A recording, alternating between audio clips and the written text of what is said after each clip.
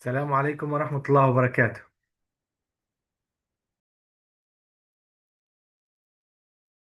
وعليكم السلام.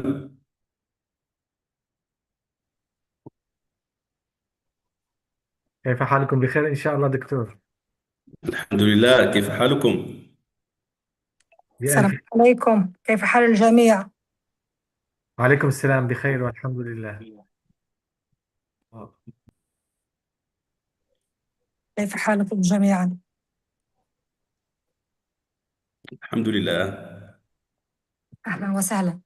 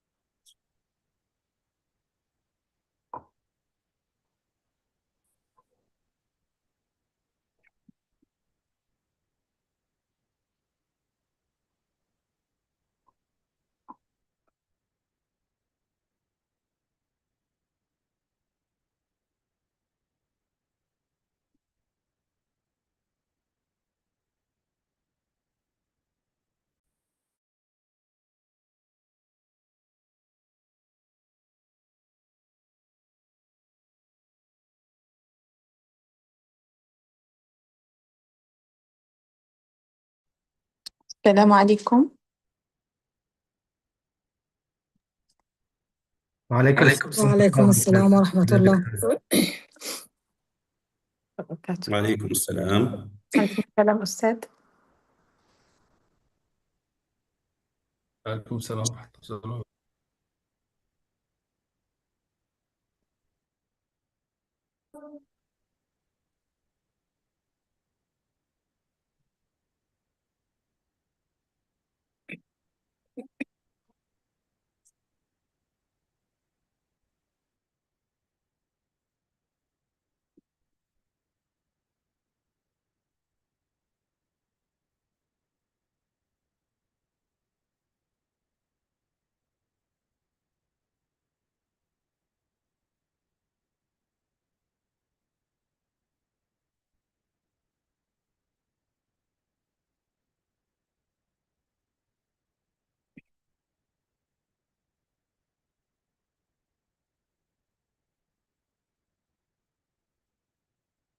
كم المفروض يكون من الإخوة المشاركين في المؤتمر؟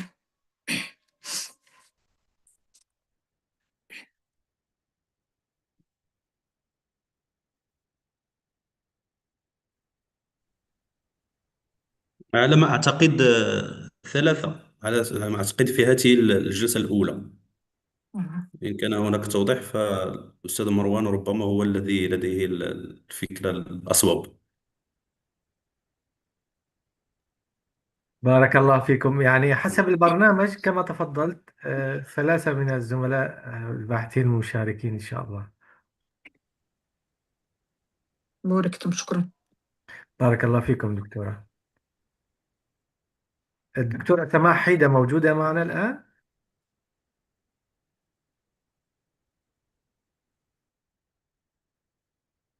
آه،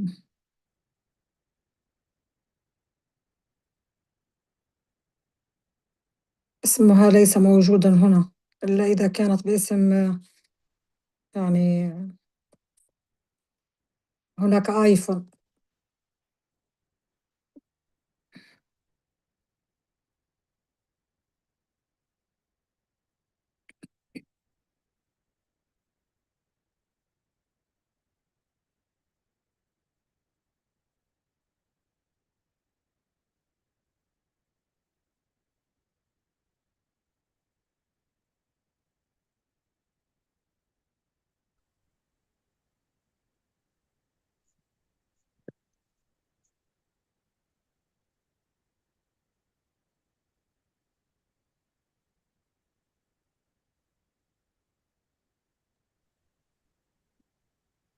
إن شاء الله ستدخل دكتورة سماح حيدة، هكذا أخبروني بالكنترول. ننتظر دقيقتين إن شاء الله.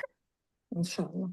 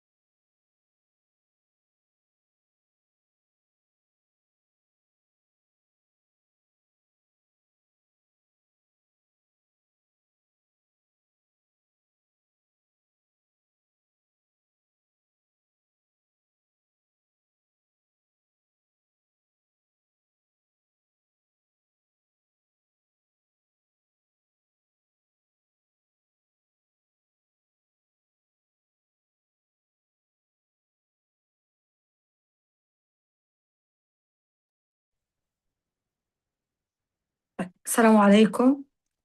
نيابة عن زميلتي دكتورة سماح أعتذر شديد الاعتذار لخلل طارئ في الإنترنت لم يمكنها من الدخول.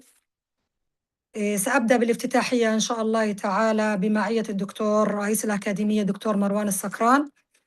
أبدأ بافتتاحية المؤتمر ثم يتفضل مشكورا مأجورا بالحديث والترحيب بالباحثين الكرام. بعد بسم الله الرحمن الرحيم والحمد لله رب العالمين والصلاة والسلام على خاتم الأنبياء والمرسلين محمد الأمين وعلى آله وصحبه أجمعين ومن تبعهم بإحسان إلى يوم الدين. اسمحوا لي بداية أن أقدم فخري واعتزازي بلغتنا العربية وإن كان المؤتمر باللغة الإنجليزية، ولكنني آثرت أن أبدأ مقدمتي باللغة العربية بلغتنا التي نفتخر ونعتز بها جميعا والتي هي أساس لقائنا هذا اليوم. انضمت إلينا الدكتورة سماح، أترك لها المنصة فلتتفضل.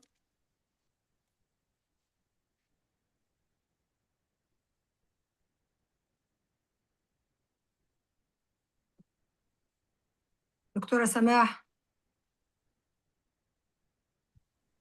السلام عليكم ورحمة الله وبركاته. وعليكم السلام ورحمة الله. تفضلي. Good afternoon, everyone. Good afternoon, esteemed professors, respected colleagues, and dear participants joining us from different parts of the world. It's a great honor and pleasure for me to welcome you to this international conference titled AI Language and the Future of Global Knowledge. First of all, I would like to express my sincere gratitude to the organizers of this conference and to the team of Bitlisaniyat International Academy for bringing together scholars and researchers from different countries to discuss such an important and timely topic.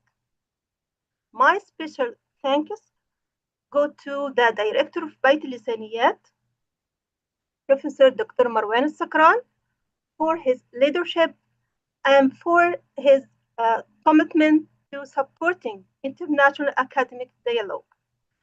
I would also like to warmly thank the Vice Director, Dr. Samah Abu Rayash, for her valuable support in making this academic project successful. My sincere appreciation also goes to the respected scholars who supervised and coordinated this conference. Dr. Yassin Gamal Idrisi, Dr. Masoud Tariq, and Dr. Hamad bin Isa, who also served as the coordinator of this event. I would also like to thank Professor Muhammad Qaddouri for the technical supervision that helped make this conference possible.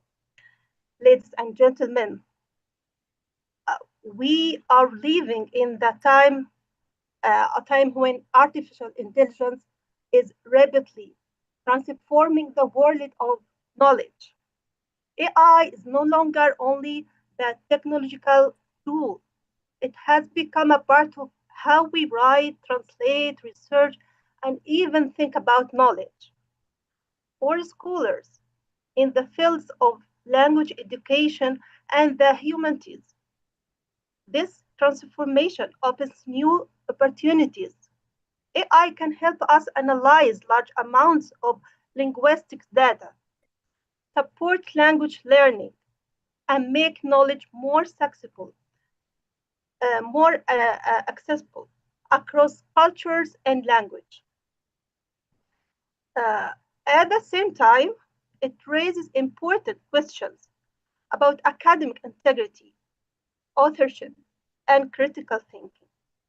How do we maintain the human voice in academic writing? How do we guide students to use AI responsibly while still developing their own ideas and critical thinking? These questions remind us that the future of knowledge should not be shaped by technology alone, but by the wisdom of responsibility of scholars and educators. This conference is an excellent opportunity to reflect on these issues and to exchange ideas across disciplines and cultures. I wish you all a productive and inspiring conference, and I look forward to the valuable discussions that will take place today. And thank you so much.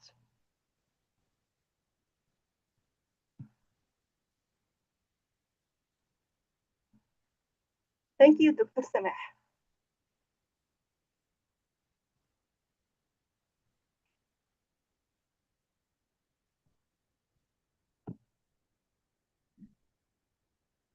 Doctor, can you hear me?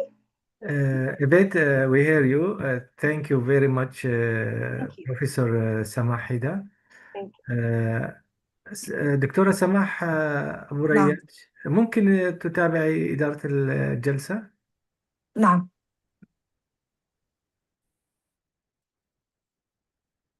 أكمل أنا مكان الأخت سماح.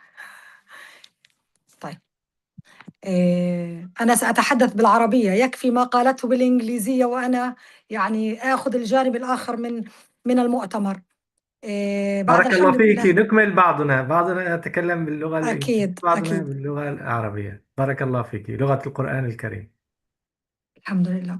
معالي الأساتذة الكرام وأصحاب الفضيلة، أيها الباحثون والمفكرون من كل حدب وصوب، أهل اللغة والعقل وأسياد الذكاء والبيان، السلام عليكم ورحمة الله وبركاته.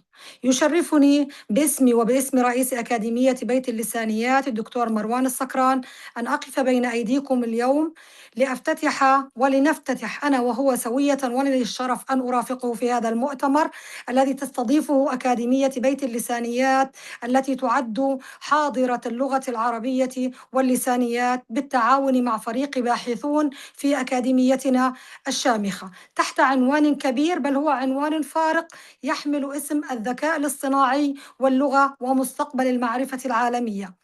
لم يكن اختيار هذا العنوان وليد الصدفة، ولا هو من قبيل المسايرة الأكاديمية للموضات العابرة، بل هو إعلان موقف وتوقيع على وثيقة تاريخية يعيشها الإنسان المعاصر. فما إن حل الذكاء الاصطناعي بأدواته المتسارعة من نماذج لغوية كبرى وخوارزميات تنبؤية وشبكات عصبية تحاكي الدماغ البشري، حتى اصطدم بأعمق ما نملك، اللغة. ليس اللغة كأصوات، بل اللغة كنسق من المعاني والافتراضات والاستعارات، اللغة التي تقول ما لا يقال وتخفي أكثر مما تظهر.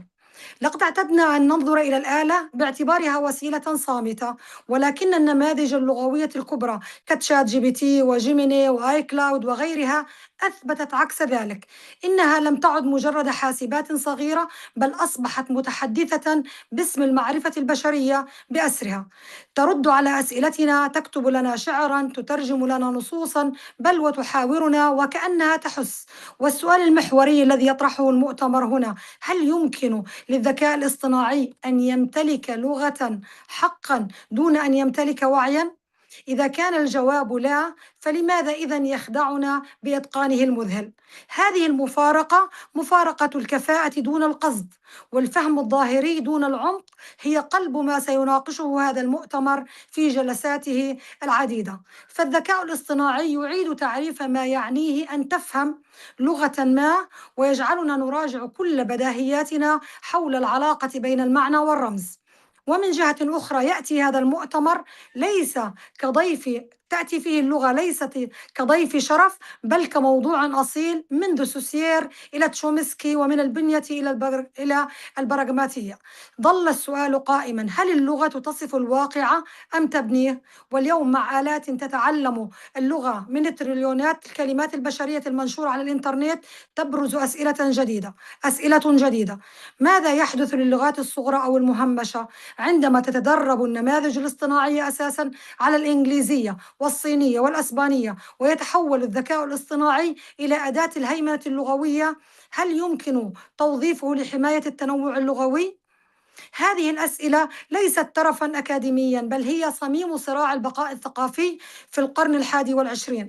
أما المحور في مؤتمرنا، المحور الآخر، فهو مستقبل العالمية، المعرفة العالمية، وهو الأكثر إثارة وجدلا. فالمعرفة منذ نشأة الإنسان كانت مرتبطة بوسائطها الكتاب والمكتبة والأستاذ واللغة الكلاسيكية، ولكن اليوم وللمرة الأولى توجد معرفة لا يكتبها بشر حصرا، بل تنتجها آلة وتخزن في حسابات وتسترجع بوساطة أوامر صوتية وتترجم في لحظتها إلى أي لغة يختار المستخدم.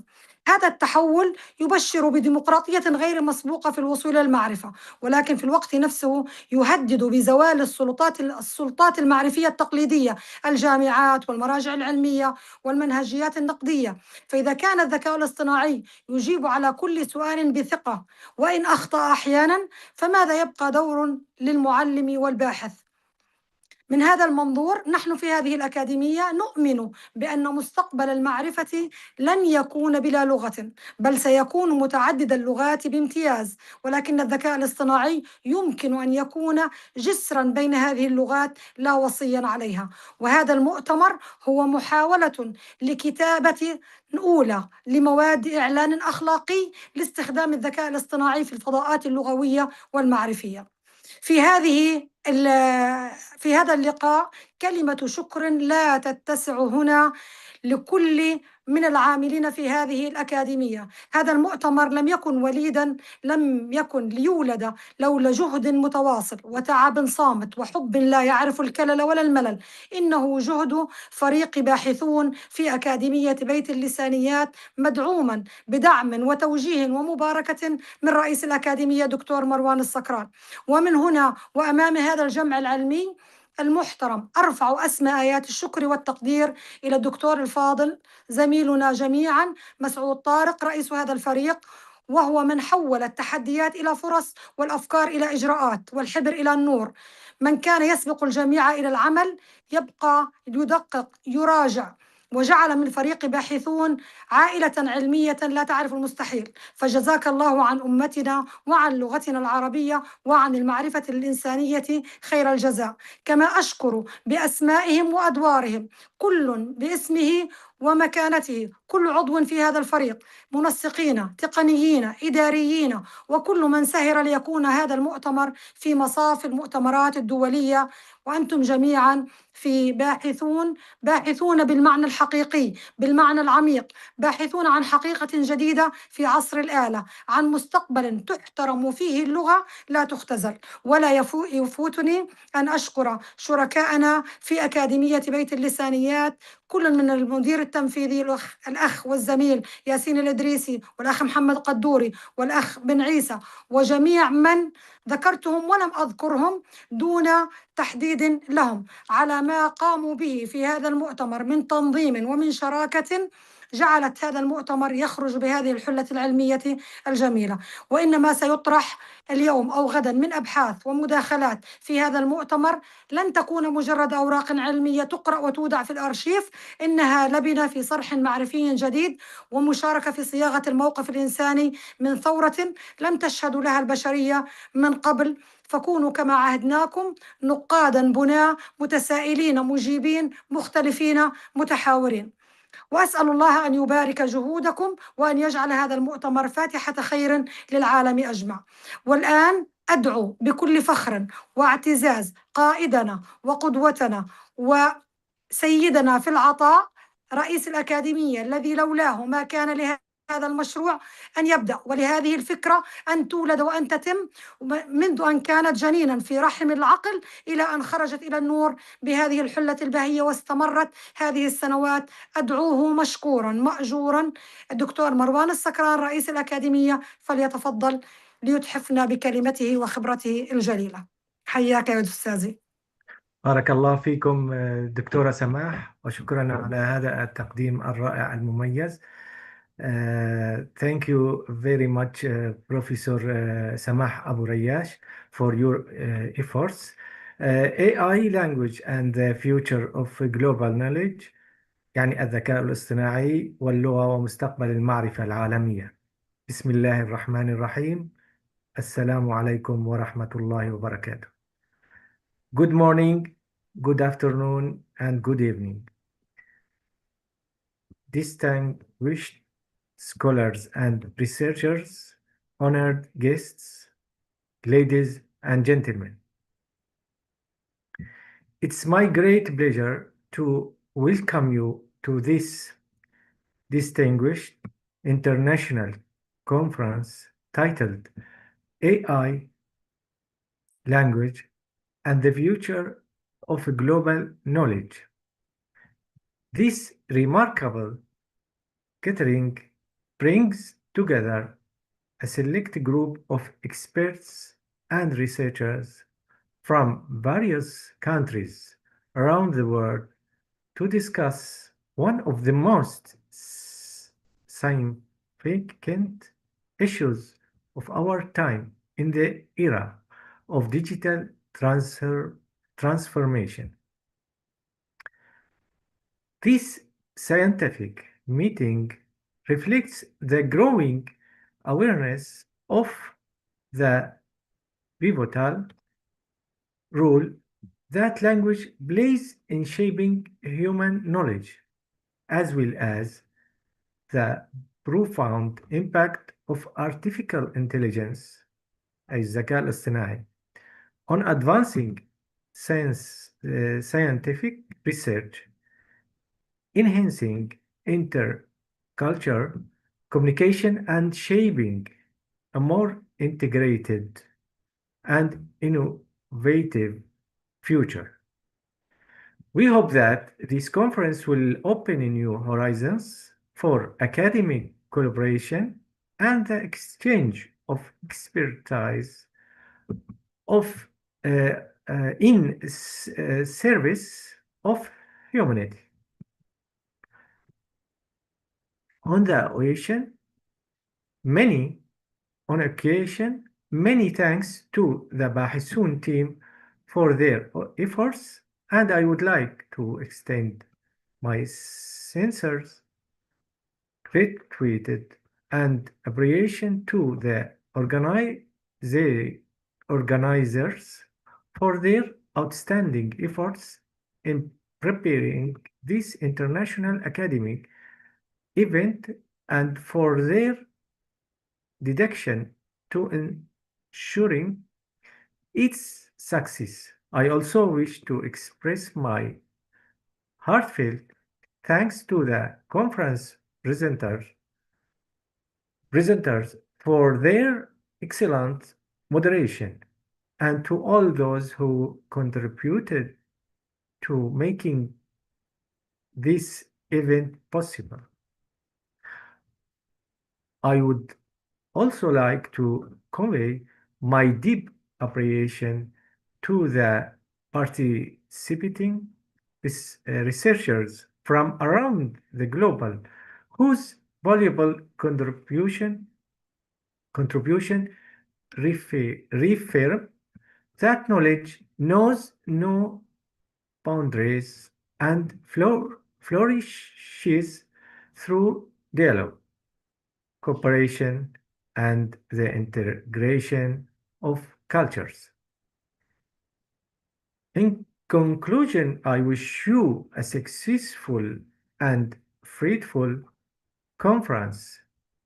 May your discussions yield meaningful and pioneering outcomes that contribute to the advancement of language and the enrichment of global knowledge in the age of artificial intelligence.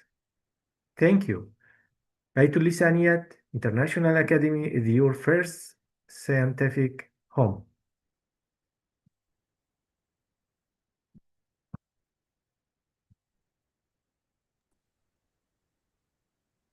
شكرا لك أستاذي. Thank you.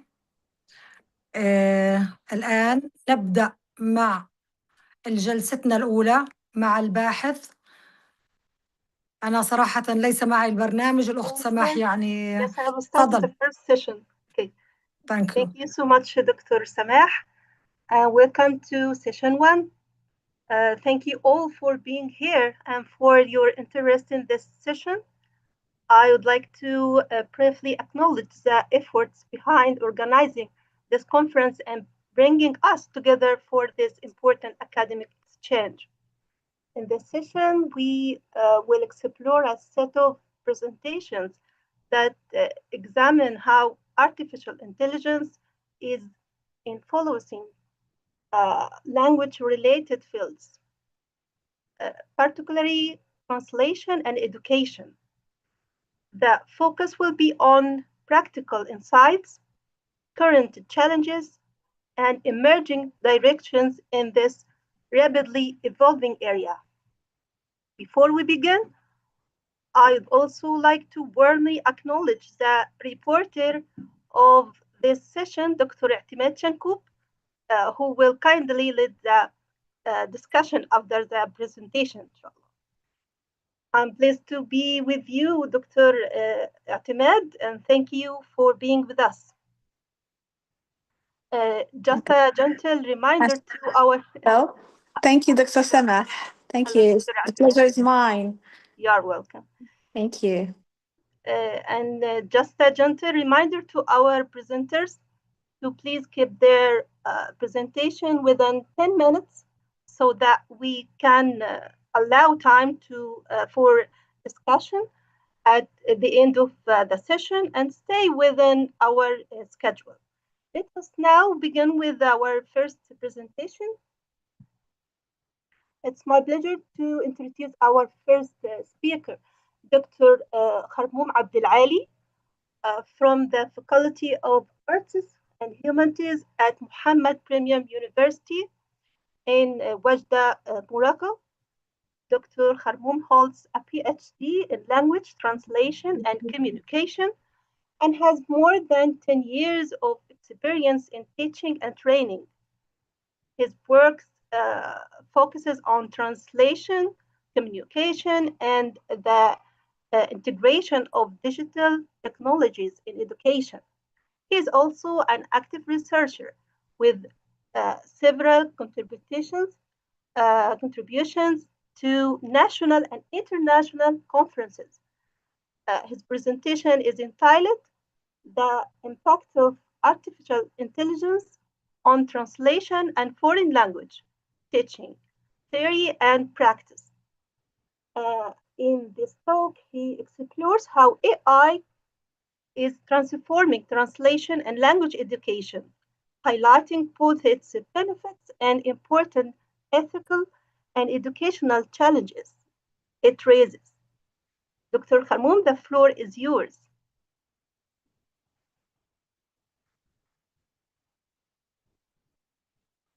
Dr. Kharmoum Abdelali, are you with us now? Yes, dear Professor, I'm here. Yes. Yes. You hear me, The floor please? is yours. Yes. Thank you very much. Donc, Thank you. est-ce que vous voyez le partage de mon écran? Alors, je suis désolé, ma présentation sera en langue française. Donc, est-ce que vous voyez le Oui, partage de oui, mon c'est écran? tout à fait clair. Oui, D'accord. c'est visible. Merci. Merci infiniment. Alors, merci Madame la modératrice de m'avoir donné la parole. Bonjour Mesdames et Messieurs les professeurs, bonjour chers collègues. Alors, avant d'entamer ma présentation, je tiens à exprimer ma profonde gratitude à notre cher professeur M. Ahmed Issa pour ses efforts remarquables, son engagement scientifique constant et son précieux accompagnement académique. J'adresse également mes sincères remerciements à l'ensemble des équipes organisatrices pour la qualité exceptionnelle de cette conférence très riche et très pertinente. Alors, la communication que je vais présenter aujourd'hui, en langue française bien sûr, s'intitule « L'impact de l'intelligence artificielle sur l'enseignement des langues étrangères et de la traduction entre théorie et pratique ». Alors, cette présentation propose une réflexion sur la transformation que l'IA introduit dans les pratiques d'enseignement-apprentissage des langues étrangères et de la traduction en mettant en évidence ses apports pédagogiques ainsi que ses limites éthiques, didactiques et cognitives. Elle souligne également l'intérêt de l'IA pour la recherche scientifique, notamment à travers l'accès au corpus, l'analyse des données et le développement d'approches interdisciplinaires innovantes en sciences du langage et en didactique des langues. Alors, à l'ère de la mondialisation, l'IA transforme l'apprentissage des langues étrangères et de la traduction en les rendant plus personnalisées, interactives et accessibles, tout en renforçant l'autonomie des apprenants et en redéfinissant les rôles pédagogiques. Cependant, cette évolution soulève des défis éthiques, d'équité et de dépendance technologique, ce qui nous invite à analyser ces impacts entre innovation et enjeux didactiques. Alors, concernant notre problématique de recherche, elle est la suivante.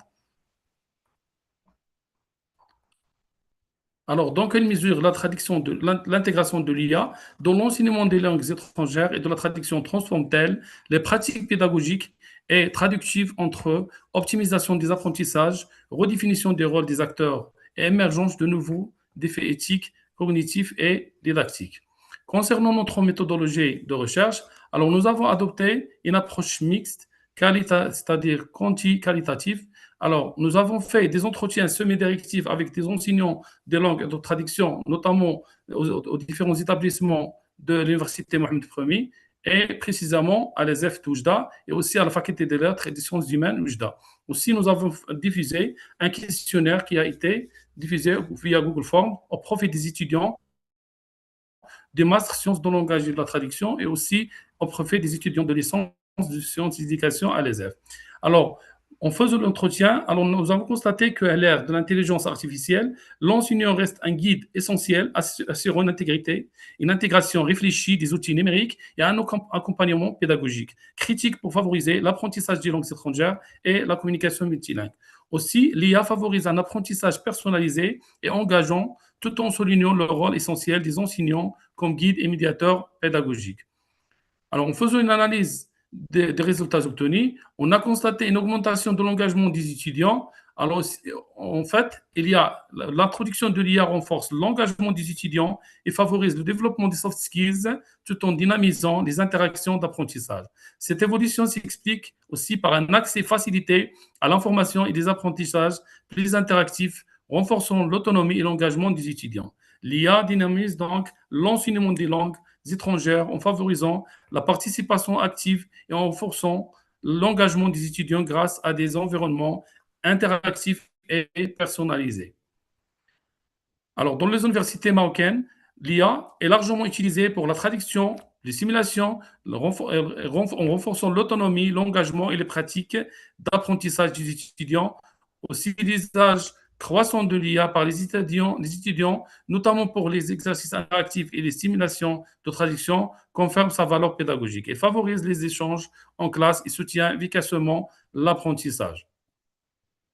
Alors aussi, on a constaté un impact positif de l'IA sur les interactions pédagogiques. Alors, les enseignants questionnés, alors ils questionnent l'évolution de leur rôle à l'ère de l'IA, notamment leur posture pédagogique et l'équilibre entre accompagnement humain et assistance technologique. Certains enseignants craignent une dévalorisation de leur expertise face à l'IA, capable de produire, qui est capable de produire et d'analyser automatiquement les contenus. D'autres enseignants, alors ils voient l'IA comme une opportunité de redéfinir leur rôle en devenant des facilitateurs de l'apprentissage, guidant les étudiants vers un usage critique et responsable des technologies, aussi en renforçant la dimension humaine de l'enseignement. Alors, en faisant l'analyse des résultats obtenus, ces résultats visent à explorer leurs pratiques de représentation et posture face à l'usage de l'IA. Alors, les résultats montrent un usage encore modéré, mais en progression de l'IA, intégré de manière ponctuelle dans l'enseignement des langues et de la traduction. Alors, en faisant l'analyse des résultats ou bien de l'histogramme présenté, toutefois, ces présentations, il y a des préoccupations majeures qui émergent concernant l'authenticité de production, l'évaluation des compétences réelles et les enjeux éthiques. Les enseignants adoptent ainsi une position ambivalente entre reconnaissance des potentiels innovants de l'IA et réserve quant à ses impacts sur l'apprentissage, la rigueur et l'intégrité académique. Parce que aujourd'hui, malheureusement, on constate que l'IA alors il est utilisé même par les écoliers. Alors auparavant, on a vu que l'IA, il est utilisé seulement par les étudiants universitaires, mais malheureusement, maintenant, elle est utilisée par tout le monde et à tous les niveaux. Ce qui rend les étudiants, bien les élèves, ou bien les apprenants en général, alors plus inactifs. Alors au lieu d'être actifs, ils sont passifs et les rendent passifs. Alors aussi, en faisant l'analyse de questionnaires divisés au profit des étudiants, alors les résultats de l'enquête révèlent alors une forte adoption de l'IA dans l'apprentissage des langues et de la traduction, notamment pour la traduction automatique et la compréhension des textes. Alors, en faisant la traduction, en faisant recours à la traduction automatique, et surtout pour les discours spécialisés, notamment prenons l'exemple, par exemple, du discours médical. Alors, on a constaté qu'on peut faire le recours à la traduction automatique, mais il faut toujours une lecture humaine parce que le domaine médical est un domaine à risque qui ne tolère aucune approximation ni aucune erreur. C'est pour cela qu'on doit faire une relecture humaine pour qu'il juge est-ce que cette traduction est pertinente ou non, parce que c'est la vie d'un patient qui compte. Alors, toutefois, elles mettent aussi en évidence une dépendance partielle des étudiants et des inquiétudes concernant l'autonomie et la qualité de la production écrite. Alors, en donnant à nos étudiants de faire des productions écrites, alors après la correction, on a constaté qu'ils ont fait recours à l'IA, ce qui alors impacte négativement leur production écrite. Ainsi, l'IA apparaît à la fois comme un outil facilitateur et un enjeu pédagogique majeur lié au risque de dépendance et à la baisse de l'effort cognitif. Alors, en analysant aussi les résultats obtenus, alors nous avons constaté des préoccupations éthiques. Alors, les étudiants et les enseignants expriment des inquiétudes face à une possible dépendance de l'IA pour la rédaction et la traduction, ce qui interroge l'authenticité des productions et le développement réel des compétences linguistiques et traditionnelles. Les enjeux éthiques de l'IA dans l'enseignement des langues et dans la traduction portent sur la dépendance aux outils numériques, la fiabilité de contenu et la protection des données. Elles soulèvent aussi la question de l'appauvrissement des interactions humaines dans l'apprentissage. Alors, ces préoccupations soulignent l'urgence d'un cadre éthique structuré pour l'usage de l'IA dans l'enseignement. Alors, en fait, les universités marocaines développent ainsi des actions de sensibilisation à l'intégrité académique des chartes pour encadrer un usage responsable et transparent de ces outils technologiques. Alors, notamment à l'université marocaine, on constate qu'il y a des plateformes qui sont utilisées pour l'enseignement des langues étrangères, notamment alors la plateforme Rosetta Stone. Alors, dans cette plateforme, alors l'étudiant doit passer un test de positionnement pour statuer pour savoir son niveau. Et vers la suite, alors il va continuer à avoir des cours en ligne et aussi des cours en présentiel en classe.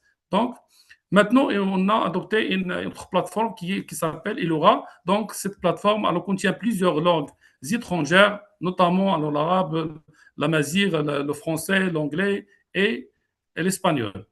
Alors, concernant les stratégies d'intégration de l'IA en classe des langues et de la traduction, alors, les enseignants et les étudiants soulignent la nécessité d'un équilibre entre l'IA et la pédagogie traditionnelle afin de préserver un apprentissage éthique ou bien authentique et la qualité des interactions humaines. Il faut que l'IA complète l'humain et non, il ne va pas le remplacer. Parce en utilisant l'IA, en tant qu'enseignant, nous constatons que notre tâche, ou bien nos tâches, devient facile. Alors, l'IA va nous faciliter la tâche, mais il ne va pas nous remplacer. Alors, il ne va pas remplacer l'être humain parce que c'est l'humain qui a créé ces technologies éducatives.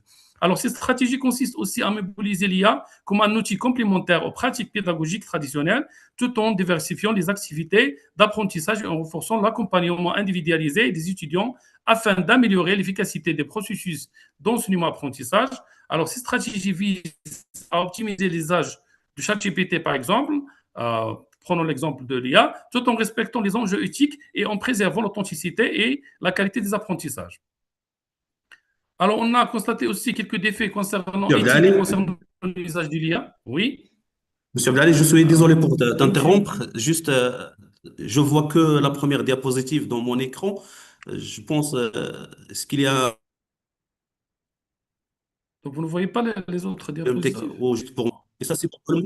Yeah, it seems that the PowerPoint slides are not moving. The same thing for everyone? Yeah, I Je thought suis it's désolé. just my screen. Yes. Now Désolé. it's moving. Okay, you can continue. Thank you. No, it's okay. Yes, it's okay now. Thank you very much. Okay. Donc, alors, pour concerner les principaux défis éthiques liés à l'usage de l'IA dans l'enseignement des langues et de la traduction, alors nous constatons une dépendance de l'IA et la question de l'authenticité préoccupe des enseignants étudiants. L'usage intensif à ces outils pouvant réduire l'effort cognitif et mettre en cause la qualité réelle des compétences linguistiques et traductionnelles. Alors, aussi, la fiabilité des contenus générés par l'IA constitue un enjeu majeur dans l'enseignement des langues et de la traduction en raison des risques d'erreurs et d'incohérences. Parfois, lorsqu'on fait recours à la traduction automatique, alors les logiciels de traduction automatique commettent parfois des erreurs. Alors, on a dit qu'on doit faire attention à la traduction automatique et il faut que les phrases ou bien les textes traduits doivent avoir ou bien doivent subir une relecture humaine pour juger la pertinence de cette traduction. Alors, on a constaté aussi une interaction humaine. Alors, il y a le risque de diminution des échanges directs en classe. Alors, en faisant recours à l'IA, on a constaté que les élèves et les étudiants deviennent passifs. Alors, ils n'interagissent pas, ils ne font aucun effort pour trouver ou bien pour juger la pertinence des informations trouvées. Ils font seulement le copier-coller. Aussi, l'intégration académique, il faut une nécessité de renforcer la citation du source et d'encadrer l'usage de l'IA par des chartes. Alors, il faut que l'IA soit encadrée et dirigée par l'usage de l'IA de la part des apprenants. Il faut qu'il doit être orienté et dirigé par des enseignants. Alors, concernant les enjeux et l'impact de l'intégration de l'IA dans l'enseignement supérieur, alors le cas de l'ESF, l'École supérieure de sciences de l'éducation et de la formation d'Oujda, alors on a constaté, concernant les avantages, il y a une compréhension renforcée. Alors en faisant l'usage de l'IA, de l'intelligence artificielle, il y a des exemples concrets pour faciliter l'apprentissage des étudiants. Aussi, il y a une personnalisation, c'est-à-dire l'adaptation au rythme et aux besoins des étudiants. Alors, citons l'exemple, par exemple, durant la période de Covid. Alors, l'IA nous a servi, on a fait des cours à distance, en distanciel, et les étudiants, alors, ont tiré profit de cet enseignement à distance et aussi en présentiel, bien sûr. Aussi, il y a une optimisation pédagogique, il y a le gain de temps et une meilleure gestion des besoins par les enseignants. Aussi, on a constaté un apprentissage actif en engageant et un engagement de la part des étudiants avec le feedback immédiat. Alors, toujours, on fait un feedback avec les étudiants pour statuer est-ce qu'ils ont compris ou non. Bien sûr, on a constaté qu'il y a un feedback positif entre les enseignants et les étudiants. Alors, concernant les limites, il y a une mauvaise utilisation, il y a les risques d'erreur et d'incohérence dans l'usage de l'IA. On a dit que les traductions faites par le logiciel automatique, alors parfois, elles sont incorrectes et ils sont nuisibles et ils ont des impacts négatifs sur les discours, et surtout s'il s'agit d'un discours raïste comme le discours juridique ou bien le discours médical. Aussi, il y a une réduction des interactions, diminution des échanges directs entre l'enseignant et les étudiants. On a constaté que le rôle des apprenants devient passif, donc les étudiants ou bien les apprenants en général, alors cherchent l'information sans juger ou bien sans faire le triage entre est-ce que ces informations sont justes ou non. Aussi, alors, l'usage de l'IA alors, demande des moyens financiers trop élevés, c'est-à-dire des coûts élevés, l'investissement financier et humain important. Il demande des investissements humains et financiers qui sont très importants. Aussi, il y a une dépendance, c'est-à-dire les risques de perte d'autonomie des utilisateurs. Alors, les étudiants, bien les apprenants en général, deviennent dépendants à 100% à l'IA. Aussi, il y a des enjeux éthiques. Il faut la confidentialité des données et des biais algorithmiques. Parfois, on fait la diffusion des contenus confidentiels par l'IA. Alors, on a mis quelques perspectives sur l'avenir de l'enseignement supérieur avec l'IA. Alors, l'IA rend l'apprentissage des langues et de la traduction plus interactif, personnalisé et accessible, tout en soutenant l'autonomie des étudiants et facilitant le travail des enseignants. Aussi, il favorise aussi des approches pédagogiques innovantes. Alors, en se débarrassant des méthodes traditionnelles, notamment le cours magistral et ainsi de suite. Alors, on encourage la pédagogie active qui cherche à mettre l'apprenant acteur de son apprentissage. Et aussi, il y a le développement des soft skills, notamment dans le contexte marocain, à savoir la communication interpersonnelle, la gestion du temps, la gestion du conflit, ainsi de suite. Toutefois, alors l'intégration de l'IA en classe alors, doit rester encadrée pour répondre aux enjeux pédagogiques, éthiques et socio-économiques. Alors, pour conclure, l'IA transforme l'enseignement supérieur marocain, notamment en langue et en traduction, en faisant évoluer le rôle de l'enseignant vers l'accompagnement et la médiation. Alors aussi, il favorise un apprentissage interactif, personnalisé et le développement des compétences transversales comme l'autonomie et la créativité, la performance et ainsi de suite. Toutefois, il y a des questions qui demeurent sur la fiabilité des contenus et l'authenticité des apprentissages, ce qui rend nécessaire un encadrement pédagogique et éthique rigoureux. Et merci pour votre attention. Alors, je suis là si vous avez des questions ou bien des éclaircissements. Et merci infiniment. Thank you very much, Dr. Kharboum Abdelal, for this insightful and structured presentation. Your talk clearly highlighted how artificial intelligence can enhance language learning and translation, while also reminding us of the importance of maintaining the human side, especially critical thinking and cultural awareness. We truly appreciate your valuable contribution, Dr. Kharboum. Now it's my pleasure to introduce our second speaker, Dr. Sabah. Dr. Samah, Yes. would you please allow me to talk to Mr. Abdelali? The discussion will be in the end of the session, inshallah. Okay, thank you. Thank you. You're welcome. And now it's my pleasure to introduce our second speaker, Dr. Sabah Farrah, from the University of Al Mesila, Algeria. Dr. Farrah is an associate professor specializing in translation studies. She has been teaching since 2012 and recently obtained her PhD in translation, Arabic, English, and French. Her research interested including translation, language teaching strategies, and cognitive approaches to language acquisition. Her presentation is entitled The AI Catalyst in Translation and Intercultural Communication. In this presentation, Dr. Farrah examines how artificial intelligence is transforming translation into a data-driven process, while also addressing important challenges related to culture, meaning, identity, and communication. She highlights the evolving roles of the translator as a cultural mediator in the age of AI. Dr. Farrah, the floor is yours. Well, thank you so much, Dr. Samah Haida. Greetings, esteemed colleagues. It's such an honor and a pleasure to meet you all here for this international conference about the use of AI and the notion of translation that is reconceptualized in this new era.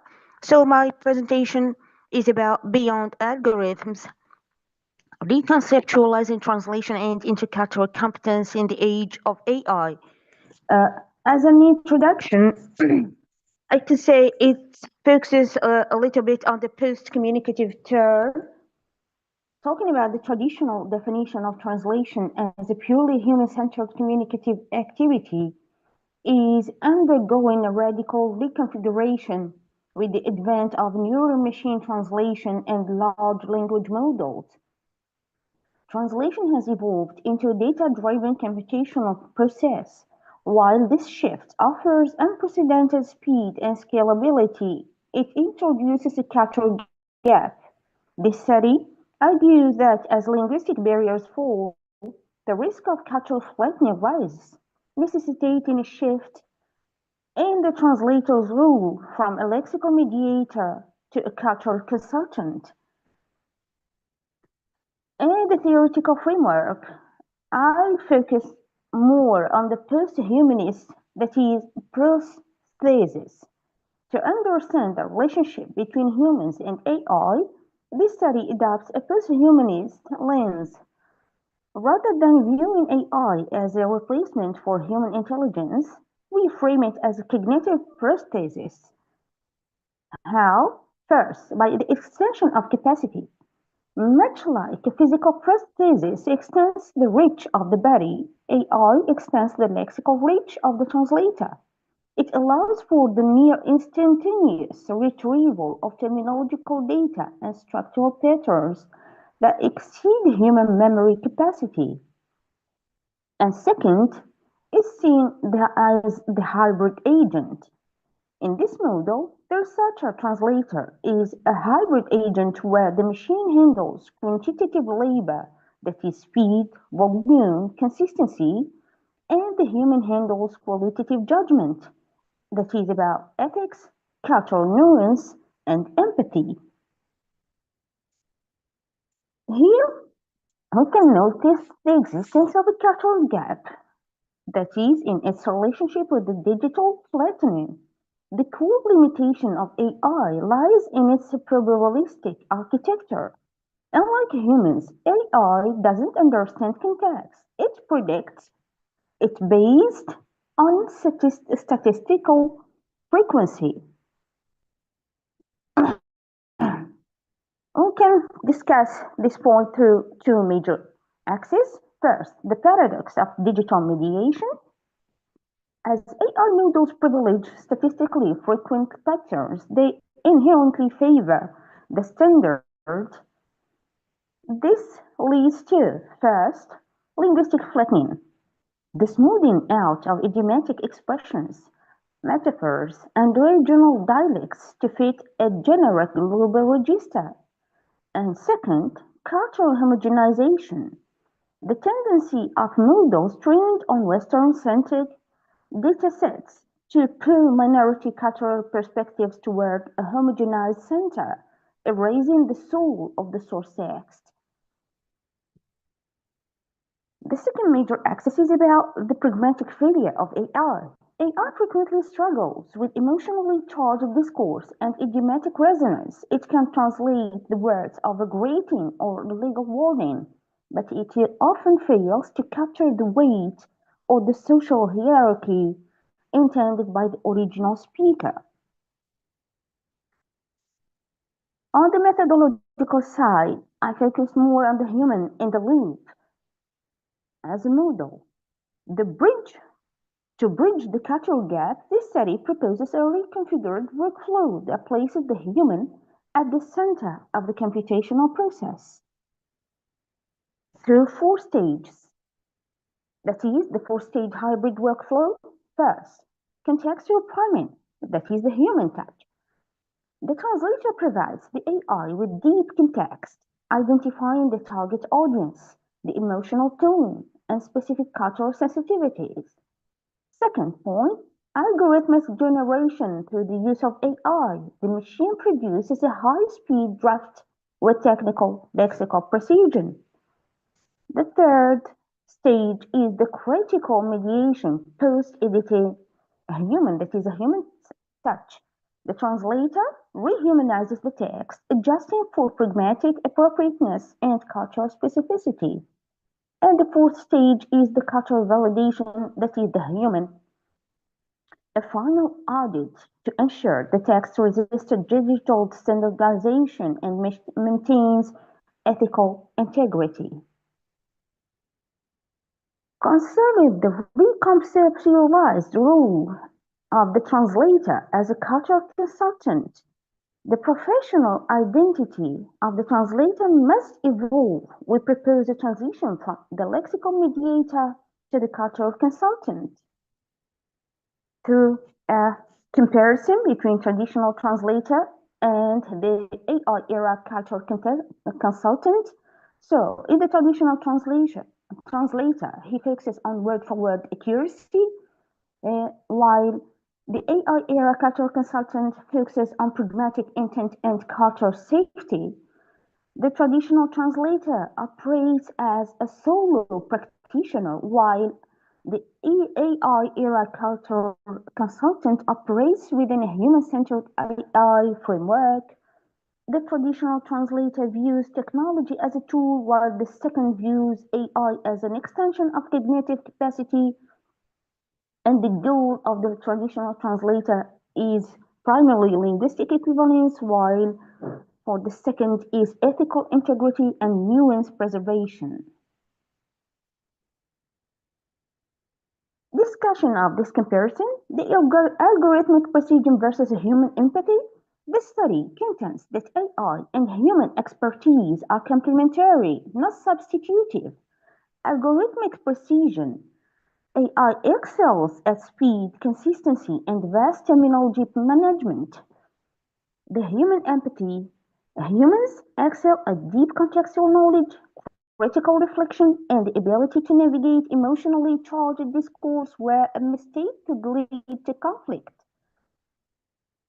Concerning the cultural gap, it is not a bug that will be fixed with more data. It is a fundamental limitation of non-sentient systems. Therefore, genuine intercultural communication requires a synthesis of both. The translator as a cultural consultant. The study contends that the translator's value has actually increased in the age of AI, but the nature of that value has changed. The translator is now a cultural consultant responsible for, first, safeguarding specificity, ensuring that minority voices and local nuances are not lost to the algorithm. Second, ethical oversight, mitigating the inherent biases and hallucinations found in large language models training data. And third, intercultural synthesis, that is harmonizing algorithmic precision with a human intercultural judgment. As a conclusion, I focused on two notions that are precision versus empathy. Genuine intercultural communication is an increasingly automated environment that requires a critical synthesis. Balancing computational efficiency with empathy and deep contextual knowledge is the only way to preserve linguistic diversity.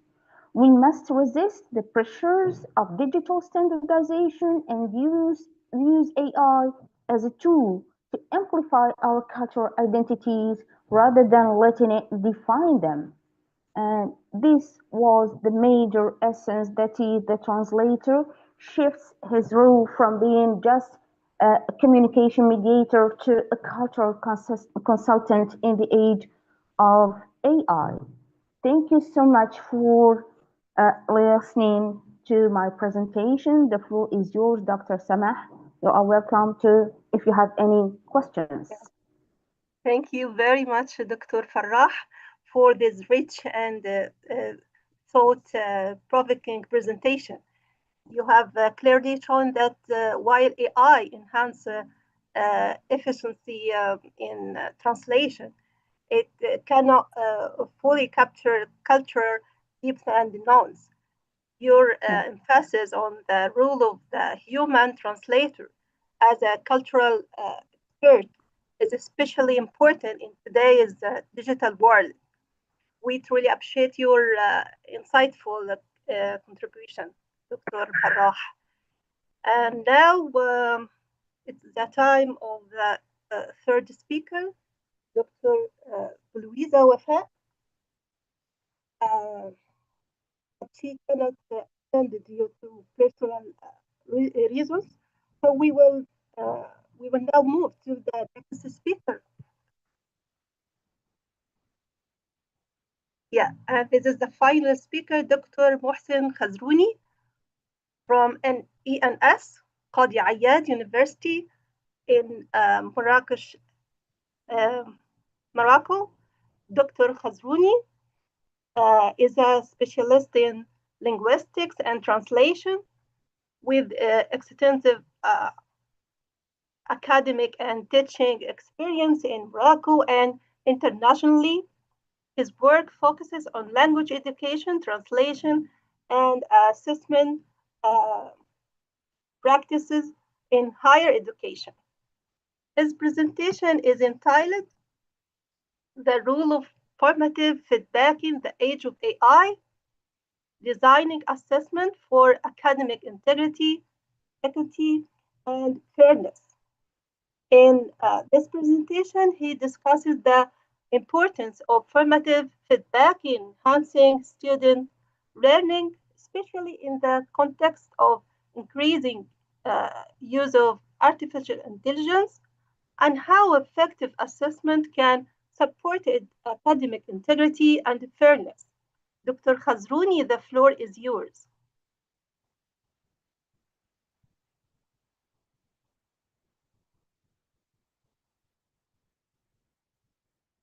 Dr. Mohsen Khazrouni, can you hear me?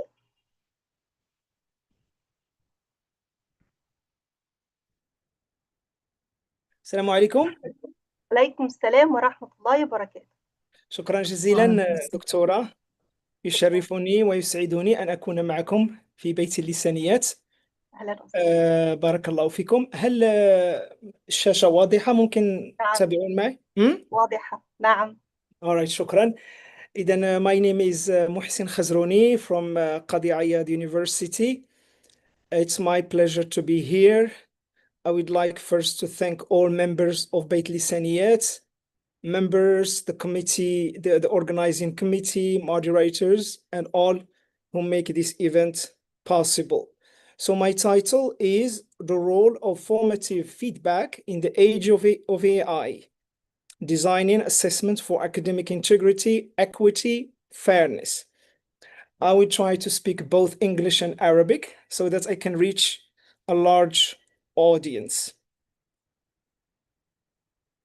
Okay. The paper explores the question of how to provide effective formative feedback for university students in Moroccan public universities. Essential formative assessments are proposed as they can be used in the classrooms if they used effectively. Just let me give an introduction about the purpose or the objective of my study. Because students nowadays are relying too much on AI, so we need to change a little bit the assessment. The way we assess learners need to be adjusted or adopted, because as we know, students nowadays overuse the AI tools and so on.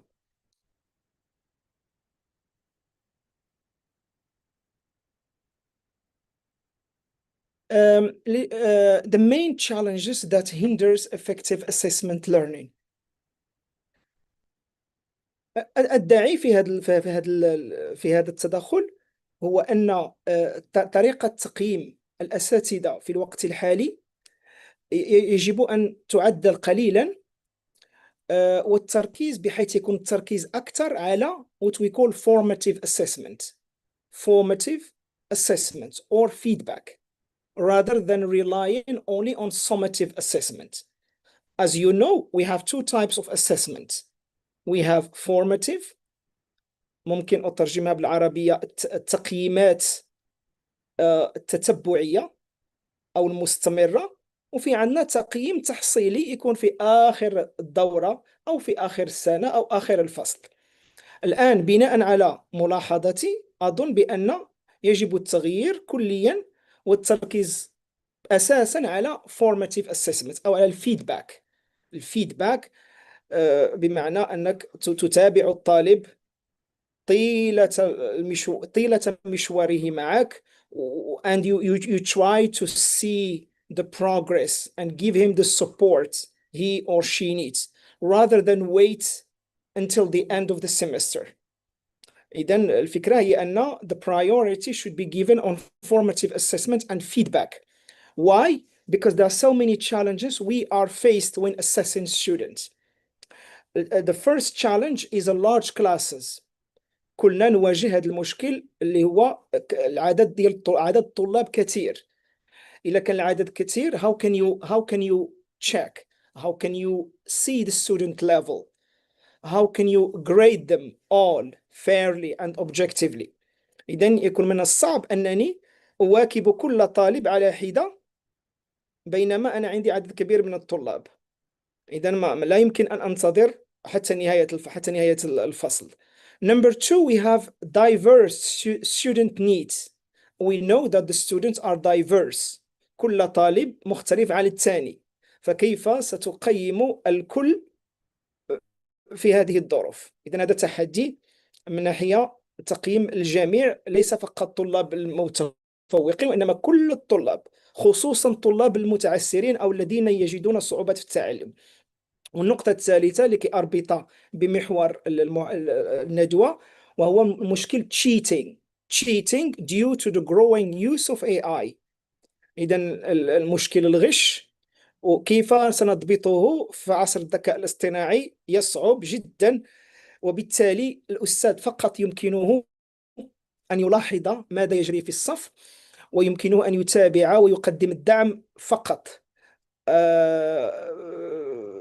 فهذا كذلك سبب لإعادة النظر في هذه طريقة الامتحانات خصوصا النهائية.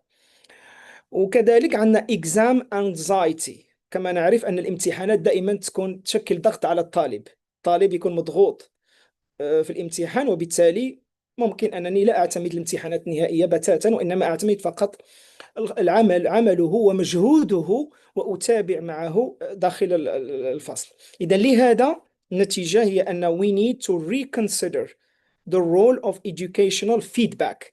وركز على الفيدباك كمكون من formative assessment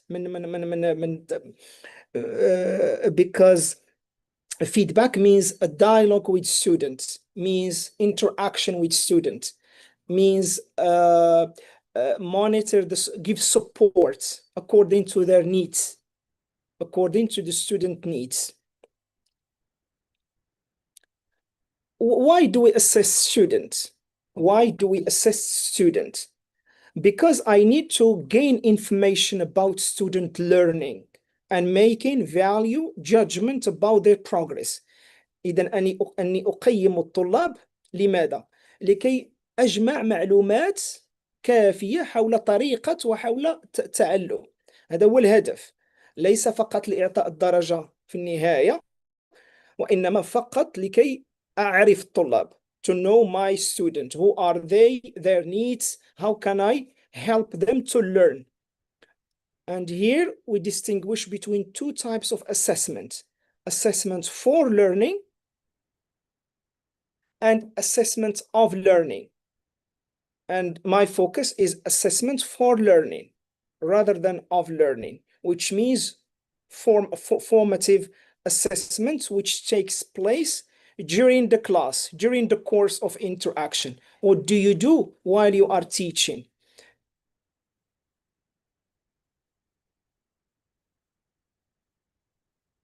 Okay, for assessment to be successful, for the formative assessment to be successful, we need to take into consideration a number of criteria. Number one, you should have clear instruction goals. You should tell your students why they need to learn this lesson, for example. It should be clear, and you should communicate your message to the students. Number two, assessment to enhance motivation. Assessment to enhance motivation and confidence. So my purpose is motivation rather than something else. So my priority, my purpose is to help students learn, motivate them. How can assessment motivate students? For example, the type of questions you ask them. بمعنى طريقة تقييم قد تكون محفزة للطلاب. مثلا طريقة وضع الأسئلة، نوع من الأسئلة بحيث الطالب يحب هذه الأسئلة وبالتالي يتحمس أكثر للدراسة. أوكي، هذه النقطة الثانية. وكذلك adjusting instruction based on the information. So you assess student why? Because you want to adapt, you want to adjust, you want to change. You may find new ways of doing things. Okay, so every time you stop and see how things go in your classroom, that's the purpose behind assessment.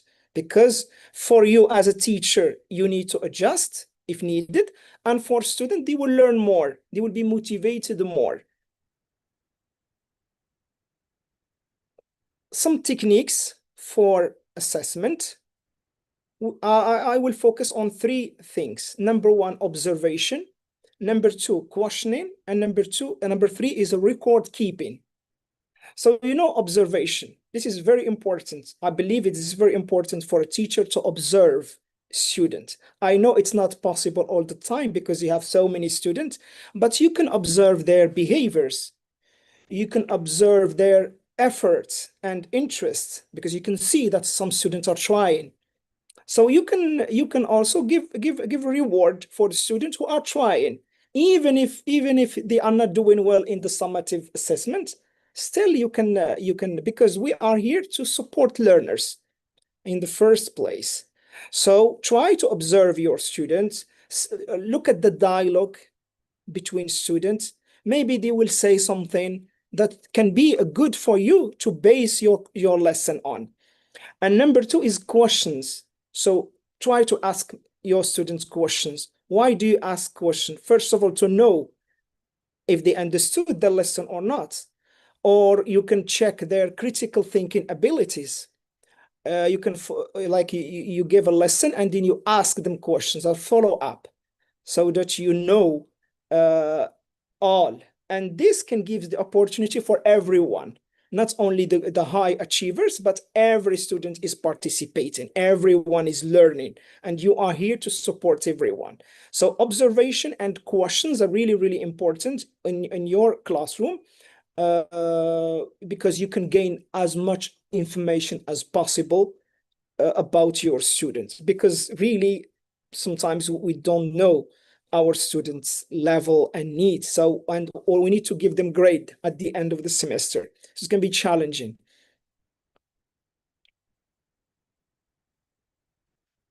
Another thing you can do is peer assessment. Peer assessments, because here students can give themselves, give each other feedback. So, for example, a student is writing an essay, another student also is writing an essay, and then they can give each other feedback.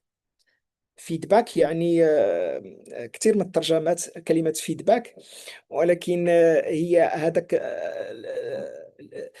تعطي للطالب ملاحظات. لماذا لم تنجح في هذا التمرين؟ ما هي نقاط الضعف؟ الطالب يجب أن يكون واعي ويفهم لماذا عليه أن يعيد هذا التمرين.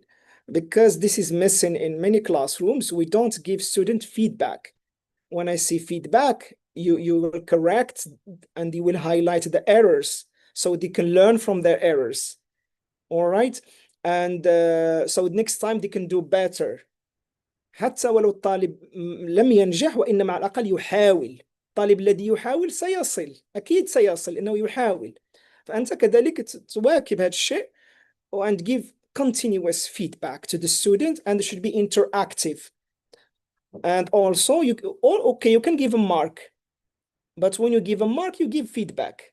For example, you should have integrated more long sentences in your writing rather than short sentences. You will tell him clearly that area of weaknesses so that later he can do better in the next assignment. بدلا من أن أعطي فقط نقطة مثلا 10/20 ولكن لماذا 15/20 لماذا. So you should give a mark, okay, but give feedback. وهذا feedback ما يكونش vague. It should be clear, to the point, and talk to him about that. بهذه الطريقة everybody is learning in your classroom and there is a progress. Okay. And you are also assessing students and also evaluating them. ما عندكش طريقة أخرى لأن في النهاية كثير من التحديات سوف لن يكون التقييم موضوعي لو تركنا كل شيء إلى الآخر. For example, samples of teachers' feedback. مثلا ممكن تقول good effort. لكن this is vague. Nice work. Needs revision. This is not sufficient. It's not good because the student doesn't know what to do. So try to give clear feedback, clear instruction. إذا الهدف من هذا اللقاء هو أننا نركز على assessment for learning. Let's shift the focus to learning. See what can you do to promote learning and motivation, confidence. وfeedback should be positive, not negative.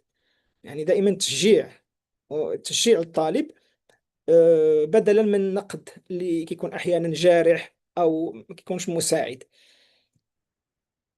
One important thing is the teacher's purpose and belief. As a teacher, how do you see assessment? There is an approach to assessment called incremental view. Incremental view or ability, which means that the effort is valued.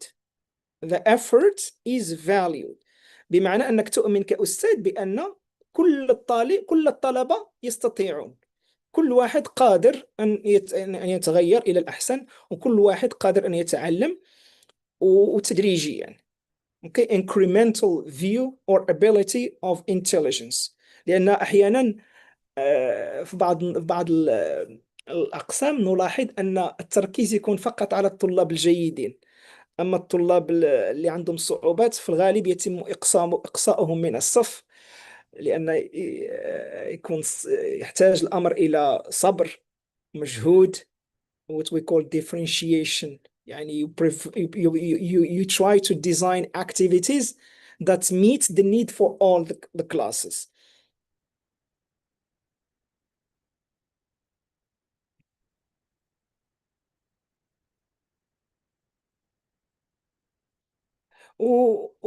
I try to base my presentation on a theory which is scaffolding theory. Scaffolding means you give support and guidance to the students عن طريق الحوار، بمعنى أنك تتحاور مع التلميذ أو الطالب وتعطيه الدعم، ولكن يكون بتعاون مع شخص آخر. لازم يكون حوار أو تفاعل. دائما في الحصة يكون تفاعل ما بين الشخص الذي يعرف والشخص الذي يعرف أقل، ويتعلمون من بعض، ليس فقط من الأستاذ ولكن حتى الطالب مع الطالب. لأن كثير من الطلبة خصوصا في المدارس يستمعون إلى أقرانهم بدل من أن يستمع مثلا الأستاذ. فنحاول نشجع هذا scaffolding by interacting, more interaction in the classroom, more they support each other. You can give criteria for assessment or rubrics. So they say the criteria for assessment, and they can give each other support and feedback. Scaffolding theory. إذا الخلاصة conclusion لكي لا أطيل. Designing effective formative assessment tasks can help teachers motivate learners to learn, as well as to help teachers deal with issues of plagiarism and academic misconduct that arise from over-reliance on AI. As implementing effective formative activities can help their learners remain engaged, motivated. آخر جملة, formative assessment, not summative assessment, should be given priority for teachers. وأكتفي بهذا القدر وشكرا. شكرا جزيلا. Thank you very much, Dr. Khazrouni, for this insightful and practical presentation. You have clearly demonstrated how formative feedback can play an important role in improving students' learning outcomes. Formative feedback, or as you said, التغذية الراجعة التكوينية أو المستمرة أو التتابعية, as you said, is depending on the formative assessment during the class. We do this during the class, and we call it التقييم التكويني أو التتبعي. And the other one is the final of the unit. We call it the summative assessment or التقييم النهائي.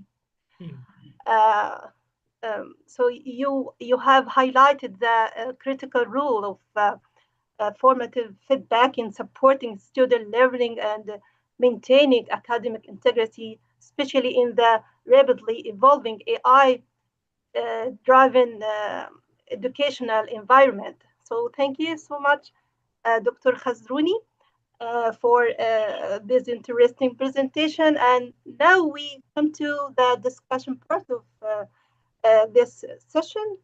I would like to invite my colleague, the session reporter, Dr. I'timed Shankoub, to lead the discussion and present the question and the comments also.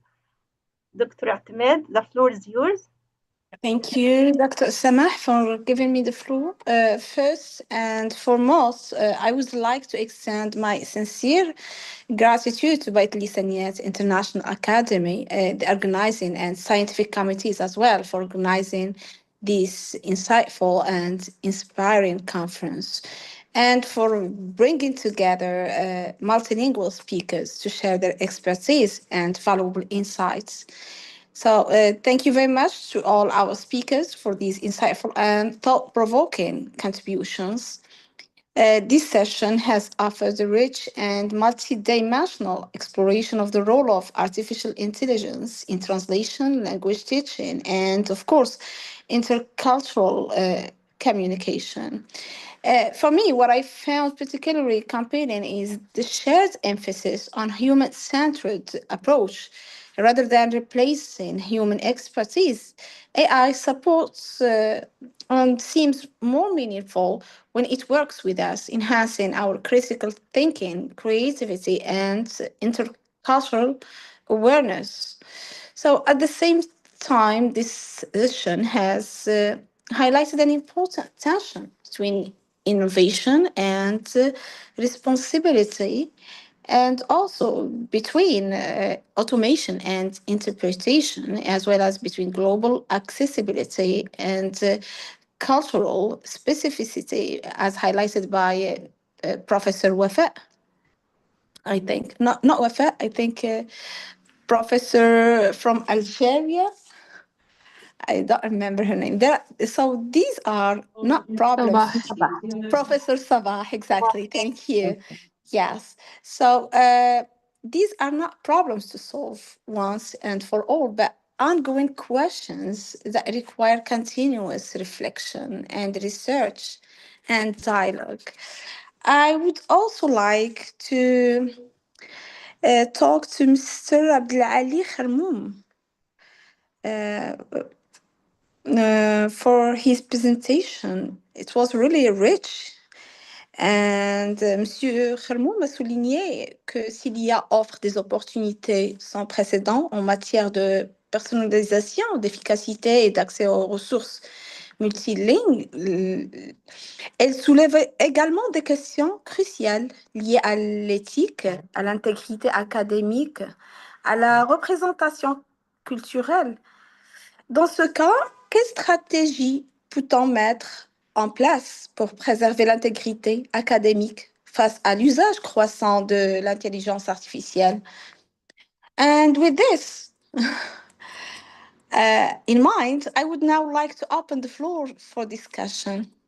So we warmly invite your questions, comments, and reflections. So, dear audience, you may address specific speakers or raise broader issues that connect across the presentations. So,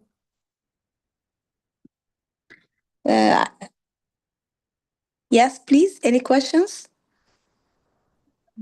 There are already some questions in the chat box.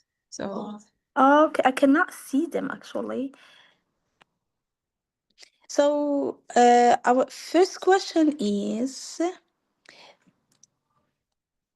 how can formative assessment be designed to provide continuous, meaningful feedback without overwhelming students or reducing the process to correction of mistakes? It's a question from Mr. Lemrini Kamal. Yes, please. I think this question is for our last speaker, Mr. Mohsin. Khazrouni. Yes, Mr. Mohsin Khazrouni. Yes, thank you. Thank you Okay. thank you for the question. Yeah, I believe that if you want to design formative assessment questions, let's focus on the continuity rather than having, for example, one test. So you can give short tests each or a quiz. So this is one way, because students like to be given short quizzes. First of all, they are short, Okay. not long one, and also they can see the progress step by step. This is one way you can design formative assessment questions. And another thing you can do, they don't have to be written. They don't have to be written. They can be oral. And to me, I believe that the oral questions are really more important than the written one, because the written one, the students might cheat, right? They might cheat. But in the oral, you can see their performance. So you can you can ask them another question. This is what I do with my students, because most of the time they rely on AI. When I ask a question, they just type it and then they repeat it mechanically. But when I ask them a question, follow-up questions, why? What do you think about that? Can you apply it in Moroccan context? Then you are in a position really to know your student. Otherwise, how can you know them? And we have to give them grades, right? I think this is in everywhere. In all the educational system, you have to give them grade. So how can you give this student 20 out of 20 and one is 15, one of 10? It's hard to be fair. You see? You're right, But doctor. this is one of the things you can do. Otherwise, you will not really evaluate and give them marks fairly and objectively. It's really hard. Right. خصوصا الاساتذه اللي يشتغلون بالضمير. Exactly. يعني انني بغيت نخدم بضميري ونكون عادل، لان مسؤوليه. وكثير من الطلبه يجي عندي يقول لي مثلا استاذ انا كنستحق اكثر، نقول اسمح لي انا ما نقدرش نعطي كل شيء نعطيه اي، ولكن I do what I can. احاول ان اكون موضوعي. اوكي. Yes, sir. Thank you.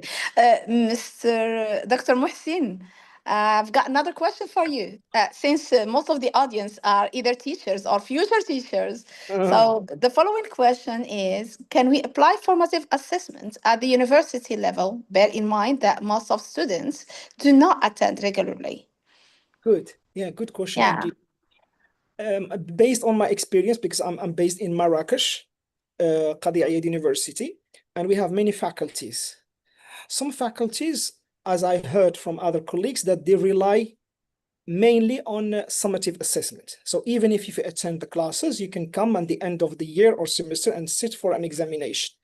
But for us, the faculty where I'm working, they have 60% of what we call CC, continuous assessment, and 40% of the summative assessment. Now, this is very good, very important for students.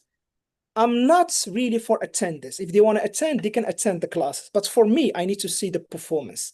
I need to see the learning. You can learn at home. You can learn in the university. For me, I have to see that you are learning. And continuous assessment, it contains attendance, participation in the class, and a test, which we call midterm exam.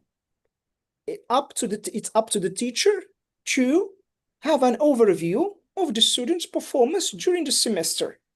Okay, well, I think this is a good way. And for me, let's focus more on formative assessment rather than because sometimes you cannot detect the student's plagiarism. Some students have 2 mobiles. How can you check all? It's not what you can check is only that the work with them. Okay, so I don't know about the policy in other universities. I don't know what other professors are doing, but for us, we have both. We have CC and we have final exam. But for me, let's give more importance to continuous assessment. Why not get rid of the summative assessment? Summative assessment. Yes, Yeah, why not? because nowadays the information is there. They could copy and paste from their mobile. Exactly. It doesn't make sense. It doesn't reflect their learning abilities. Yes. And you are not in a position to ask them and follow up. In the final ما عندكش فرصة انك تسول الطالب. خلاص كتب لك الاسي كتشوف الاسي وكتعطيه النقطه، بمعنى ما يمكن Yes. تسولو واخا يكون خدا حرفيا من ماشين جينيريتد، ما غتقدرش you cannot I totally agree. You're right, especially when it comes to formative assessments, and especially conferencing with the students is highly fruitful. And this is what we call the washback of assessments. It has an impact on students as they are become aware of their weaknesses, and also on what we teach as and how we design our lessons as teachers. It's really interesting. Thank you. Another one, another question for you, Professor. ممكن. So, is it possible? It's from Mr. Ahmed Mertou. Ahmed Mertou is Mr. Ahmed Mertou is a teacher and a doctoral student as well.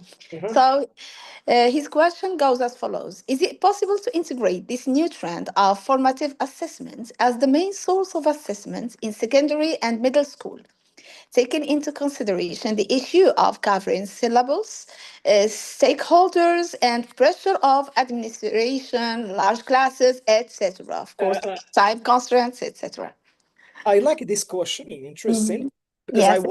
because I worked in a secondary school, so I know the working condition in secondary Okay. school. Let's say baccalaureate exam. Mhm. We all know that there are many students attending in a class, in baccalaureate class. So the teacher cannot really أول حاجة give progress for everyone. ما يمكنلوش.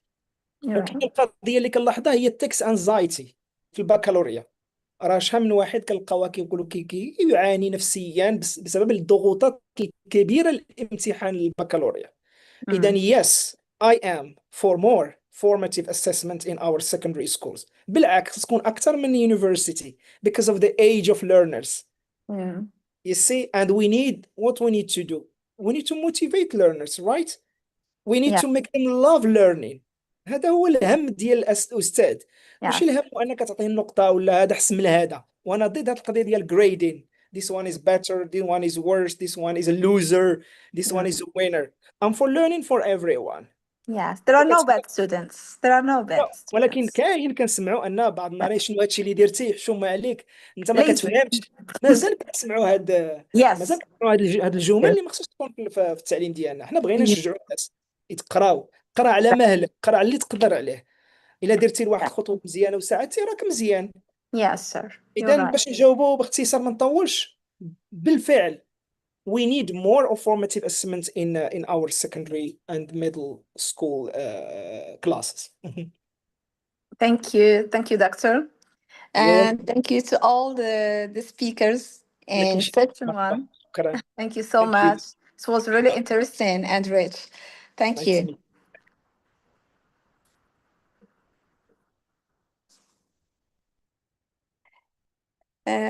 Now I give the floor to our next, I think it's the second session. Yeah. So as we come to the end of this session, Doctor, I would like to sincerely thank all our respected speakers for their insightful and enriching presentations. Each contribution has offered us valuable perspective on the role of artificial intelligence in translation, language teaching, intercultural communication, and educational assessment. I would also like to thank you so much, Dr. Atimat Shankoub, and all the presentations or the participations for their enriching exchange of ideas, and as well as the organizing committee, BAHITON Team, for their excellent work in making this conference possible. So with that, we come to the end of the session. It's now my pleasure to invite Dr. Abdessalam Khamouja, the moderator of the next session, to take the floor and continue the conference program. So Dr. Abdessalam, the floor is yours, and thank you very much. Thank you all.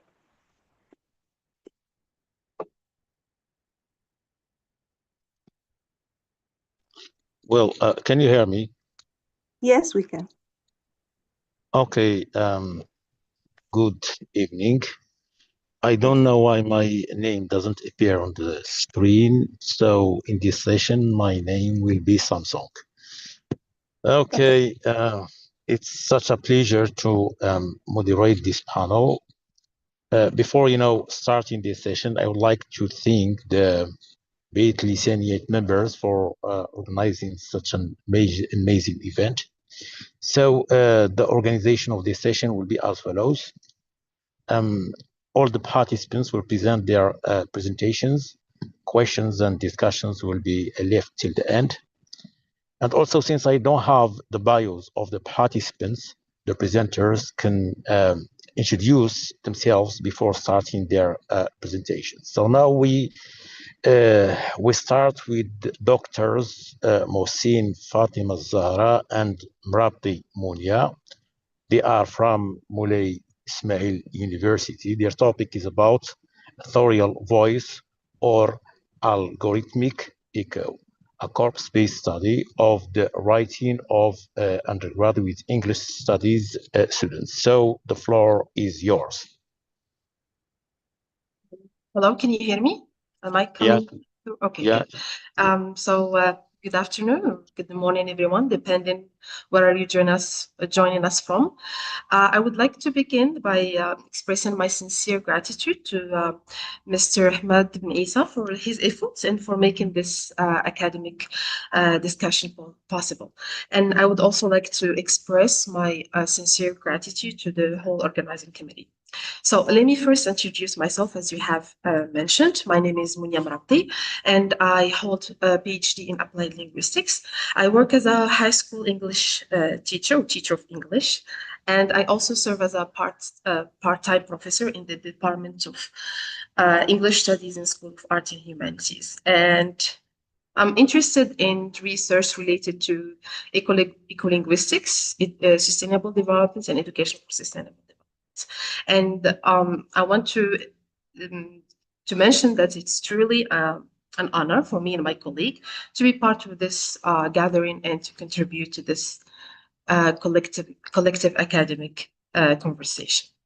At this point, I would like to share my screen so you can see my presentation.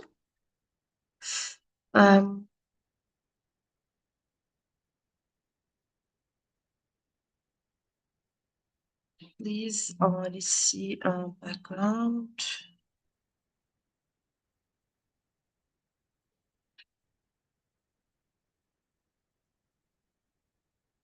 It doesn't give me screen.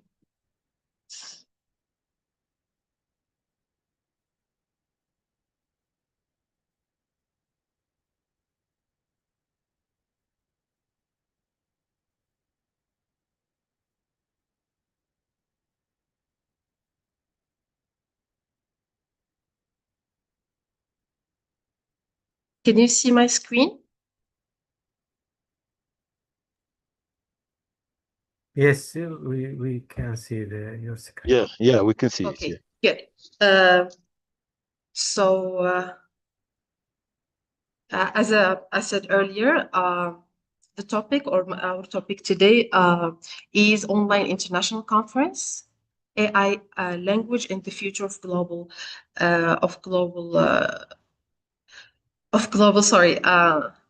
knowledge.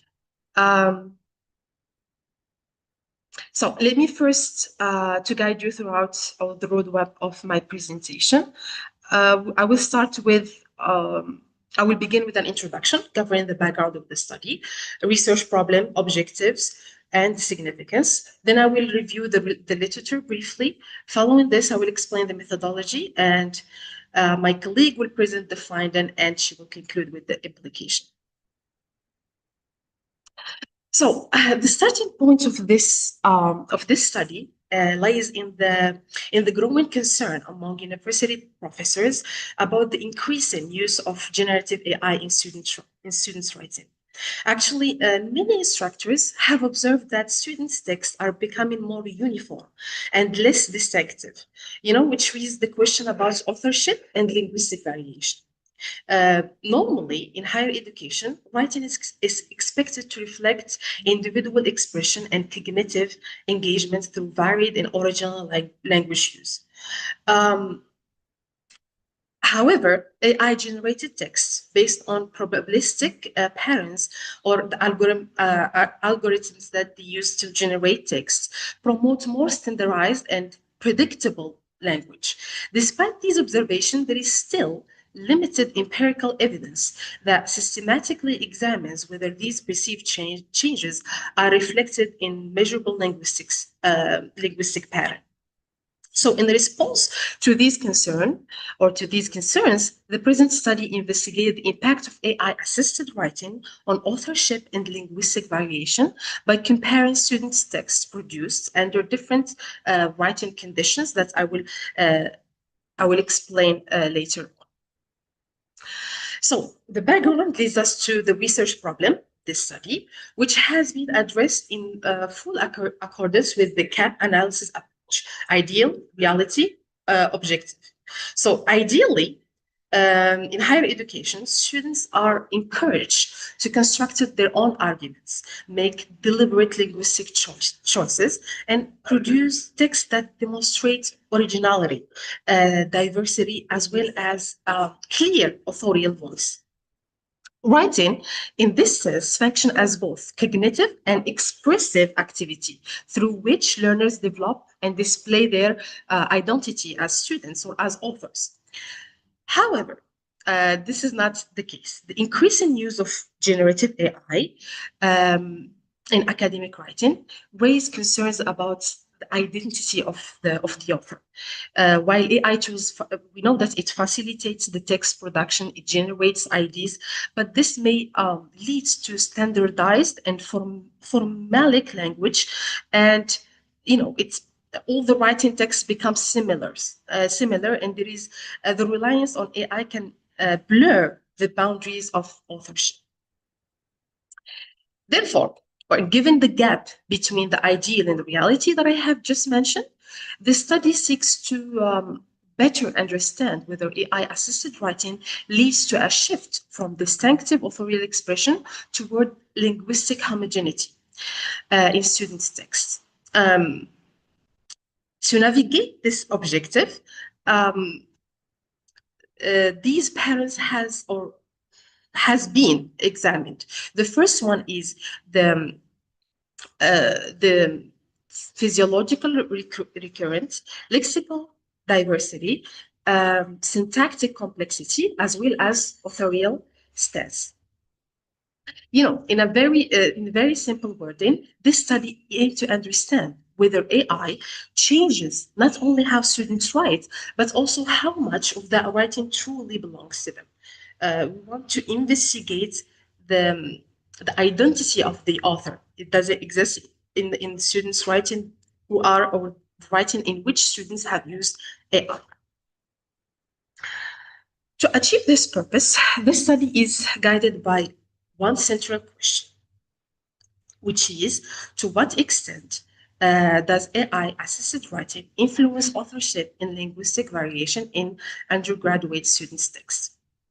The central question has been, or to address this central question in a systematic way, it has been broken down into 3 specific research questions, each corresponding to a different level of analysis in the study. The first one is, to what extent does AI-assisted writing affect lexical diversity in students' essay? The second question, what differences exist in phraseological recurrence between AI-assisted and unaided writing? And the last question, to what extent does AI-assisted writing affect syntactic complexity in students' texts?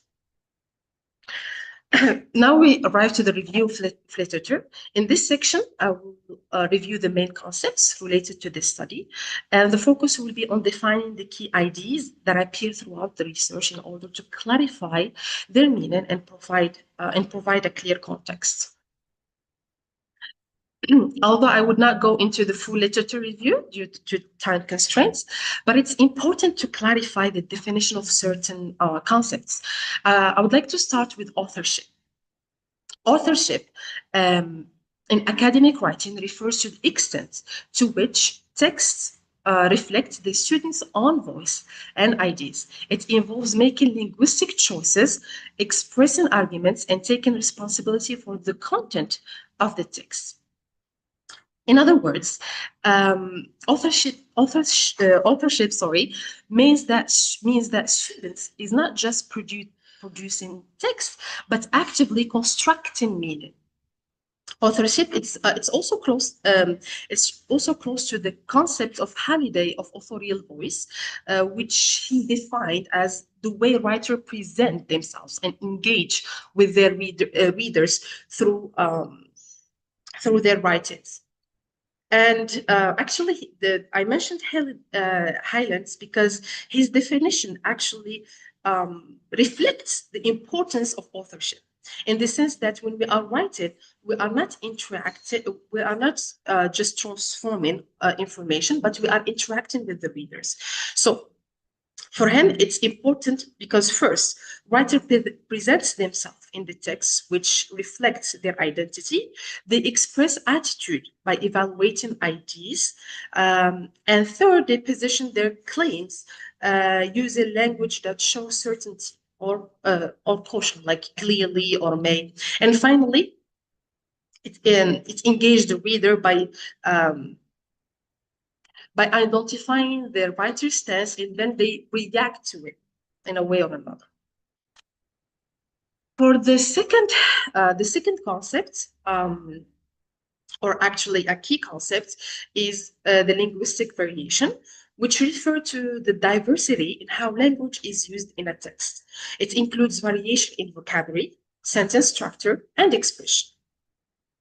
So when students write with high variation, their texts tend to be more original and reflect their individual style. That's why it's important. So linguistic variation is important because it reflects both language, proficiency, and cognitive engagement.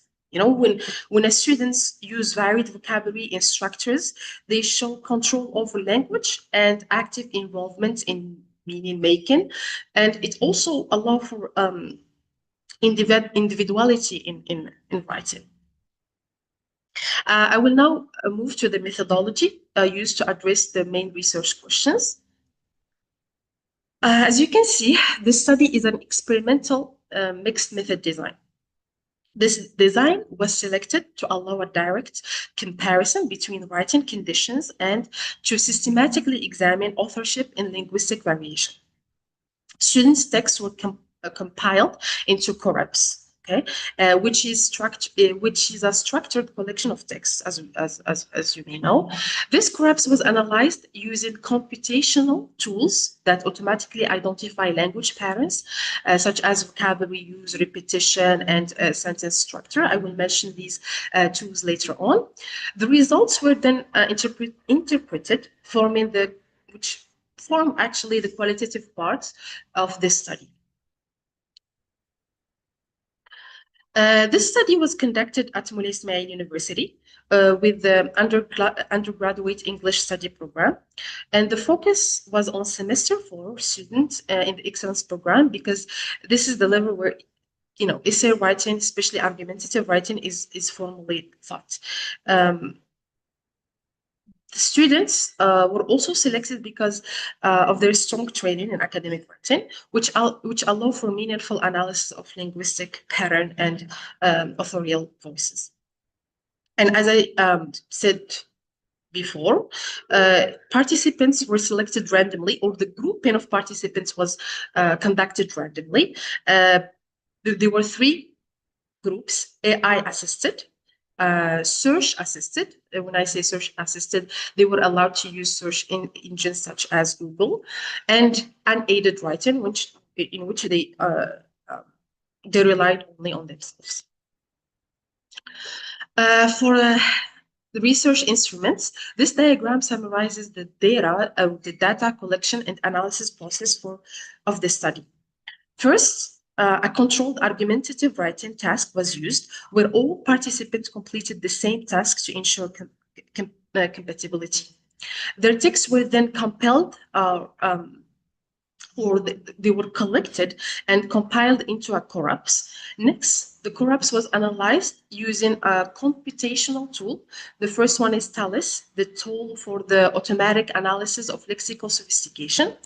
And it was used in order to measure the lexical diversity. Then the AntConc, a corpus analysis toolkit, was used to examine phrase repetition and authorial stance. Finally, the L2SCA, the second language syntactic complexity analyzer, was also used to assess syntactic complexity. These tools allowed for the identification of linguistic patterns across the three groups in order to the use or we did a comparison between the three groups in order to systematically see how the writing conditions affect the authorship and the linguistic variation among students.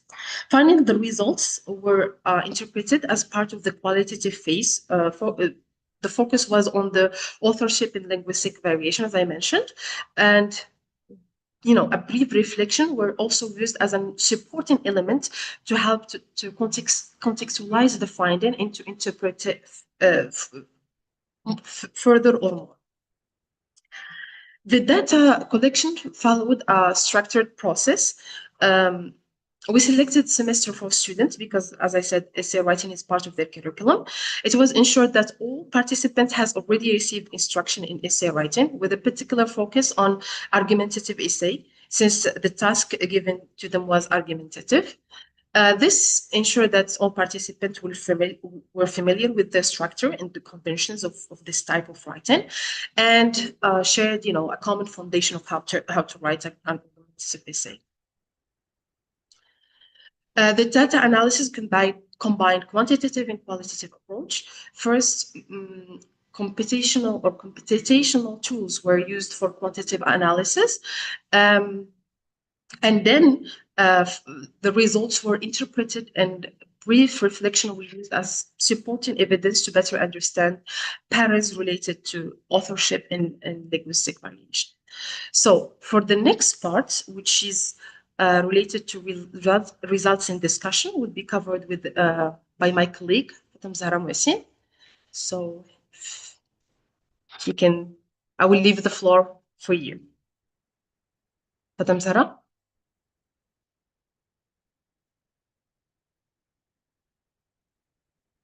Hello.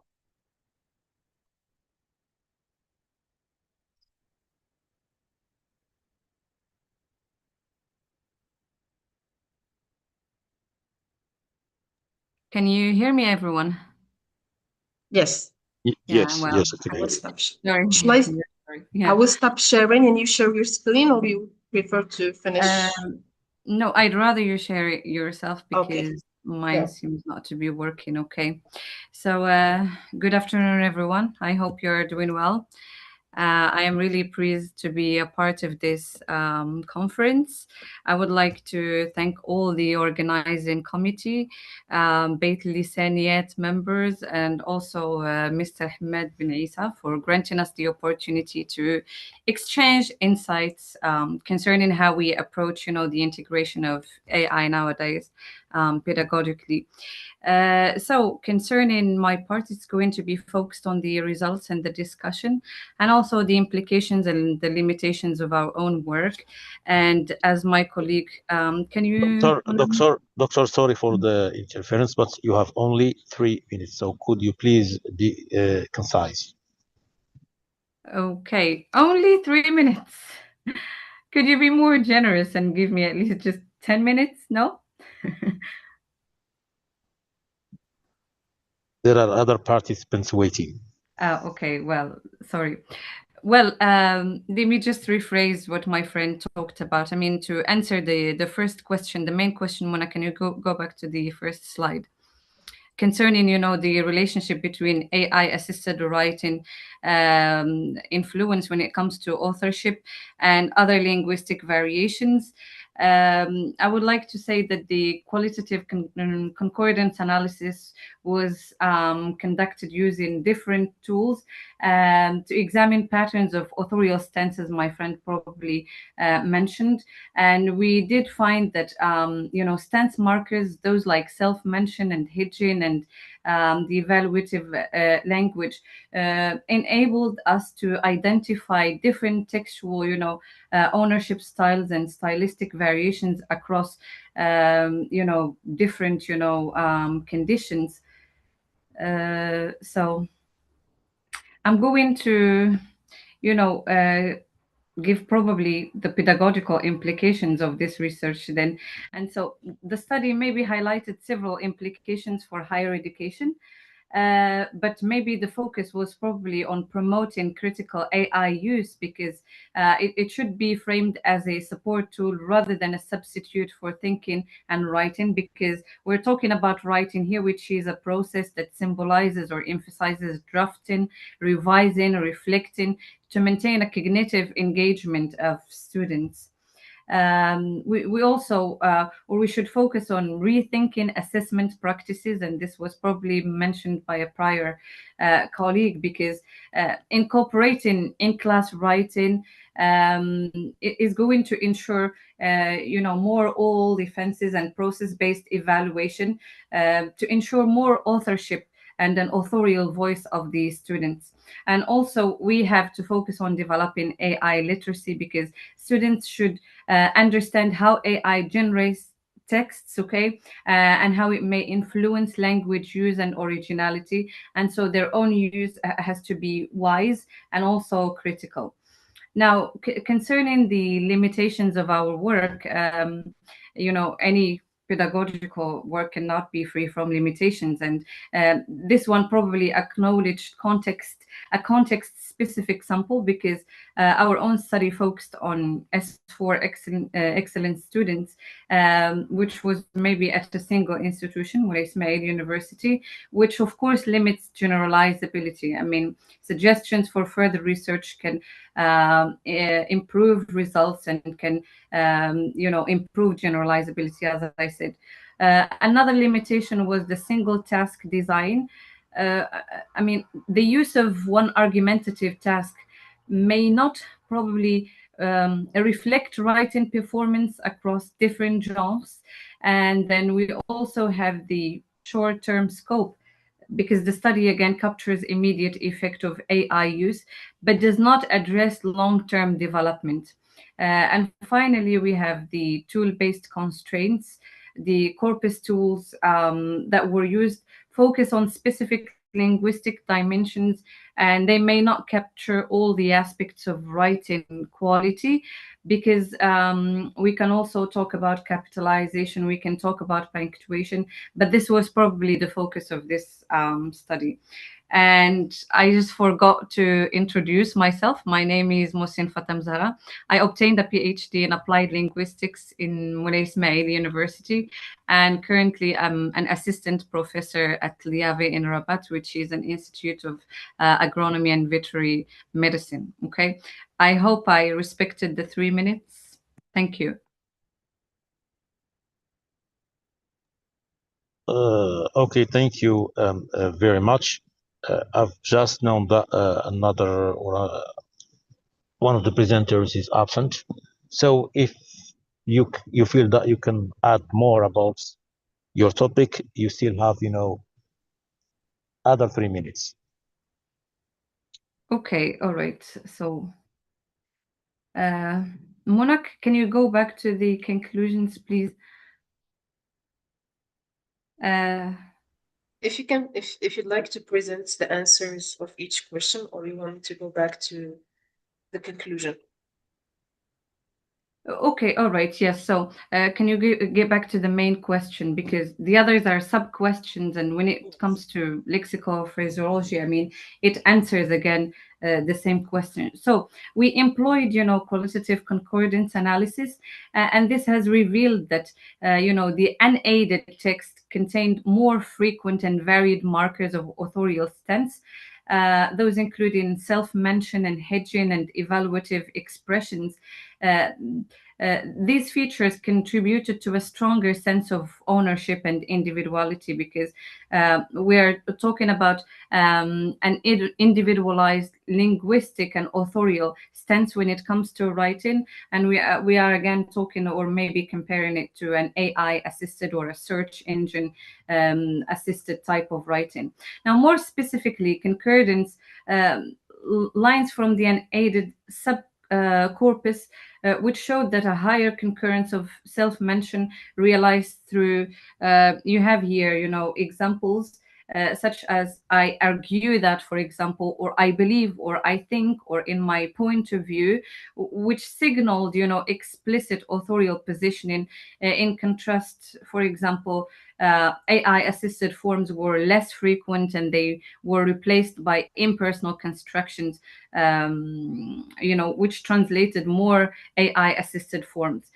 Similarly, when it comes to hedging devices, they were more varied and context sensitive,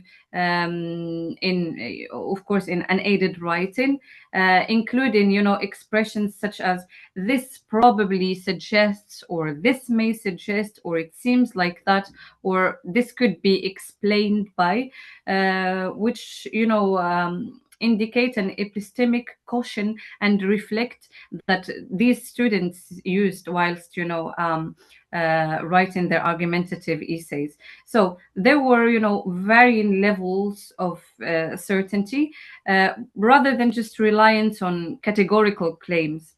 And in terms, again, of the evaluative expressions, unaided texts demonstrated a wide range of critical judgment, with formulations such as this argument is convincing because, or maybe a key limitation of this view, or this is particularly significant. And we concluded that these evaluative patterns contributed to a more particular argumentation and reinforced the writer's interpretative presence. And taken together, because as I said, answering the first question has to tap into lexicality as well and syntax. These tense markers did not operate in isolation, but they interacted with broader linguistic features. Their higher frequency and variability in unaided corpus aligned with greater lexical diversity and more flexible phraseological patterns, which resulted in texts and majorly sentences that conveyed a clearer sense of individual authorship. Again, the relative reduction and standardization of such markers in either AI-assisted texts or maybe in search engine texts contributed to a more neutralized and less personalized discourse. And with this, I come to the conclusion. So the patterns reflect a cognitive offloading, where responsibility for generating and storing information was transferred to an external system. The findings were consistent with the concept of transactive memory, in which AI functions as an external, maybe cognitive resource. While this might not reduce cognitive load, it also appears to limit internalization and metalinguistic awareness of students and the focus of their authorial voice. Thank you. Okay, thank you very much.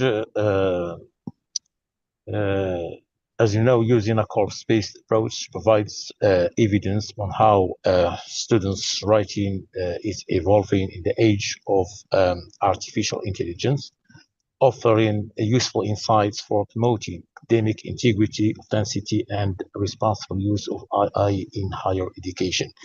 Thank you very much for this, insightful and interesting presentation or study, so to speak.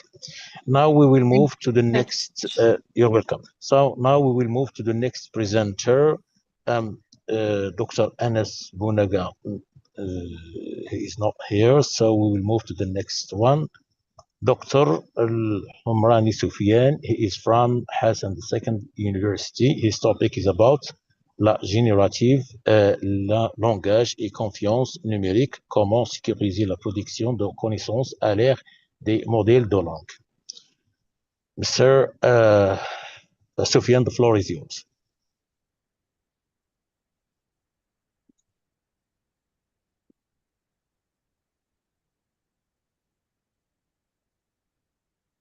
Mr. Sofiane, can you hear us?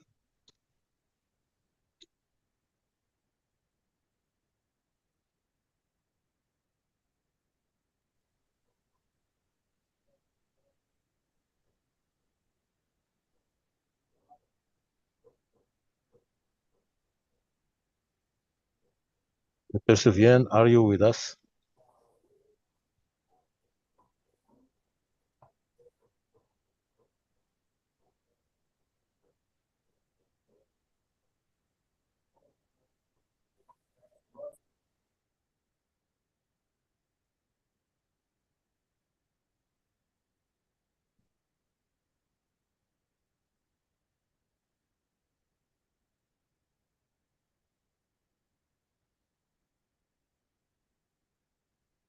It seems that Mr. or Dr. Sofiane is not online. So I think we will move to the next presenter. السلام عليكم. سلام. عذرا على المقاطعة. قدمت طلب إذا كان ممكن أنا عندي في المداخلة في الحصة في الجلسة السادسة، وتواصلت مع بعض الأطر المنظمة وقالوا لي بأن ممكن أنني نقدم المداخلة ديالي في هذه الجلسة إذا كان ممكنا. Well, it's okay, no problem, since we have two presenters absent. Two absent. You can, yes. Okay, thank you very much. Yeah, you can start. Okay, I will try to share my screen.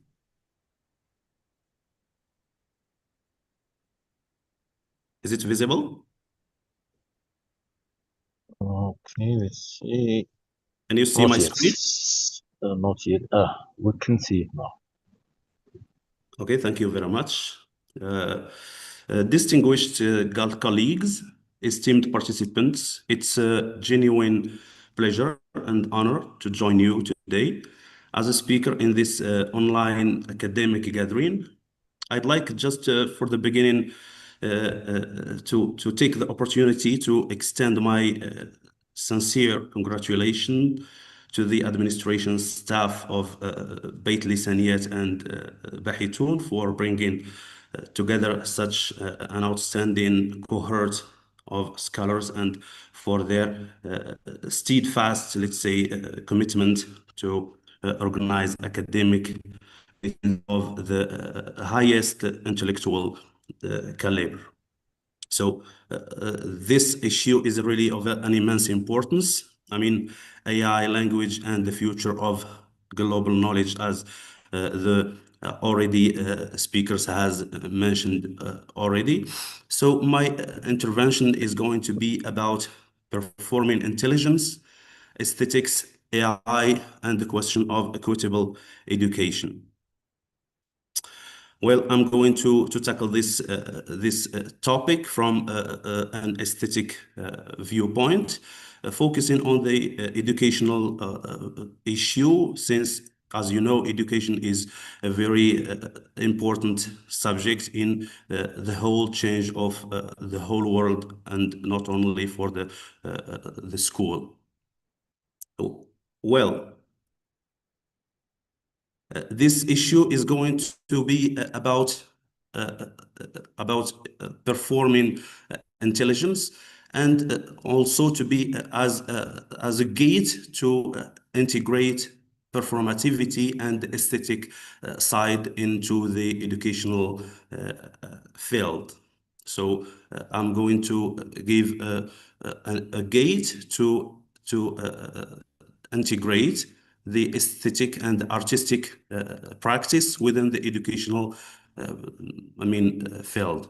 So to magnify this topic, we're going to utilize an analytical aesthetico-pedagogical approach, combining critical policy analysis, aesthetic and philosophical critique of technology and the educational theory. shifting from one subject to another within this global and general topic. I'm going to shift from performance, performativity, AI, and education, and I'm going to talk about a field or a study, field of study, which is the Moroccan Pioneering School Project, which is the last model, the last reforming model in Morocco. And of course, it's in its relation with identification of the debate between the technological innovation and the pedagogical rationality.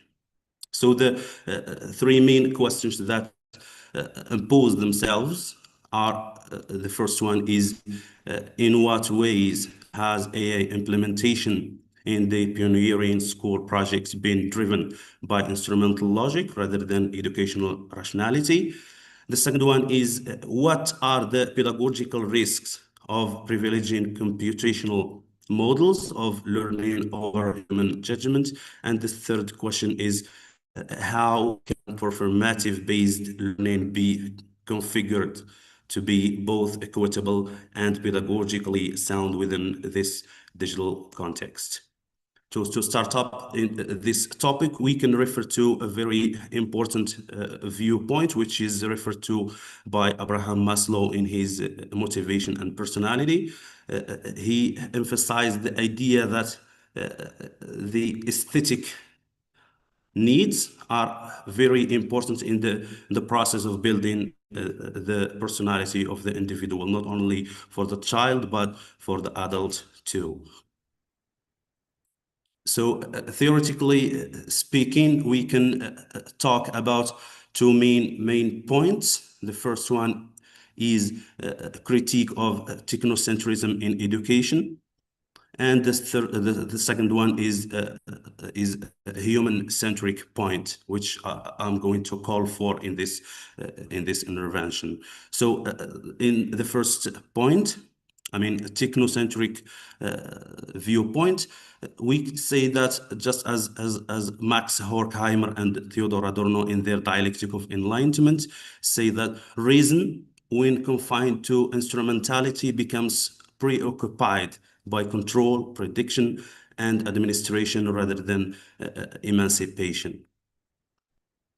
In the same regard, we find a very essential point, which is of Marshall McLuhan, who is a philosopher who talks about a very important view and theory, which goes that the medium is the message. So using AI or using technology in general is not only the issue of communicating messages or communicating things and sharing things among us, but it creates a new kind of thinking. And this is something which is very important in nowadays use of AI and technology in general. In the same regard, we can find a very essential viewpoint that of Serge Tisseron in his book Enfants sous l'influence, les écrans rendent-ils les jeunes violents, in which he goes to the point that images in general are not only communicating content and ideas, but they are by nature they are violent. So he says in page number 11, thus images risk becoming increasingly violent, while we at no point retain the power to know whether they rely on sophisticated digital synthesis or whether they genuinely stage erotic or sadistic acts. In this regard, we can find a bunch of research that go to the point that there's an association between increasing amount of screen time and increasing attention problems in today's school and today's issues that's going on around our kids and our students. So in the second point, the human-centered education, which I hope to establish in our schools, not only in Morocco, but all over the world, and to overcome the excessive use of AI, is that the understanding of teaching grounded in dialogue, where knowledge emerged through encounters between subjects who question, interpret, and transform their world. And in this regard, we can find many scholars, like, for example, Paulo Freire in his Pedagogy of the Oppressed, Augusto Boal in his Theater of the Oppressed, for example, in which he talks about the interactive theater, and to name but a few. Also, we can find in the official framing of education in Morocco many references that goes to emphasize innovation and efficiency and competitiveness. Also, they go to the point that I mean, they are just like assumptions that the more technology is used, the better learning measurable metrics as proof of success, in which we can these points we can find them in رؤية استراتيجية, the strategic vision, the law, frame law 1751, etc. So we are not here trying to give a certain pessimistic viewpoint about AI or about technology in general, but I'm calling for rationalizing and using the AI in the right way. I mean, there are many benefits of AI. For example, we can use it to improve teachers' day-to-day work. It is used also to help teachers save time and administrative tasks. Also, we can use it to save time preparing lessons and generate educational content. It is used also as a source of inspiration to prepare classes. But in the projects I'm going to talk about here, which is the Pioneering School project, which is the last reform in Morocco, there are two sides. I mean, there is a brilliant and blender aspects, talking about the three main levels of this reform. We talk about and speak about student, about teacher, and about the school. And in talking about the students, we can say that clearer learning objectives and structured lessons may improve mastery of basic competencies like literacy, numeracy. Also, frequent formative assessments allow early detection of learning gaps, and more classroom interaction and guided practice can support weaker learners. In teacher level, we can say that access to structured teaching guides and training may reduce pedagogical uncertainty. Also, collaborative planning and coaching can strengthen professional development, and availability of pedagogical resources can help novice teachers. In the level of school, we can say that there is a stronger instructional leadership for school principals, improved coordination between teachers through shared planning, and also greater accountability about and monitoring of learning outcomes. And on the other hand, we can say that there are also some other blunders and bad aspects of this project, which in which we can say, for example, the strong standardization may reduce creativity and exploratory learning. Over emphasis on measurable outcomes may privilege this performance rather than deep understanding. Also, there is a risk of marginalizing students with a difference or different learning rhythms in pacing, if pacing becomes rigid. And this is a very important point that some other interventors have already talked about, talking about the inequitable learning.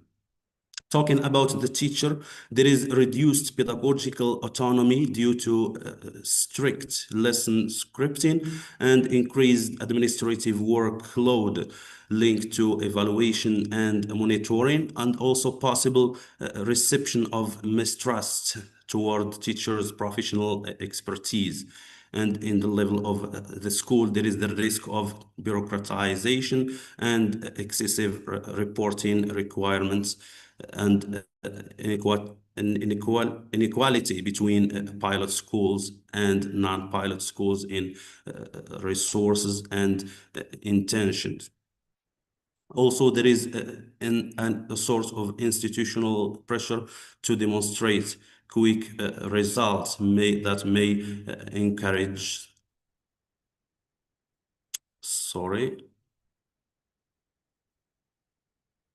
that may encourage superficial obedience rather than genuine pedagogical transformation. In the same level, we can say that something which is very crucial in the blender aspects of the Pioneering Scholar projects, which are the visual, auditive, and the haptic sides in talking about the equitable learning, which are really suffering from less importance in this new projects. In visual level, for example, we can remark that images, texts, and PowerPoint presentation textbooks are of a very low quality. In the auditive level, there are many pronunciation and spelling mistakes, and also talking about storytelling. And for the haptic level, which is tactile, or for example, learning by doing, it is totally absent. So not to be very pessimistic, generally speaking, we can say that the Pioneering Scholar project reflects a managerial and evidence-based reform logic, aiming to raise educational equality through structured pedagogy, performance monitoring, and institutional coordination. So talking just about a very important side of in education, which is active pedagogies in AI era, we can talk about two things in this regard. Active reflects or refer to activity, and here we can talk about John Dewey and his aspects or his theory of learning by doing, and also talking about pedagogies. We can talk about traditionalist pedagogies and active pedagogies, or the pedagogies that we have to practice in our everyday learning and teaching practice. For example, teacher-centered, content-centered, techno-centered, one size fits all. They are already traditionalist pedagogies, and we have to get rid of them, and we have to adopt projects-based learning, player learning, error-based learning, integration, and differentiation that are considered as pedagogies that can adopt a new kind of learning that respects the intelligences of students, because there are different kinds of thinking and the way of learning. Practically speaking, we can talk about three main experiences in this regard. SGAV, in France, for example, structure global audiovisuel, that integrates the audiovisual learning, and BIOD, bring your own device, that call for example, for students to bring their devices with them to the school and use them in a guided way.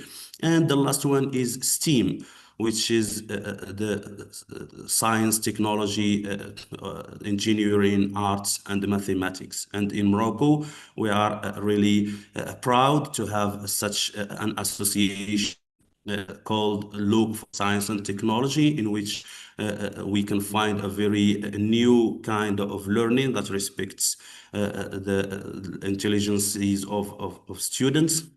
They use multimodal ways of learning, teaching mathematics, technology, arts, and many things in a way in which they have integrated playing and composing, montage, demontage, etc., using Lego.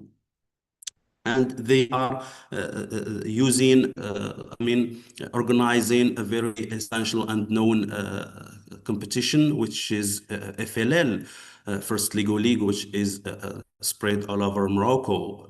So we are proud of this experience, and I hope one day we hear that it is spread in every school, not only in one school in each city or in each province.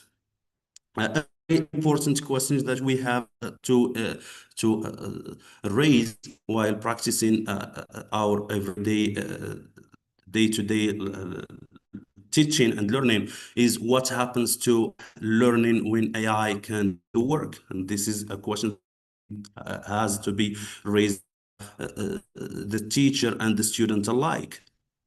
So in this regard, we can say that the evolution of learning has passed through three main steps. The first one is pre-internet and the internet era, and nowadays we are in the generation of AI era, in which answers and explorations can be generated instantly. So students can generate every solution and every response in any time about any question. Of course, the learning process has to go through acquisition, transformation, and evaluation. But we, as teachers, we've got to know that using AI nowadays is something which is obligatory, but we have to rationalize the use of this technology. So we've got to start with thinking, then use AI as a tool. We've got to sensibilize our students to use AI as a tool, not as a means in itself, and make thinking visible. I mean, when they are responding to a certain question, students have to explain the process they have already passed through in order to arrive to a certain idea. And the last one is that as teachers, we have to assess the process. And thank you for Muhsin, one of the interventions who have already mentioned this idea that we have to assess the process of thinking, not only to look for the result. So because when we look for the way, the process of thinking, students practice thinking and not letting the machine to think instead of him or her. So the last title is the performativity paradigm. The performativity is presented here as a gate to the equitable education. So, both of the student and the teacher, in my point of view, have to be performative actors in the process of learning and process of teaching. And this idea is referred to by many scholars, like John Dewey, Elliot Eisner, Alain Kerlon, Khalid Amin, عز الدين الشنتوف, الحبيب ناصيري, محمد العناز, حميد تباتو, Erika Fischer-Licht, Mervyn Carlson, Richard Schickner, to name but a few. There are a lot of scholars that have spoken about this performativity paradigm as a means of education. In this point, we can say that this paradigm can be divided into many points to split the point of integrating this paradigm into the educational field. For example, learning as performative experience art as a performative event of learning making, of meaning making, also schooling as a performative space of creative expression, also art as embodied performative cognition, aesthetic education as emancipatory self-performance, and knowledge as performative reconstruction in teaching. And the last one is pedagogy as performative spectatorship and embodied learning. In this paradigm, of course, we can talk about a lot of kinds of arts. For example, we can speak about theater, about cinema, about music, and about painting, and a lot of performing art can be integrated into the educational practice. My findings in this intervention is 3 points. The first one is that the proliferation of AI tools within the school without sufficient pedagogical grounding can reinforce reductionist models of learning, process over meaning. Also, the need to critically interrogate assumptions that AI inherently improves educational outcomes. The aesthetico-pedagogical concern is quasi-absent in the educational field. And the last thing is my recommendations. The first one is strengthening the integration of artistic practices within school curricula, enhancing teachers' training in educational neuroscience and aesthetic education, rethinking school environments as neuro-artistic learning spaces that stimulate creativity and experimentation, and encourage multimodal and active pedagogies that support differentiated learning and respond to learners' diverse cognitive needs. And thank you very much for your attention. Well, thank you, Dr. Ismail, for this very insightful study, because it explores how artificial intelligence is reshaping not only educational practices, but also the very ways knowledge is perceived, represented, and evaluated. Now, thank you again. Now we can go back to Mr. Or Dr. Sofiane. Maybe he had some technical problems. So, Dr. Sofiane, can you hear us? Salam alaikum. Salam. Donc, est-ce que vous m'écoutez? Salam alaikum. Salam. Yeah, we can hear you. Merci, Yes. professeur Benaïssa. J'essaie juste de, professeur Abdessalem, j'essaie juste de partager l'écran avec vous. Ok. Je crois maintenant que... Est-ce que c'est partagé? Pas encore. Alors,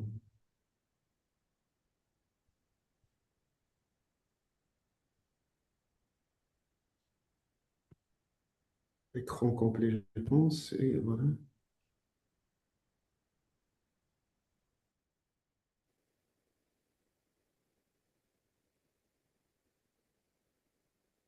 It's okay now.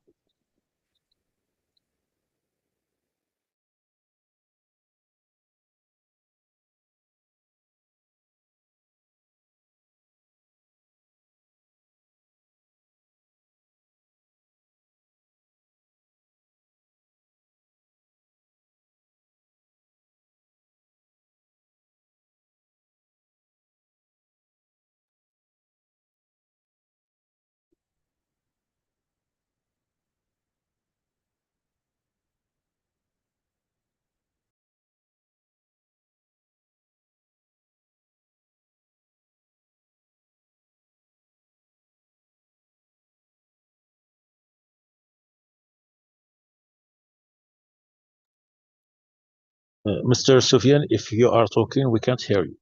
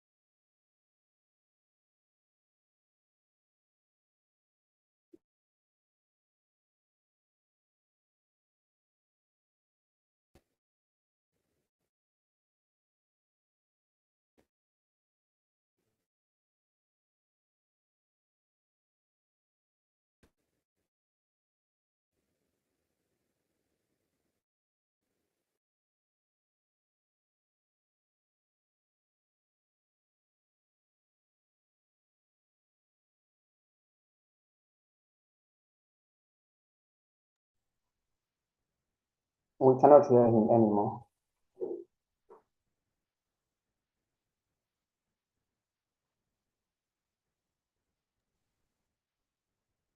L'écran est partagé, mais on n'entend rien.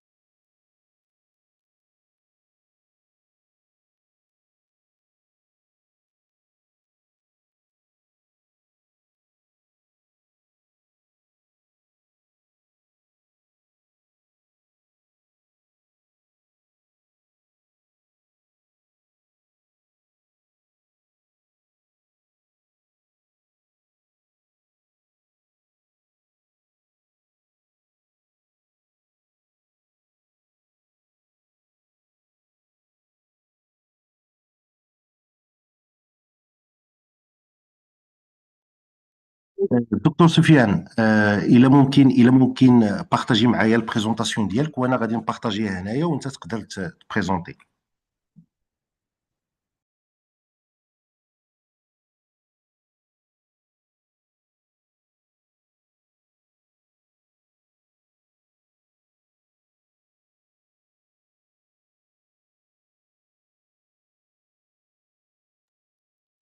أعتقد أن عنده مشكل في الميكرو، لأن كان ديجا بارطاجا l'écran، ولكن الكلام ما كانش كيتسمع. وي عنده مشكل في الميكرو. اذا كان عنده مشكل ممكن we can move to the next presenter. Okay, it seems that Dr. Sufyan still has problems with his mic, so we can now move to the next presenter, Dr. Abdullahi Suleiman. Good day, Dr. sir. Abdullahi Suleiman. Yes, I'm here, sir. Can you hear me? Yeah, we hear you. So, I'm ready. yes, thank you. All right, Dr. Sufyan is sending me, sharing with me his presentation. Can I I'll share be my sharing slides? it here on the Zoom, and he's going to be presenting. Okay. Then I should wait, right? Okay, Dr. Suleiman, you should wait after, Okay. this. No problem, sir. Okay.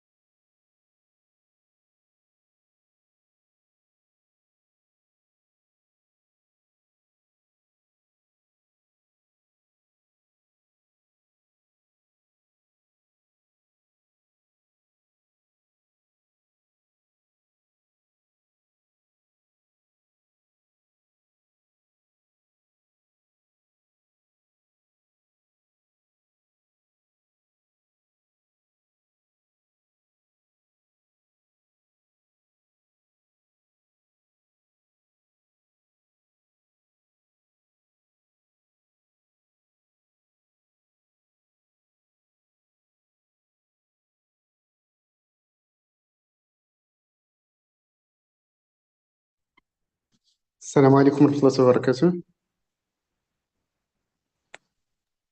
Wa alaikum salam.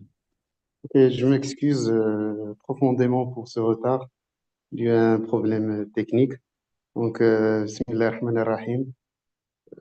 Très heureux de participer avec vous à ce colloque. Et d'ailleurs, je commence par remercier l'Académie Bitlisaniyat, l'équipe de recherche BAHITON et particulièrement professeur Ahmed Ben Issa pour sa patience. Je remercie l'équipe technique qui m'a beaucoup aidé à me reconnecter à vous. Et comme j'ai dit, je suis très heureux de participer avec vous à ce colloque intitulé AI, Language and the Future of Global Knowledge. Donc, c'est un thème qui est très intéressant comme il a été souligné dans les allocations présentatives.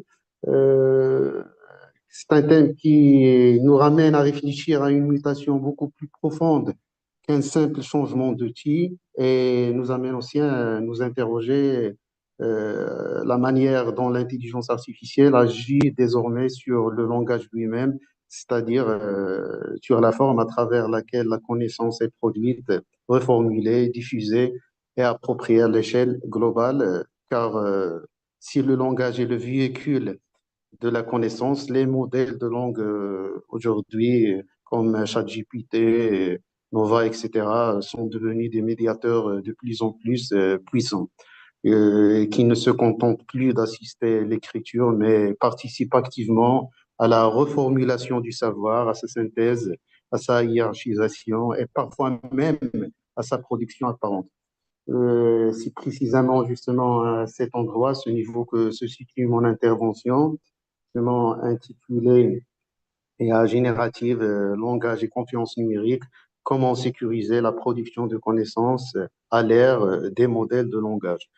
Donc, justement, je parle d'une idée centrale, c'est comment l'IA en tant que médiatrice du langage devient aussi une médiatrice de confiance. Donc c'est l'idée centrale par laquelle, ou bien c'est le point de départ de ma recherche.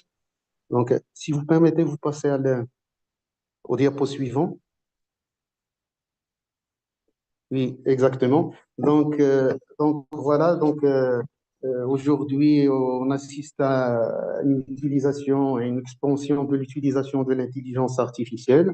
Il est de plus en plus utilisé dans tous les milieux, dans les universités, les entreprises, les médias, les professions juridiques, en plus des administrations. Donc, il permet justement d'aller plus vite, d'aller plus loin, de rédiger, de traduire, résumer, structurer avec une efficacité remarquable, mais cette accélération, tous ces avantages ne sont pas sans risque, car un texte cohérent, fluide et convaincant n'est pas nécessairement un texte vrai, traçable ou juridiquement sûr.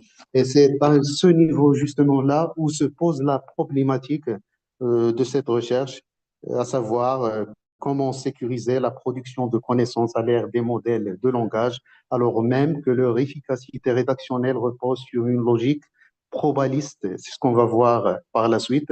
Donc, ça repose sur une logique probaliste susceptible d'altérer la vérité des contenus, de leur traçabilité des sources et l'égalité entre les usagers. Donc, autrement dit, il s'agit de savoir quand un système produit du texte sans vérifier la vérité, que devient la fiabilité de l'écrit professionnel et par conséquent de la confiance numérique. Alors, pour répondre, le diapo suivant, s'il vous plaît. Alors, pour répondre, justement, j'ai le diapo suivant, s'il vous plaît. Exactement. Donc, alors, en ce qui concerne la méthodologie adoptée, pour répondre à cette question, j'ai adopté une démarche techno ou bien technico-juridique. Je suis parti d'abord du fonctionnement du modèle. Donc, j'ai essayé de comprendre d'abord comment ça fonctionne les modèles de langage, parce que les risques viennent de cette architecture même. Ça m'a permis ensuite d'identifier certaines vulnérabilités, notamment les hallucinations, les biais linguistiques et l'opacité des systèmes d'intelligence artificielle. Et puis, j'ai confronté ces risques à des cas réels et à des écrits à effet, au sens juridique, bien sûr. Enfin, j'ai déduit des conditions d'une reconstruction juridique et organisationnelle de la confiance. En d'autres termes, la méthode suivie que j'ai adoptée, c'est le trajet du risque. J'ai essayé justement de tracer le trajet du risque du système technique jusqu'à son encadrement normatif. Alors, on commence par le fonctionnement technique de l'IA générative parce qu'on ne peut pas analyser un phénomène dont on ne comprend pas le fonctionnement. Donc, le diapo suivant, s'il vous plaît. Diapo suivant, s'il vous plaît. Alors, exactement. Ici, on voit, non, celui d'avant, on voit comment ça fonctionne l'intelligence artificielle. En effet, contrairement à l'idée répandue, on parle d'intelligence artificielle qui ressemble à l'intelligence humaine. La réponse c'est que non, l'intelligence artificielle ne fonctionne pas de la même manière que le cerveau humain parce que, on va le voir, l'intelligence artificielle ne réfléchit pas comme un être humain. Il s'agit en effet, les modèles de langage, donc, ne commencent pas par vérifier, pardon, si une affirmation est vraie, comme l'être humain.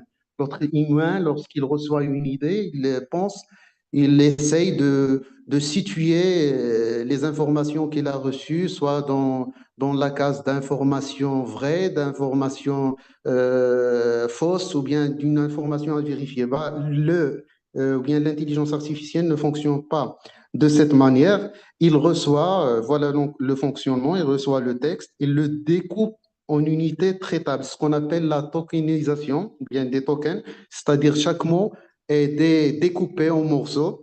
Et par la suite, on essaye justement d'affecter ces morceaux à des vecteurs, à des champs qu'on a déjà intégrés dans le système d'intelligence artificielle lors du pré-entraînement. Donc, ces tokens sont transformés en unité, en représentation mathématique, puis le calcul à chaque étape, quel token a la probabilité la plus élevée d'apparaître ensuite. Donc, il s'agit d'un calcul du mathématique et des vecteurs sélectionnés en fonction du pré-entraînement et donc d'une probabilité. Et c'est donc la probabilité est le cœur du système et non pas le raisonnement semblable au raisonnement humain. Et donc ici, c'est un point décisif parce que la fluidité du texte produit repose sur la probabilité et non sur la vérification. Et ça explique d'ailleurs pourquoi des fois on a un texte peut-être très bien écrit tout en étant faux. Donc le texte il est bien écrit, il est bien rédigé, mais lorsqu'on le lit, on trouve qu'il s'agit d'un texte biaisé qui n'a pas de raisonnement logique parfois. Et donc, voilà, ces fonctionnements, justement, euh, permet, ou bien cette logique probabiliste permet de déduire certains, ou bien d'identifier certains risques structurels qu'on va voir dans le diapo suivant, s'il vous plaît. Donc voilà, c'est une architecture causale, technique qui induit ou bien qui engendre des risques justement informationnels. Donc voilà, les risques deviennent beaucoup plus lisibles parce que la prédiction probabiliste explique en quelque sorte des phénomènes comme la hallucination, l'apprentissage sur des corpus situés, explique aussi des biais linguistiques et culturels et la complexité du système de ces versions, de ces prompts et de ces intégrations explique l'opacité probatoire. Donc, le risque n'est donc pas extérieur à l'outil, mais résulte même de son fonctionnement. Et donc, le danger majeur n'est pas seulement l'erreur, c'est l'erreur rendue persuasive par la qualité du langage. Donc, la logique probabiliste, comme on a dit, il peut engendrer un texte qui est bien organisé, mais qui est vide de sens. Et donc, c'est là le risque le plus majeur. Alors, parmi les risques identifiés, il y a la soulignation. Est-ce que vous pouvez passer au diapo suivant, s'il vous plaît? Le diapo suivant. Donc, voilà, c'est le premier risque identifié, c'est l'hallucination, pardon. Donc, nous avons cette fameuse histoire de Orve Holman, le citoyen norvégien qui a intenté une action à travers l'association Neub en Autriche, justement justement recevoir une indemnité à l'encontre de ChatGPT qui a inventé une histoire à son encontre. à travers de laquelle il l'accuse d'avoir tué bien deux de ses enfants et d'envoyer le troisième en urgence. Donc, c'est un exemple flagrant de l'hallucination des systèmes d'intelligence artificielle. Donc, il ne s'agit pas ici d'une maladresse, mais le problème, c'est qu'il s'agit d'un faux crédible. Des fois, l'histoire, elle est bien formulée, le texte bien formulé, parfois même accompagné de références fabriquées. C'est ça le problème. On trouve des références, mais qui sont synthétiques, qui ne sont pas réelles. Et donc, les textes juridiques, lorsqu'on transpose ça dans le secteur, dans le registre juridique et académique, cela est particulièrement grave parce qu'une affirmation inventée mais plausible peut entrer dans un raisonnement, être reprise puis circuler comme un élément fiable. Et nous avons aussi aux États-Unis de Mata contre Avianca, qui a montré de manière spectaculaire des écritures judiciaires ont été déposées avec de fausses décisions générées par l'intelligence artificielle et le tribunal a fini par sanctionner les avocats concernés. Il y a aussi le problème identifié. Le deuxième, c'est que le texte généré devient un facteur ou bien un élément d'influence décisionnelle, ce qu'on voit dans le diapo suivant. Donc voilà. Donc il s'agit d'un point plus subtil, mais plus profond, pardon. Parce que le texte généré n'est plus un simple brouillon, mais il reformule une note, il prépare une synthèse, il résume un dossier ou structure, un argumentaire, il entre dans la chaîne de décision. Donc, le texte, souvent, lorsqu'on parle à l'échelle de l'administration, à l'échelle de l'université, le texte n'est plus un brouillon, mais il est utilisé comme il est généré, comme une version finale. Donc, il peut déplacer le sens, hiérarchiser autrement les arguments, omettre une réserve, stabiliser une interprétation fausse.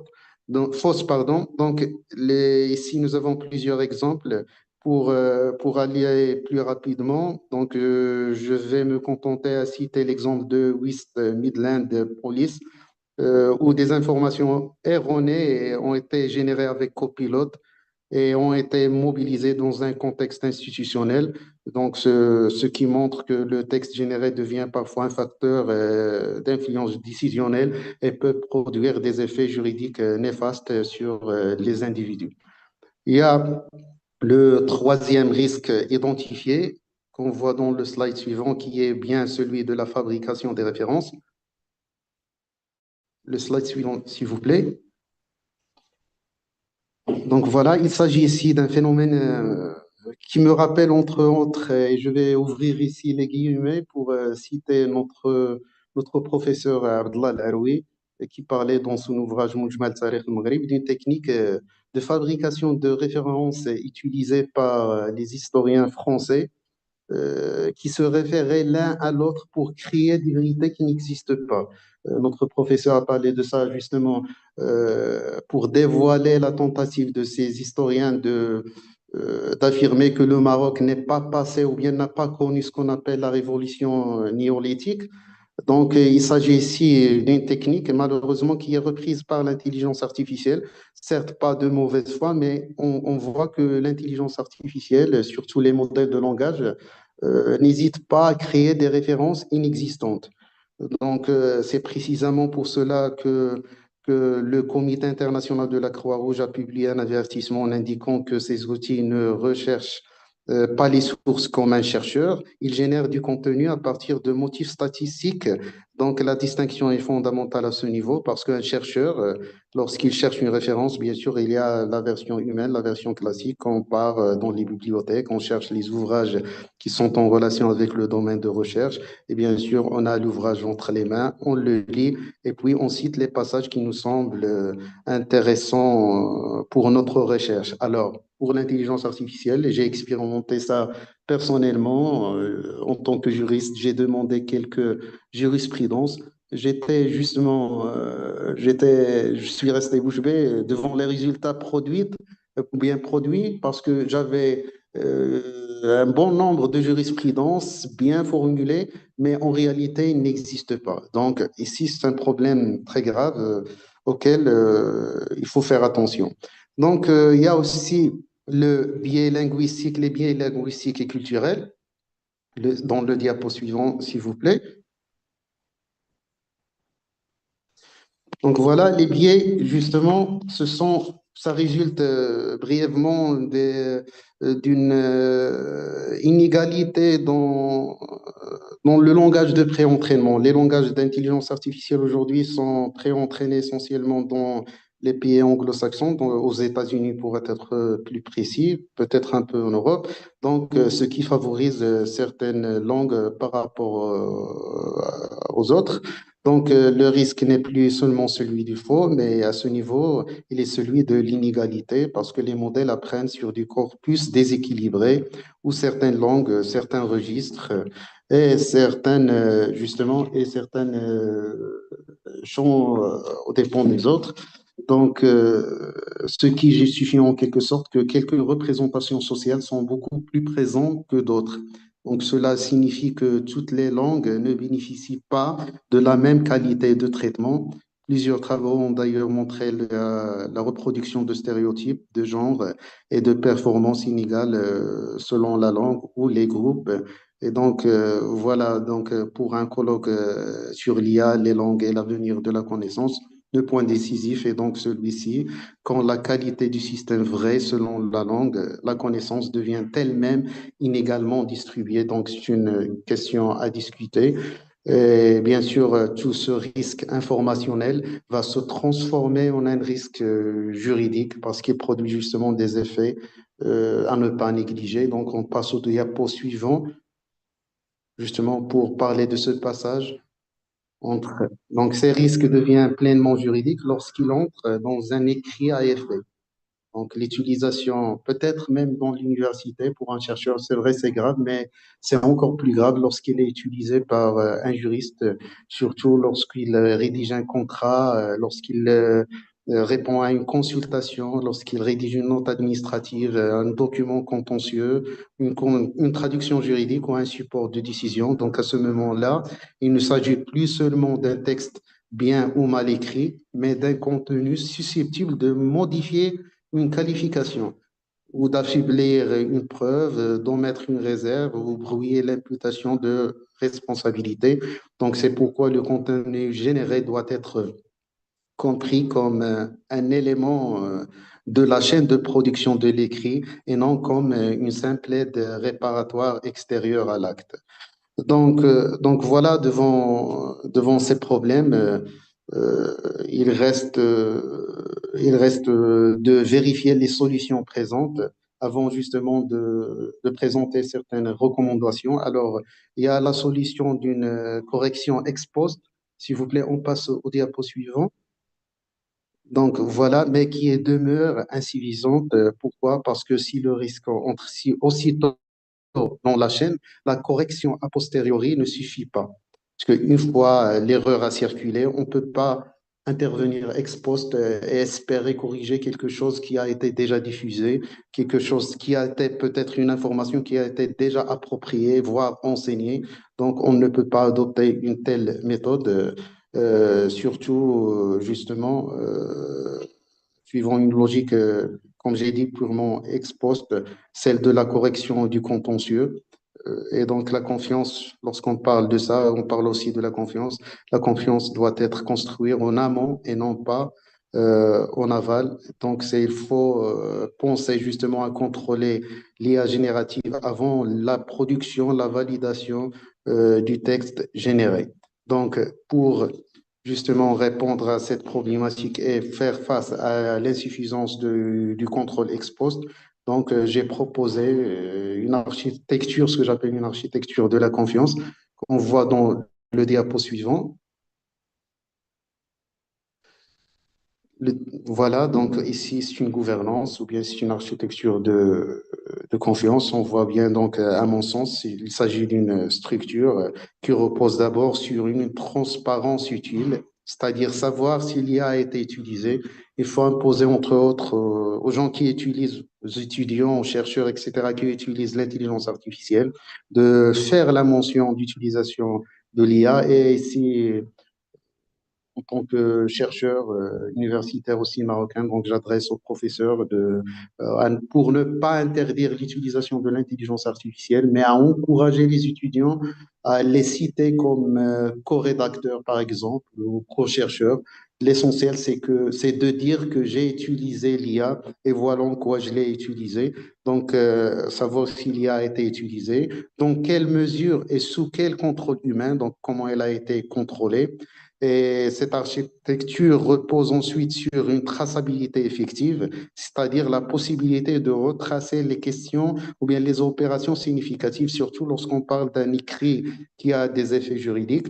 Il suppose aussi une validation humaine proportionnelle à l'impact du document, donc en fonction c'est une approche par risque, donc en fonction justement du risque que l'écrit peut engendrer, il faut justement exiger une validation humaine. Donc, s'il s'agit d'un simple texte qui ne va pas impacter l'environnement réel ou virtuel, donc voilà, on peut accepter une validation humaine pour justement pas aussi sévère que lorsqu'il s'agit d'un texte ou bien d'une décision, par exemple, judiciaire.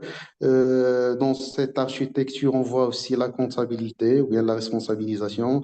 Donc, il s'agit d'une répartition cohérente des devoirs entre le fournisseur, l'organisation, l'utilisateur, le bénéficiaire, c'est-à-dire toute la chaîne impliquée dans l'utilisation de l'IA doit être ou bien doit répondre à ce principe d'accountabilité, c'est-à-dire doit être en mesure de prouver la conformité justement aux règles juridiques, aux règles éthiques en matière d'utilisation de l'intelligence artificielle.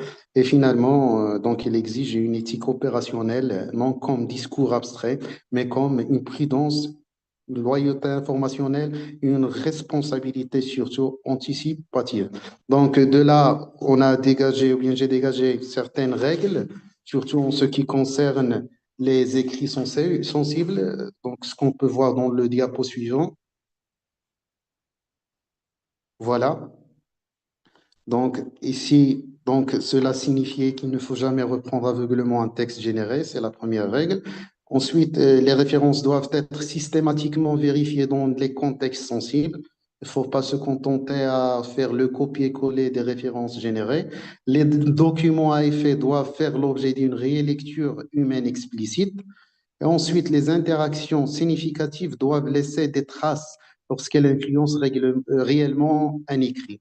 Donc, surtout ça, lorsque une interaction avec l'intelligence artificielle est de nature à générer des effets juridiques qui influencent, comme j'ai dit, l'environnement physique ou virtuel, ou bien les individus, il faut garder les traces des discussions menées, des prompts utilisés, etc. Et les usages impliquant des données ou des documents sensibles doivent être strictement encadrés. Et si c'est la question de la confidentialité, de l'utilisation des données à caractère personnel, etc., donc il faut encadrer cet usage. Et dans certains cas, justement, le recours à l'IA doit être signalé lorsqu'un silence créerait une asymétrie informationnelle. Donc, comme j'ai dit, le point n'est pas d'interdire l'outil, au contraire, il faut encourager l'utilisation de l'intelligence artificielle, mais une utilisation bien rationnelle. Donc, en guise de conclusion, mon propos, le diapo suivant, s'il vous plaît, pour la conclusion. Justement, donc, mon propos n'est pas donc de rejeter l'IA générative, c'est parce que ces outils offrent des capacités réelles d'assistance, de structuration et d'accélération, mais précisément parce qu'ils écrivent bien, ils déplacent la confiance et c'est là le danger. Et c'est pourquoi le droit, la technique et la réflexion sur le langage doivent désormais être pensés ensemble. Le problème n'est pas que l'IA écrive, le problème est qu'elle écrive assez bien pour susciter l'adhésion sans fournir par elle-même les garanties de vérité, de traçabilité, de responsabilité que la production de connaissances exige. Et je vous remercie de votre attention et je m'excuse encore une autre fois pour le retard dû à des problèmes techniques.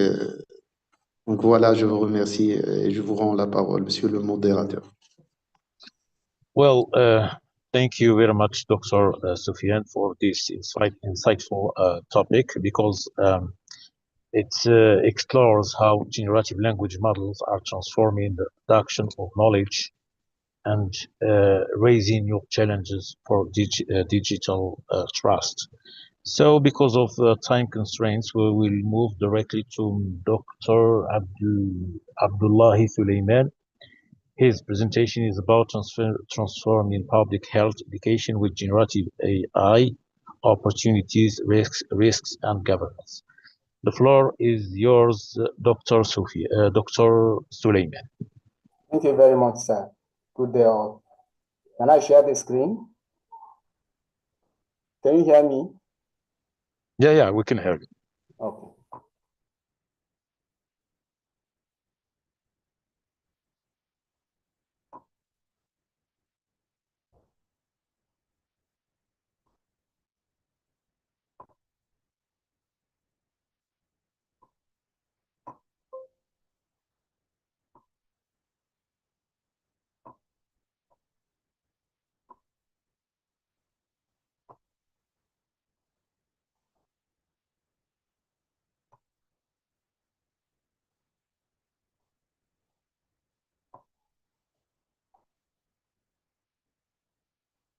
Can you see the screen? Hello? Yeah, it's loading. Can you see the screen? It's Not loading. yet. Yeah, Yes. we can see it now. So, good day, everyone. My name is Abdullahi Umar Suleiman from the Department of Applied Science, Shehu Idris College of Health Sciences and Technology, Magarfi, Kaduna State of Nigeria. I am here to present my paper titled Transforming Public Health Education with Generative AI, Opportunities, Risk, and Governance.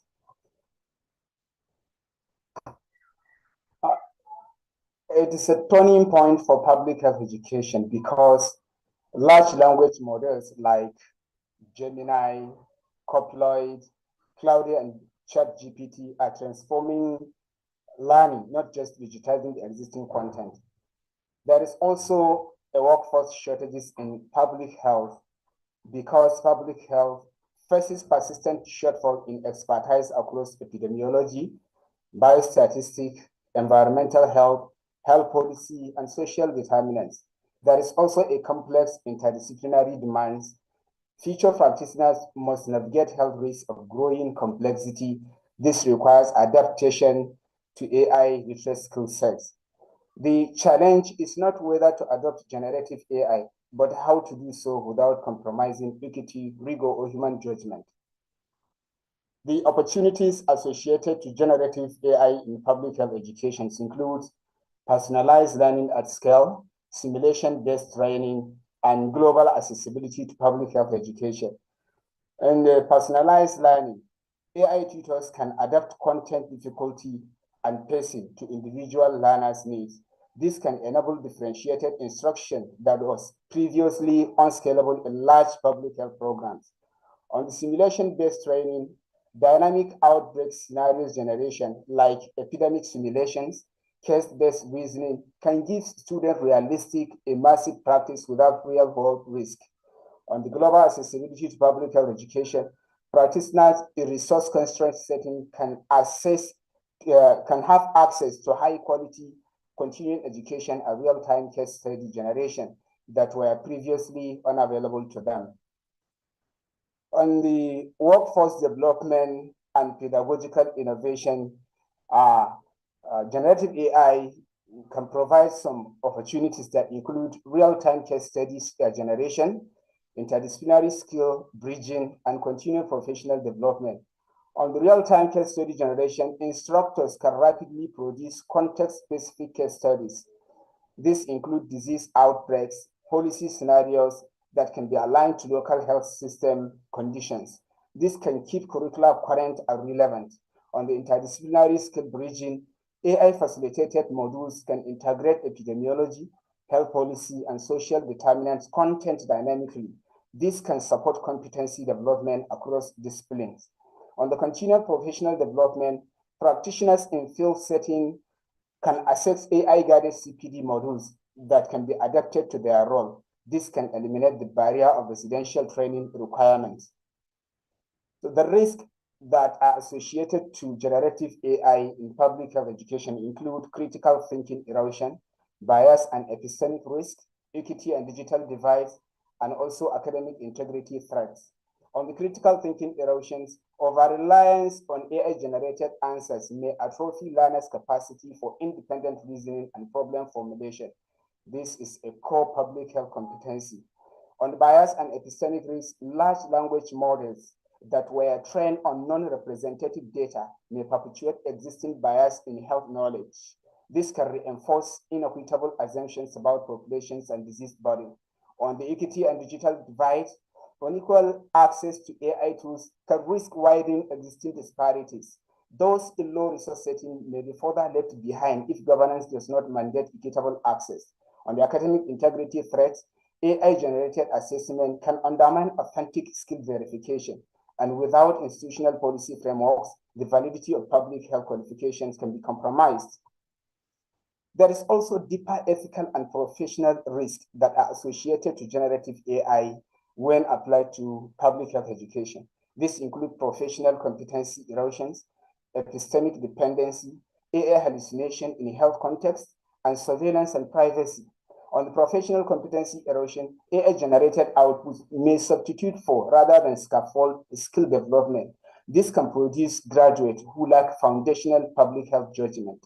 On the epistemic dependency, learners may develop uncritical trust in AI outputs, failing to interrogate assumptions or evaluate the provenance of health data and evidence.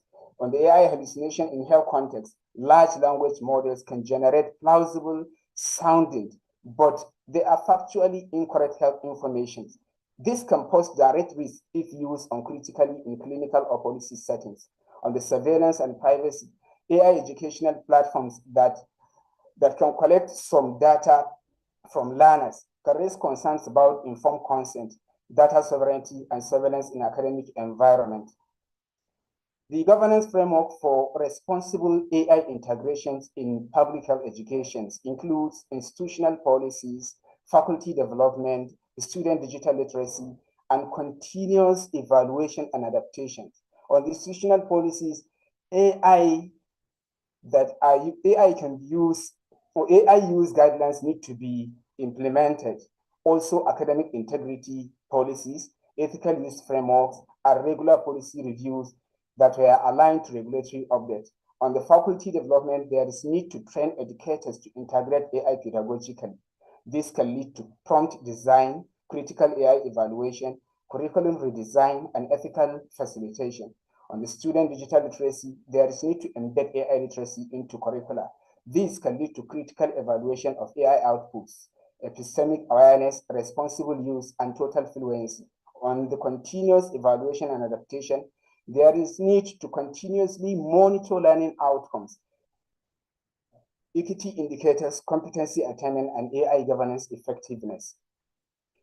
Evidence tells us that there is democratization versus disparity issue, there is innovation versus rigor issue, and there is also human judgment. On democratization versus disparity issue, whether generative AI democratizes public health education or deepens existing disparities depends more on proactive governance than on reactive regulations. On the innovation versus rigor, AI adoption in curricula must balance technological novelty with pedagogical evidence. Innovation and rigor are not opposites. Governance needs to ensure both coexist. On the human judgment, generative AI must augment, not replace human judgment in population health context. Graduates must be AI literate, not AI-dependent professionals. To prepare public health professionals for an AI-augmented future, there is need to enact proactive, equity-centered institutional AI policies. There is need to invest in faculty development for AI-augmented pedagogy.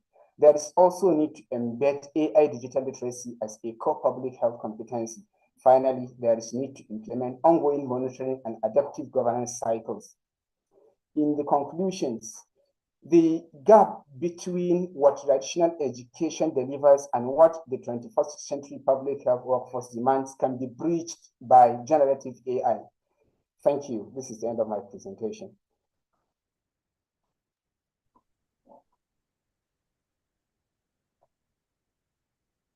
Well, thank you very much for this interesting presentation. I think we are going to have another presenter. Mr. Gumidi, are you online?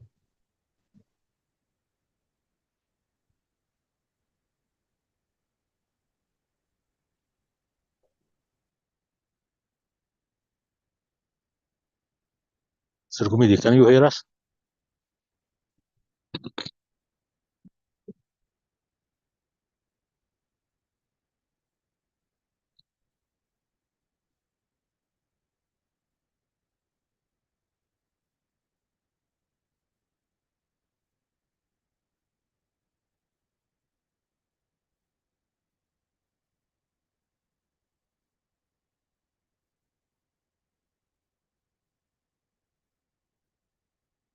Mr. Gumidi, are you online?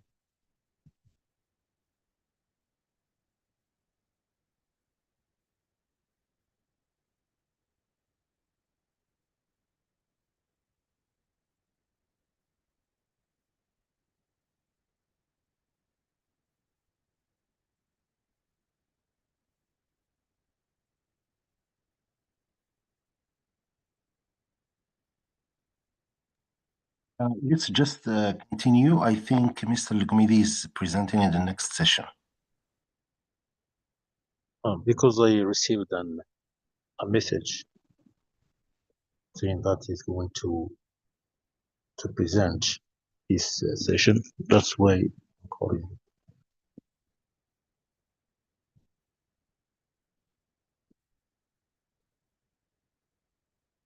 Mr. Gumidi, are you online?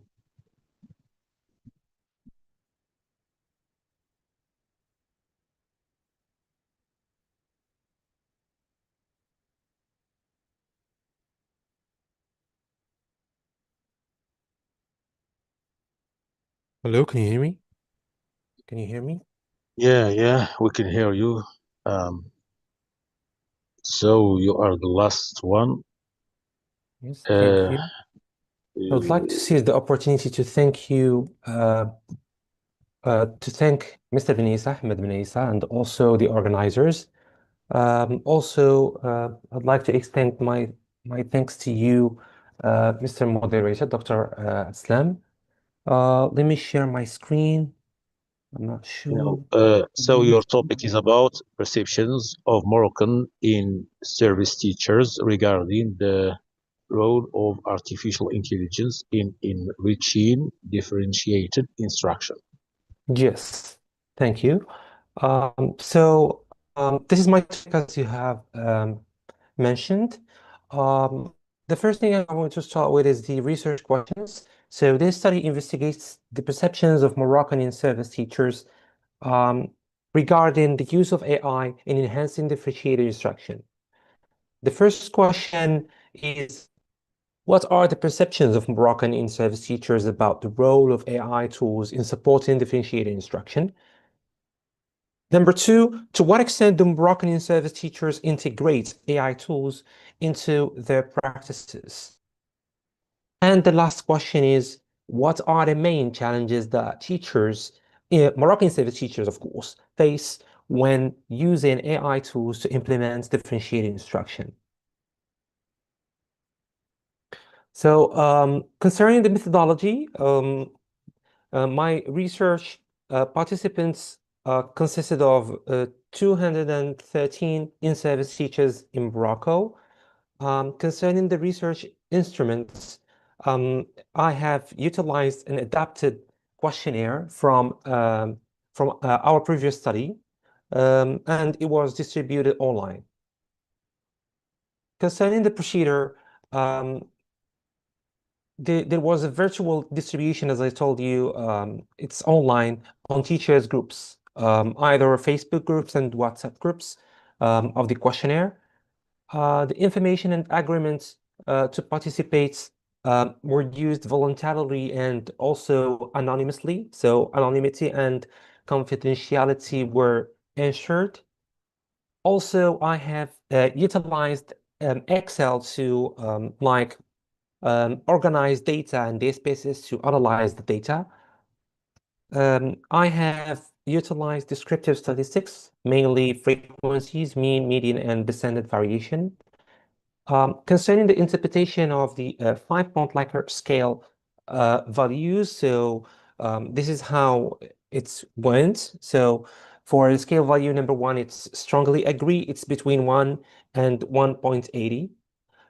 Also for the agree, it's 181 to 2.60.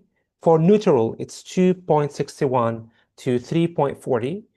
And for the disagree, it's 3.41 to 420. Concerning the last one, strongly disagree, it's 421 to 5. Concerning the reliability, so to ensure the reliability of the questionnaire items, I have used Cronbach's alpha to count the coefficients. And as you can see here, it's high and it's positive and acceptable in all of the 3 parts of the questionnaire. Concerning the validity, I have used the Kaiser and Meyer, which is the Chemo Kaiser and Meyer measures of sample adequacy, and as you can see here, it's high. It's 0.82, which is acceptable.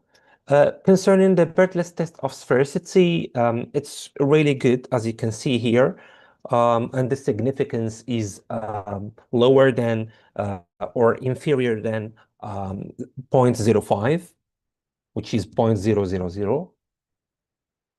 Concerning the results, so this study is under publication, so it's not published yet, and it's being finalized. And so I'm going to share with you just some insights. So these are the questions that I have shared in the questionnaire for my participants. So here I believe that using diverse strategies makes the content more engaging for learners. Differentiated pedagogy helps improve understanding by considering individual differences. I did not notice a significant difference in student engagements when using differentiated method. And also, I do not see the necessity of varying activities within a single session to meet different learners' needs. So here, our participants have shown that they have a really positive attitudes concerning the use of AI in fostering differentiated instruction. Concerning the second part, which is related to practices, so these are the items. I've got 5 items here. I use a variety of educational resources suited to differentiate different learning styles. I allow students to choose topics or tasks based on their interests. I organize students into groups based on their needs or levels. I use varied methods to explain concepts, and I do not adapt AI tools to match learners' abilities. So this is the negative item. It was reverse coded later on in the statistics to maintain the unidirectional stance of the data and not to confuse readers for the paper later on.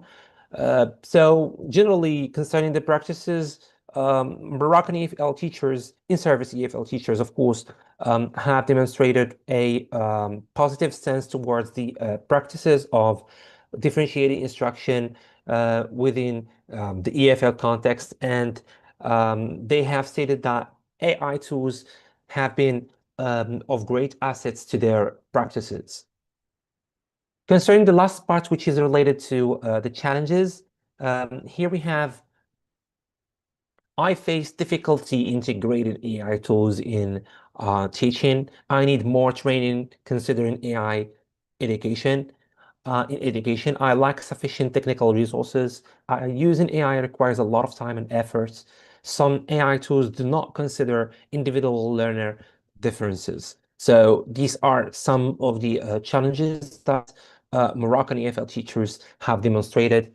And also they have mentioned that some of the tools so did not consider individual learning differences, which is the negative item here. That was again reverse coded to maintain a unidirectional stance. Concerning the discussion, the main findings. Despite the number of limitations, AI has proven to be of great assets or of great importance when it comes to fostering differentiated instruction so as to maximize learning inside the classroom. The interpretation, findings support existing literature related to the topic, of course, and there is a high level of teachers' enthusiasm concerning the implementation of AI in education in spite of the limited resources and lack of training. So this is traced back again to Fakhar et al. 2024. Handling the unbalanced digital infrastructure and the absence of AI in teacher training should be a priority. This is by Fakhar et al. And Fahrenheit Foundation 2025.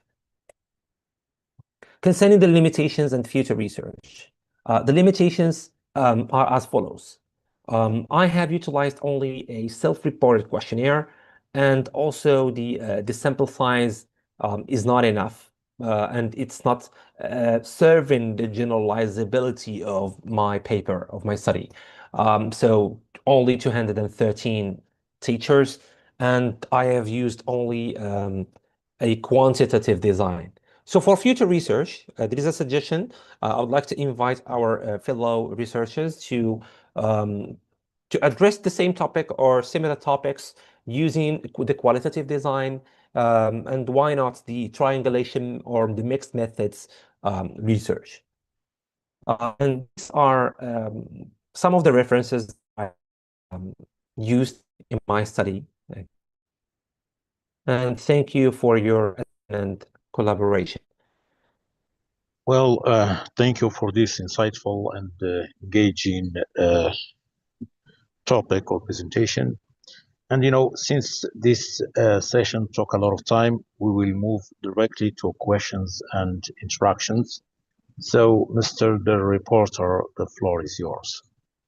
Yes, thank you. So this session was really fruitful, and it has included a versatile and an amalgam of topics related to AI.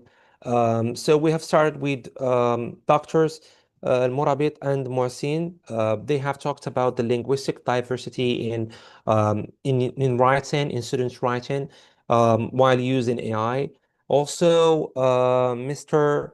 Al-Houari talked about the performativity and the aesthetical and pedagogical approach. Okay.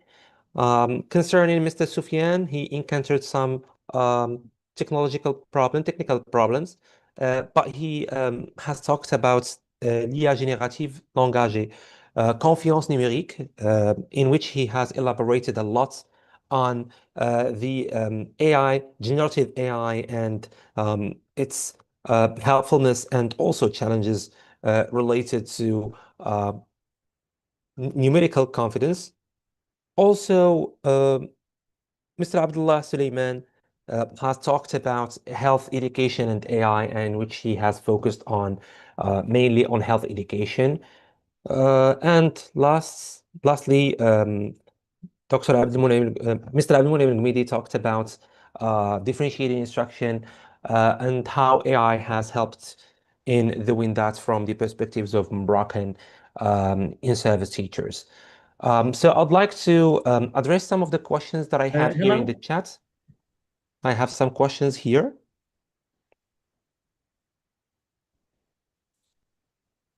So the first question that I've got here from the chat, it's by, I guess, Zainab. Yes, yes, Zainab Saad. Zainab Saad asked a question to Dr. Morabit and Dr. Mohsin. She says, congratulations for the presentation, for the quality of this work, and thank you for sharing your research with us on such an interesting and timely topic. Hello? So the question is, yes, hello? Please, can I, okay, after you finish, I'm sorry to interrupt. Yes. Okay, I haven't yet presented my presentation. Do we still have time to do that, if you don't mind? My name is Said Zubair. Said, which session? Said. I think in this session we have called him many times. I'm He sorry, was- I had some technical issues. I'm sorry with my with the internet. Please, if I might please interfere, can I answer the questions that I have on the chat, and then we can continue with Said's presentation because of Okay. sorry, I have Okay. some other commitments. Sorry, Thank you so much. sorry, Mr. Said. We are, really sorry. I think you have to wait till the next session.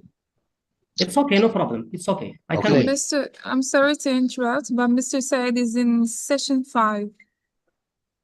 Okay. Yes, but Yeah. which okay.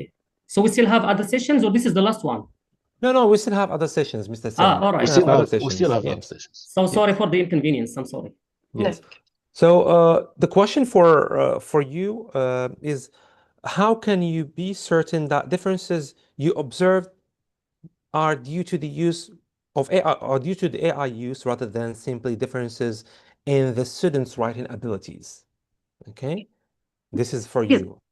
Thank you so much, Mr. Chairman. This is very important question. How can we make sure that there are no other intervening variables? Well, in order to address this concern, the study used a controlled experiment design. So all participants were from the same academic level, as I have mentioned earlier, semester 4, and also they were from excellence program, which actually ensured relatively similar level of writing proficiency. In addition to that, all students completed the same writing task under controlled conditions. So I can conclude that the only variable that differed between these three groups, it's the AI-assisted group, search-assisted, and unaided group. I hope this answers the first question. Yes. And I just there is, of course, to every research there is limitations, and this can be considered one of the limitations. But the researchers, me and my colleague, we try to make sure that we provided the conditions for the experiment to be controlled, and for no other variables to interfere in the results. Thank you. Okay, so you have another question, Dr. Munia and Dr. Fatim Zahra. So the question is by Karima Azizi. She says, could you provide more details on how participants engaged with AI-assisted writing? Specifically, did they use AI tools during classroom sessions or primarily outside of the class? Also, did you encounter any challenges while implementing the AI-assisted writing treatments for this group? Okay, for the first part concerning the use of AI, in the AI-assisted condition, participants were allowed to use a generative AI tool as a support resource. So it's only used to help. This includes using it for idea generation, language suggestions, and refining parts of the text. And students were required to remain actively engaged in the writing process and to produce their own final version. So not to ask, for example, the AI to produce the whole text, in order to make sure that this is not an AI-generated writing, but an AI or an AI-assisted writing. Concerning the second part, for the challenges, one of the main difficulties was actually controlling the degree of AI use. Students interacted with the tool in different ways. Some using it for ideas generations, others for language supports. Despite the suggestions or the rules that we have provided at the beginning. However, for us, rather than treating this as a limitation, it's actually reflects the real writing practices, where AI use is naturally varies across individuals. So each individual will use it differently. So for us, it was hard to make the students, abide by the rules, not to just ask the AI tool to write the whole essay, but we try to maintain, to control and observe how they use the tool in order not to in order to have credible results.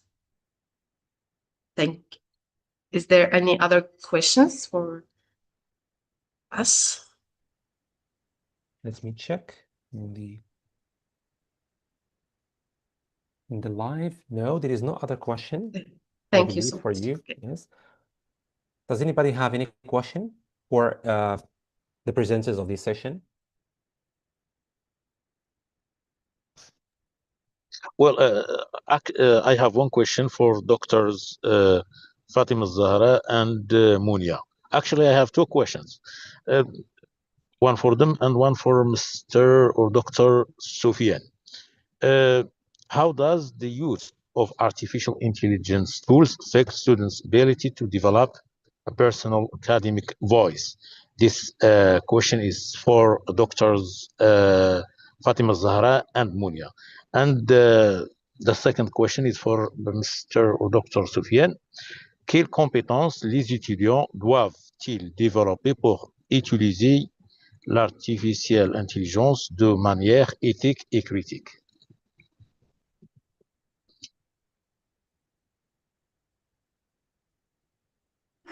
Please, would you repeat the first question? How does the use of artificial intelligence tools affect students' ability to develop a personal academic voice? Yeah.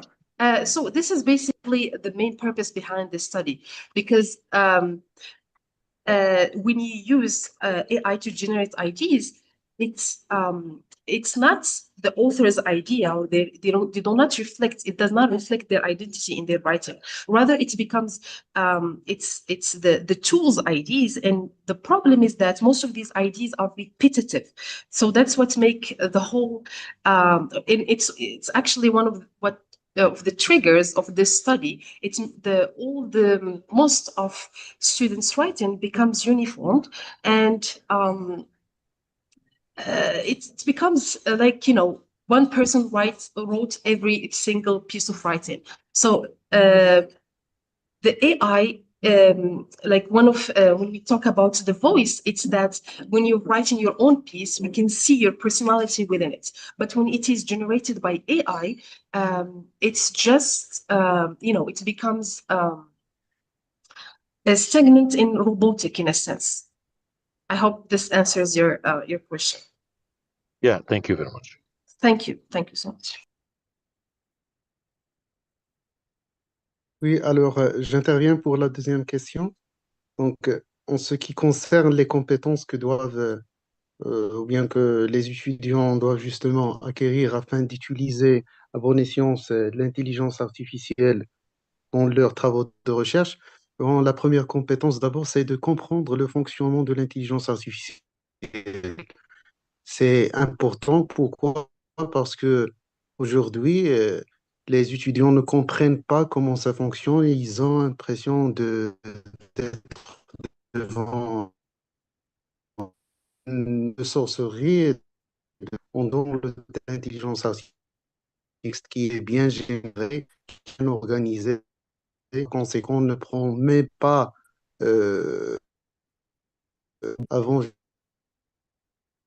au professeur pour correction, pour évaluation. La compréhension du fonctionnement de l'intelligence artificielle.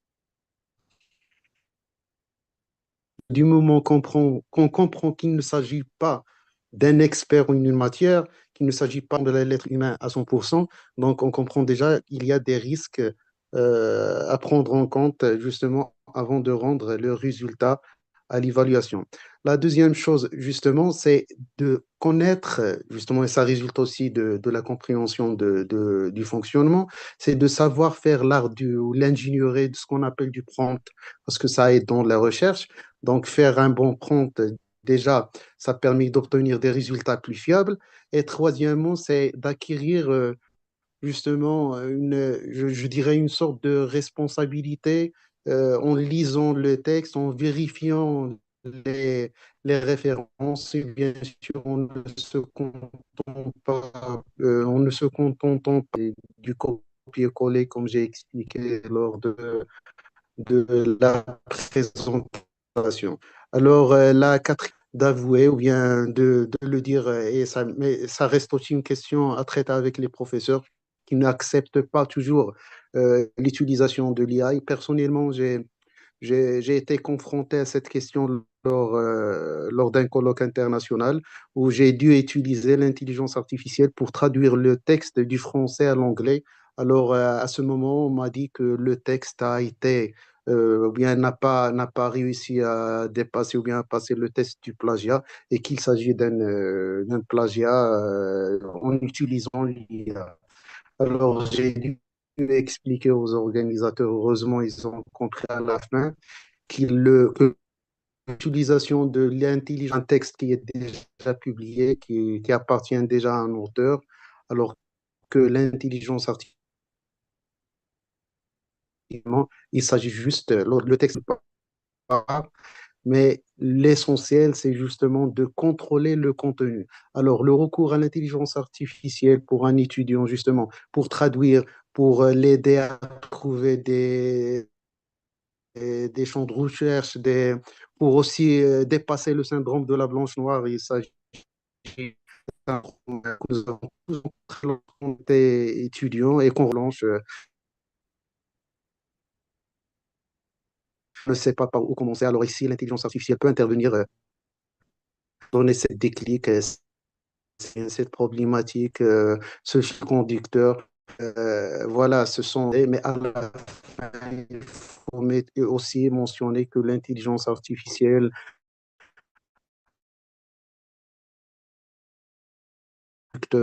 co-chercheur, mais aussi que lorsque justement l'étudiant va avouer qu'il a utilisé l'intelligence artificielle, il engage sa responsabilité en quoi il a relu le travail, il a vérifié les références, le résultat avant de le soumettre sur ses propositions que repose une utilisation rationnelle de l'intelligence artificielle et étudiant, et c'est notre rôle de justement de sensibiliser les étudiants sur, comme j'ai dit, le fonctionnement et sur les biais et les risques que peut engendrer une utilisation non responsable de l'intelligence artificielle. J'espère avoir répondu à votre question. Oui, merci. Oui, merci, Monsieur Soufiane, pour cette intervention. Et aussi, I don't know what I'm speaking French. Thank you also for Dr. Wassim and Dr. Munia for your intervention again. And I would like to give the floor to the other moderator for the upcoming session, Mr. Otalib, I guess. Yes, the floor is yours. Thank you so much, Mr. Abdelmunaim. Hello, everyone. Greetings. My name is Abdeslam Otalib, and I will be moderating the third session of this conference under the title AI Language and the Future of Global Knowledge. The first presenter is Dr. Yasmin Shara. She is a PhD student at Abdelmalik Saadi University, and she is going to talk to us about postcolonialism and its global impact, culture, identity, and migration. The floor is yours, Dr. Shara. Thank you very much, Dr. Abdeslam. So let me share my screen with you.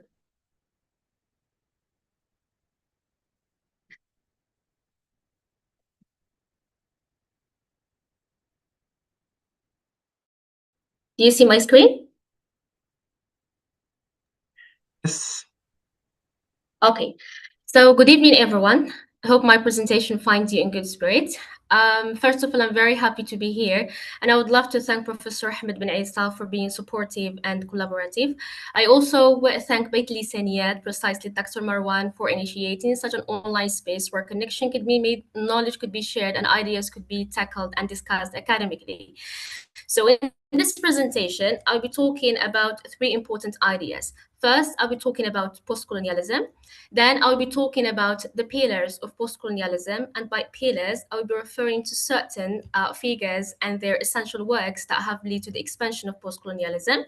And then I'll be talking about the global impact of the latter. And lastly, I'll be ending with a very brief conclusion.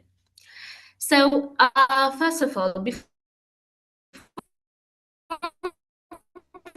providing any definition for postcolonialism does not stick to one particular definition. Instead, it differs from one scholar to another depending on their attitude, approach, and context. So in this presentation, postcolonialism will be addressed in relationship to contemporary transformations that the latter has on culture, identity, and migration, and also its relationship with artificial intelligence. So in this, emerging mainly in the mid to late 20th century, as an academic movement, postcolonialism is a literary theory that scrutinizes the cultural, historical, social, and political ramifications of colonialism and imperialism on the colonized people. Postcolonialism studies the ongoing and lasting effects of colonialism and imperialism in the modern world. Even after decolonization, postcolonialism argues that the colonial power continues strongly yet differently to form the colonized societies through art, media, and some educational systems. It is believed that from the 15th to 19th century, European colonialism dominated non-European people and their land using heartbreaking mechanisms such as the penetration of their land, occupation, conquest, and economic exploitation. However, along with these issues, we have the ending of World War II and the independence of some African regions. These issues lead to the rise of the postcolonial thought and pushed the third world writers to defy the Eurocentric histories and cultural assumptions. Therefore, postcolonialism is a field that examines the cultural legacies of colonialism and imperialism by reflecting upon the experiences of the colonized people and how the latter resist against the colonial and imperial power dynamics. So the question here, or what is at stake here, is the way the colonized people resist. So they use different kind of resistance. The first type of resistance is political resistance. So the colonized people here resist the colonial power through armed rebellions, revolt, political negotiation, and diplomacy to overthrow the colonial rule.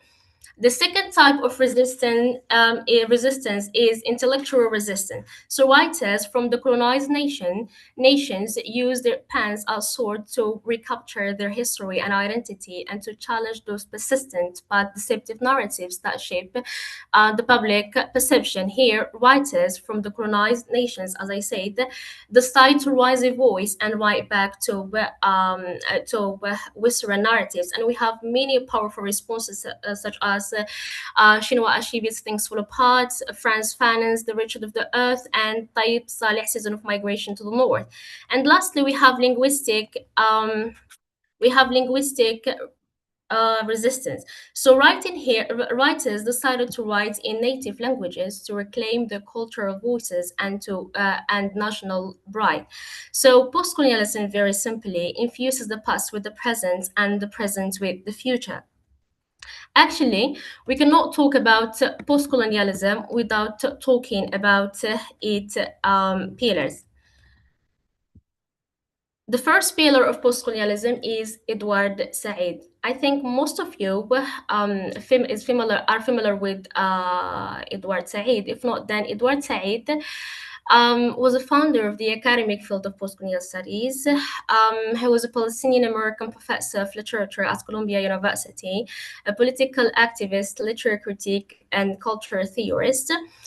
Said has many significant and literary contributions, such as Out of Place in Memoir, The Word, The Text, and the Critique, Representations of the Intellectual, Culture, Imperialism, and Our Major Focus, Orientalism. So written in 1978, Orientalism questions those false and unrealistic portrayals and accounts of the East that forms the Western perceptions and has a lasting impact, influencing how the East is represented in literature, media, and politics even after the colonial era ended. Well, Said's Orientalism addresses many themes and issues, but I'm going to narrow my focus on three ideas. First, through this book, Edward Said defines the Western representation of the East. He strongly believes that the West constructs misleading images of the Eastern people and their lands. Well, the Eastern people are represented as exotic, others, inferior, uncivilized, and servile, and their land is represented in feminine terms, and that is something very essential. Actually, their land is represented in sexual terms, is represented as a female that need to be penetrated, reclaimed, and possessed. So, as Said put it, the Orient was a place where one could look for sexual experience and obtainable in Europe. The second idea that he talks about in this through his work is representation of the West. The representation of the West served par excellence the imperial interest. Knowledge about the Orient is not neutral but is tied to power, control, and empire. And the last idea is that the Oriental discourse is created to do what? To craft knowledge about the Orient. This discourse is not individual, but is constituted of a bunch of ideologies and ideas produced by scholars, writers, and artists to support the colonial conquest, turning it to a natural and necessary thing to be done to save the Eastern people. Therefore, and that is, of course, a Western saying, so the Orient is not a real entity, but a Western invention, a set of ideas and images invented by the West to define itself in opposition to the East. Said of culture, where he tackles the way culture, identity, and power are reconstructed in the post-colonial world. Bahaba argues that colonialism leads to the creation of hybrid identities, not purely colonizer or colonized, but something in between. And this in-betweenness will be explained in the second slide. So this in-betweenness paves the way for resistance, since the colonized subject can mimic colonial culture, but also subvert it. So in his work, the one that we mentioned, the location of culture, he talks about three important ideas. First, about hybridity, and actually he is famously known for the notion of hybridity and the third space. So this hybridity, he defines it as a conception that stresses the interdependence and mutual construction of the colonizer and the colonized. It is the interaction between the colonizer and the colonized that lead to the spreading of hybrid identities, cultures, and religions. The second term he talks about, mimicry and ambivalence. These two concepts go hand in hand, they go together. So mimicry is the act of imitating the colonizer's culture and language and other things. Ambivalence is the state of having dual attitude toward the colonizer. So while mimicry is a practice, ambivalence is the psychological state that results from it. So mimicry, which might look like a sign of submission to you, as it was to me in the beginning, is filled with ambivalent tension because it never fully removes the identity of the colonized person. So this almost the same but never quite effect of mimicry disrupts the colonizer's authority by revealing the constructed and fragile nature of their power and the inherent contradiction in their civilizing mission. The last concept he talks about is the third space. So this third space is a space of in-betweenness where new perspectives and identities can form outside of the rigid colonial binaries. It is a site of negotiation, resistance, and translation where cultures merge and result in an evolving cultural and transnational manifestations. Before moving to the last pillar, there is something that I have to share with you here concerning Bahaba's ideas. After a lot of reading, it seems that the way that Bahaba approaches the concept of the third space is a bit optimistic. Why? Because the integration that he's talking about is too theoretical, actually. Because even though we are living in a globalized, modern, and contemporary world, the third world people sometimes are still referred to as inferior, and they are unwelcomed in some places or in some states. So, for example, let's take the case of Muslim migrants and their experiences of political marginalization and social exclusion and isolation in the host countries. So Bhaba's idea of the third space is too theoretical and very hard to put into practice, yet his ideas of hybridity, mimicry, and even of the third space is very important and are solid resources when talking about diasporic studies, migration studies, and also post-colonial studies. So the last pillar of post-colonialism is Spivak. So Spivak, she is a university professor at Columbia University and a founding member of the Establishment Institute for Comparative Literature and Society. Influenced by theories of Marxism, deconstruction, and feminism, Spivak's theory of the subaltern focuses on the subaltern and their struggles to voice themselves. One of her works that made her quite famous is Can the Subaltern Speak? So through this work, she explores those marginalized and subaltern women who cannot speak because power structures silence, distort, and appropriate their voices. She challenges scholars to rethink representation and listen rather than speak for others. What she means here, she asserts that women, precisely excluded women and men, have to speak for themselves, have to narrate their stories and their ordeals, because sometimes we don't need others to represent us. And I want you to highlight the word of sometimes, because I know in hard times we need others to defend us and to voice us. For example, let's take the case of the Palestinian people. So they need our voice so that their stories of bloodshed will reach the world. However, and something very important here, even though that the Palestinian people are living, more than hard times, actually living in bad situations because of the war, but their voice and is strongly represented through the Palestinian media, journalists, and also press. So it is important, or it is valuable to voice the voiceless, but it remains of great significance to give them the stage, to give them the floor, because I believe originality imparts authenticity and depth both to the story and its narration. So another thing that Spivak talks about is that she believes sometimes not about speech, but also about representation power. Sometimes, even though the subalterns speak, their voices are controlled by authorities, elite, and even Western academics. And she points to the practice of sati. That is a good wife, and it is what we call it, the historical Hindu custom of a widow burning herself on her husband's funeral pyre. I use this as a vital and vivid case study to divulge the silencing and the exclusion of the female voice. For example, and that is taken from her work, The Subaltern, Can the Subaltern Speak? So here we must save brown women for man. So this is British colonizers saying.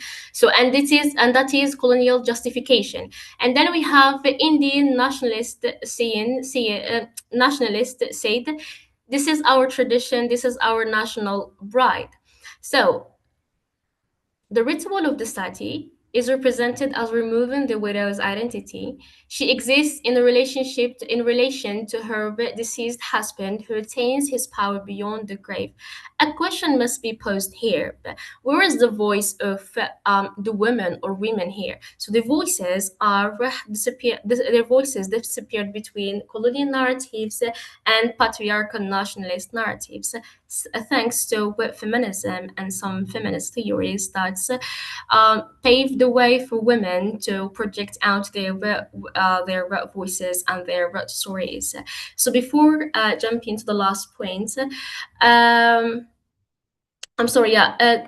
You might say that the third pillars differentiate, in their terms and so on and so forth. But they connect in so many ways. They connect in giving rise to postcolonialism. They connect in giving voice to the voiceless, and also they connect in correcting certain stereotypes about the Eastern land, the Eastern people.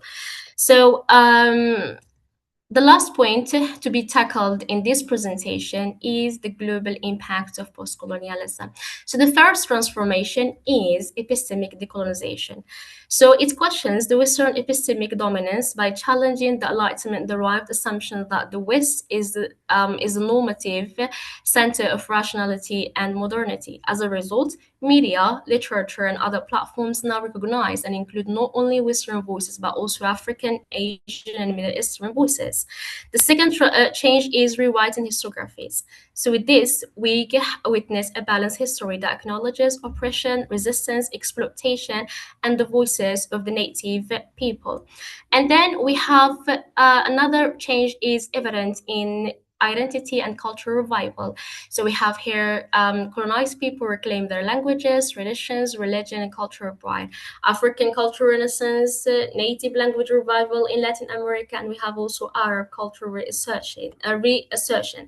And then we have critique of global capitalism.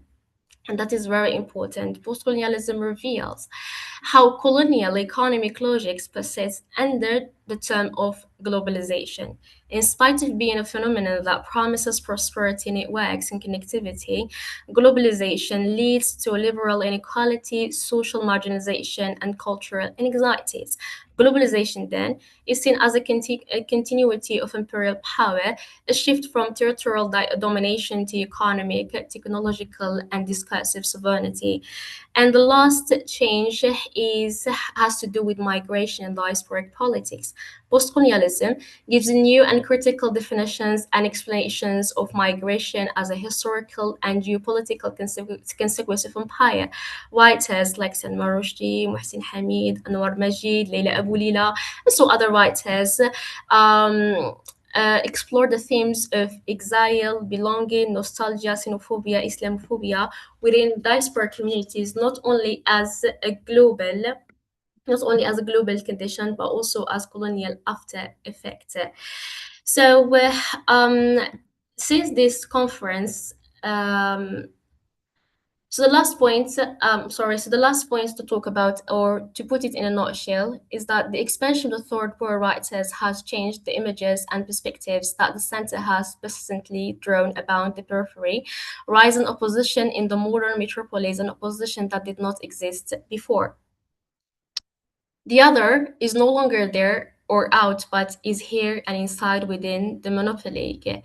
And then we have here postcolonialism as a controversial movement has massively helped in the dismantling of the Eurocentric universals by criticizing new colonial capitalism and fostering the colonized modes of knowledge and identity, as young Robert cleverly put it in his book. So postcolonialism offers a political philosophy of activism that contests the current situation of global inequality, which in a new way continues the anti-colonial struggles of the past and enables us to decolonize our own lives in the present. Actually, some writers, some scholars, such as Anya Lombard, in her work, Postcolonialism and Beyond questions what lies behind postcolonialism.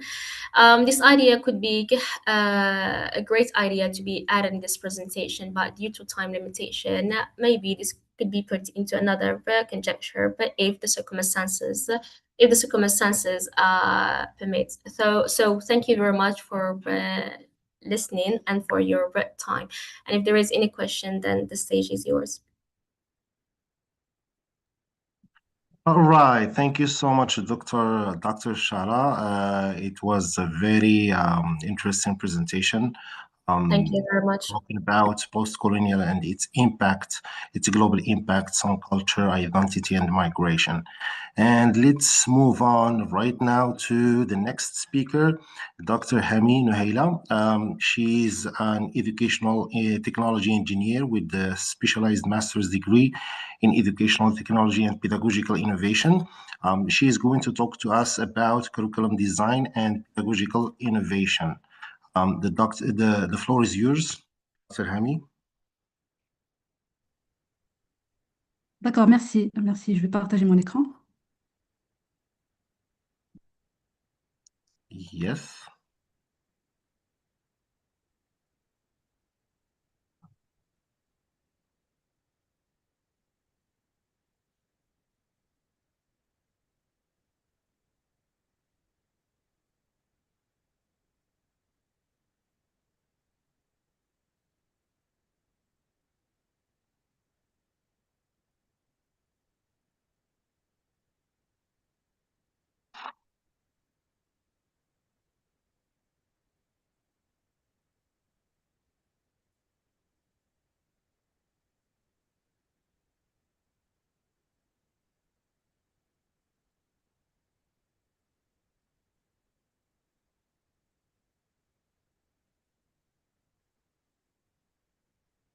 It's good. You can start.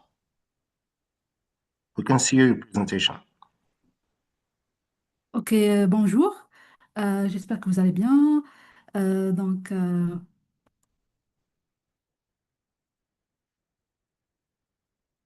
bonjour à tous et à toutes.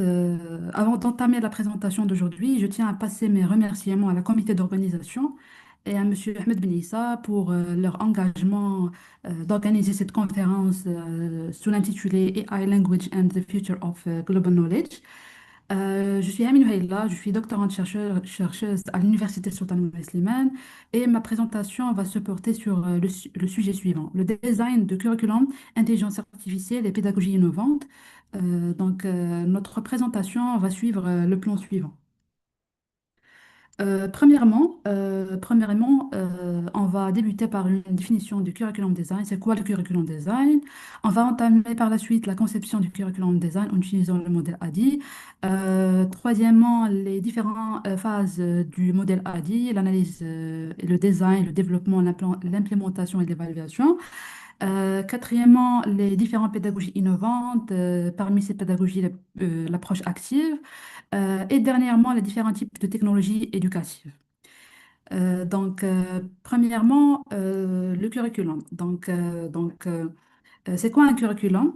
Dans le contexte de la formation et du design du programme de formation, d'études ou le plan structuré qui définit, c'est un normalement plan structuré qui définit les objectifs, les contenus, les méthodes pédagogiques et les modalités d'évaluation d'un parcours éducatif.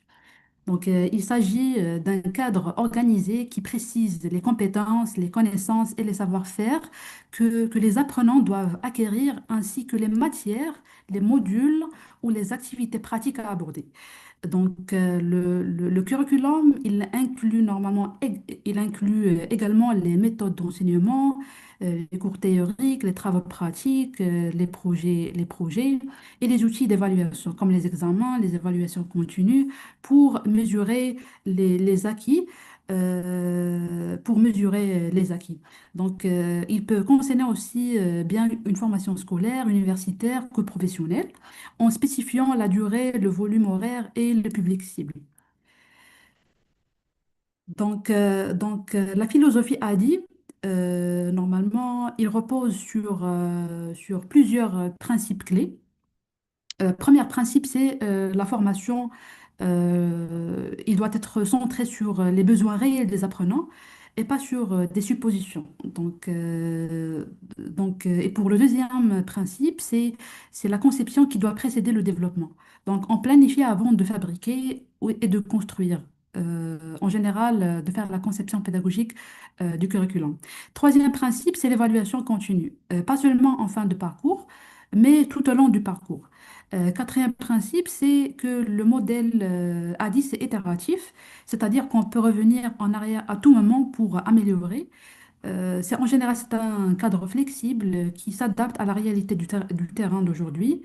ADI est utilisé dans l'éducation nationale des universités, dans la formation d'entreprises, dans le e-learning même, et même dans la conception des serious games. Parmi la première étape de ce modèle-là, c'est la partie analyse. La phase d'analyse, c'est la phase la plus importante et pourtant la plus souvent négligée. Son objectif est de répondre à une question fondamentale, quel est le problème que la formation doit résoudre? Une bonne analyse doit produire plusieurs informations. Premièrement, le profil des apprenants, leur âge, leur niveau scolaire, leurs prérequis, leur motivation et leurs contraintes. Euh, Deuxièmement, l'écart des compétences ou le gap analysis. Ce qu'ils savent déjà, vs ce qu'ils devraient savoir. Troisièmement, les objectifs stratégiques. Les objectifs stratégiques, pourquoi l'organisation ou l'établissement veut cette formation? Car comme on sait que que le modèle a dit est destiné à la fois aux entreprises, à la fois au curriculum universitaire, e-learning, etc. Donc, quatrièmement, l'environnement d'apprentissage. Est-ce que normalement cette formation doit être en présentiel, en distanciel, en hybride et quel équipement disponible? Donc, dans cette analyse, on risque de concevoir un curriculum qui ne répond à aucun besoin réel. Donc, l'analyse, c'est la boussole de la conception des programmes de formation. Donc, comment mener concrètement une phase d'analyse? Donc, voici les outils et méthodes les plus courantes. Il y en a les entretiens individuels avec les parties prenantes. Donc, les parties prenantes, ils peuvent qu'elles soient des futurs apprenants, des experts métiers, des responsables pédagogiques, etc. Donc, deuxièmement, le questionnaire. Donc, un Google Form qui permet de recueillir des données quantitatives à grande échelle. On peut utiliser les analyses documentaires, comme les rapports d'évaluation précédents, les fiches de poste, les résultats scolaires. On peut utiliser des focus group aussi. On peut réunir un petit groupe d'apprenants pour échanger. Donc, en général, les livrables typiques de cette phase d'analyse, c'est un document de cadrage pédagogique et un fiche persona. Un fiche persona, exemple type apprenant, euh, et les matrices de compétences. Donc, c'est ça en général les différents techniques ou les différentes étapes qu'on peut y accéder pour faire une analyse du curriculum. Une fois l'analyse validée, on passe à la phase du design. C'est la conception pédagogique. Donc, dans cette phase-là, il faut faire attention. On ne fabrique pas encore, on fabrique encore rien, mais on planifie. Cette phase, il répond à la question, comment allons-nous atteindre les objectifs? Les objectifs pédagogiques généraux et les objectifs spécifiques de chaque séance et séquence. Donc, les composantes de scénario pédagogique global est comme suit. Première composante, les objectifs pédagogiques généraux, rédigés avec des verbes d'action, selon la taxonomie de Bloom qu'on va traiter par la suite. Donc, le découpage en modules, la durée de chaque séance. Troisièmement, les méthodes pédagogiques. Est-ce que la formation va être un exposé sous forme d'un exposé magistral ou sous forme d'études de cas ou sous forme des travaux pratiques ou dans les classes inversées ou ça va être un apprentissage par projet ou jeu de rôle. Quatrièmement, c'est les médias et supports. Donc, est-ce qu'on va utiliser dans cette formation ou dans ce programme de formation des vidéos? Est-ce qu'on va utiliser des documents PDF? Est-ce qu'on va interpréter ou plutôt utiliser des forums, des quiz interactifs? Et cinquièmement, les modalités. Est-ce que cette formation va être en mode asynchrone, c'est-à-dire en direct? Ou asynchrone, c'est-à-dire en autonomie. C'est-à-dire l'apprenant va suivre la formation dans le temps et le lieu qui leur convient. Aussi, est-ce que cette formation va être en individuel ou collectif? Sixièmement, la stratégie d'évaluation. Donc, comment on veut évaluer cette formation? Est-ce que par des quiz, par des examens finaux, par un projet à rendre ou par auto-évaluation? Donc, le livrable principal de cette phase, c'est un scénario pédagogique général. Donc, comme j'ai déjà traité dans le slide précédent, il y en a la taxonomie de Bloom. Donc, la taxonomie de Bloom, c'est le cœur du design. Et c'est à travers la taxonomie de Bloom qu'on élabore et qu'on on formule les objectifs pédagogiques. Donc, ces objectifs, en premier temps, ils doivent être SMART, c'est-à-dire spécifiques, mesurables, atteignables, réalistes et temporellement définis. Donc, pour S, c'est-à-dire SMART, il doit être spécifique. Ils doivent être précis et détaillés, expliquant clairement les compétences, les connaissances ou les comportements que les apprenants doivent adopter. Deuxièmement, c'est mesurable. Donc, l'objectif doit être mesurable pour savoir si les résultats en étaient atteints. Donc, il faut que les objectifs soient mesurables. Troisièmement, c'est l'objectif, il doit être acceptable, c'est-à-dire les objectifs de formation doivent être en adéquation avec l'objectif général.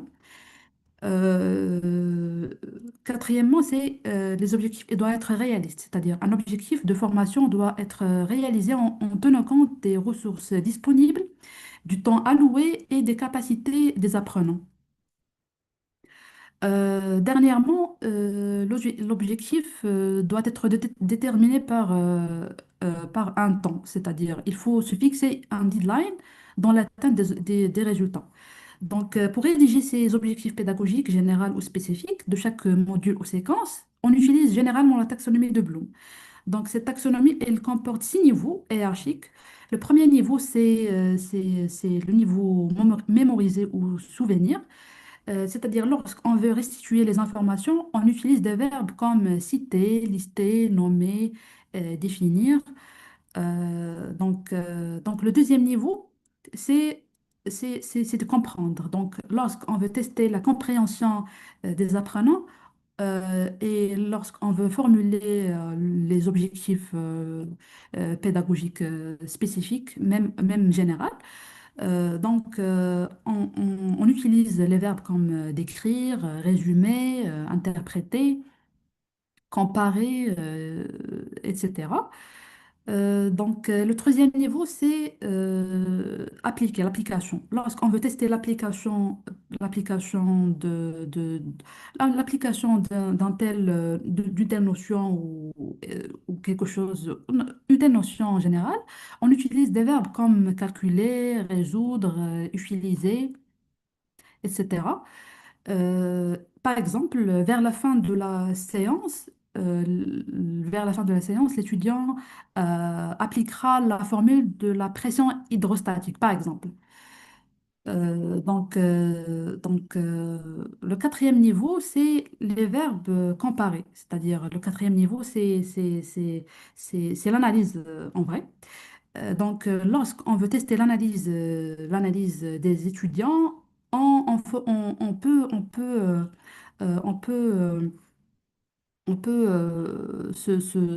peut normalement utiliser des verbes d'action comme comparer, classer, distinguer, examiner, etc. Pour le cinquième niveau, c'est l'évaluation. On veut porter un jugement plutôt une évaluation, mais généralement, on veut porter un jugement, on utilise des verbes comme critiquer, justifier, évaluer, mesurer, soutenir, examiner. Et le sixième niveau, c'est normalement c'est la création.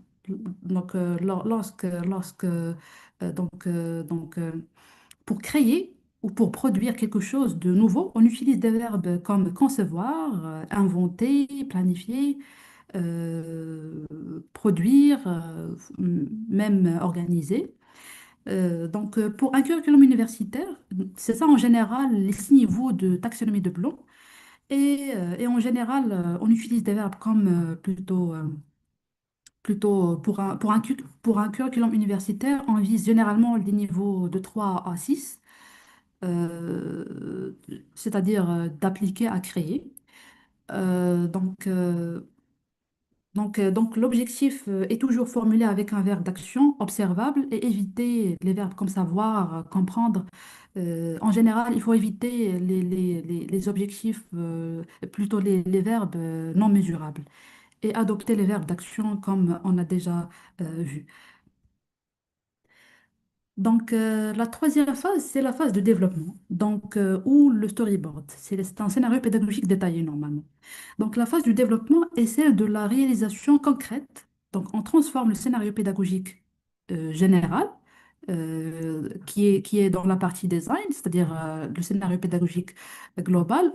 On transforme le scénario pédagogique général en scénario pédagogique détaillé ou en storyboard.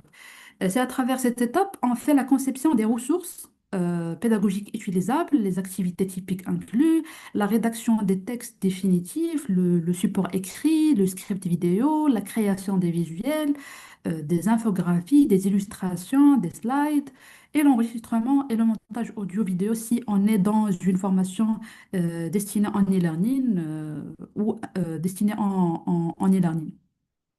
Donc, le développement des interactions numériques comme les quiz, les simulations, les serious games et l'intégration dans une plateforme LMS.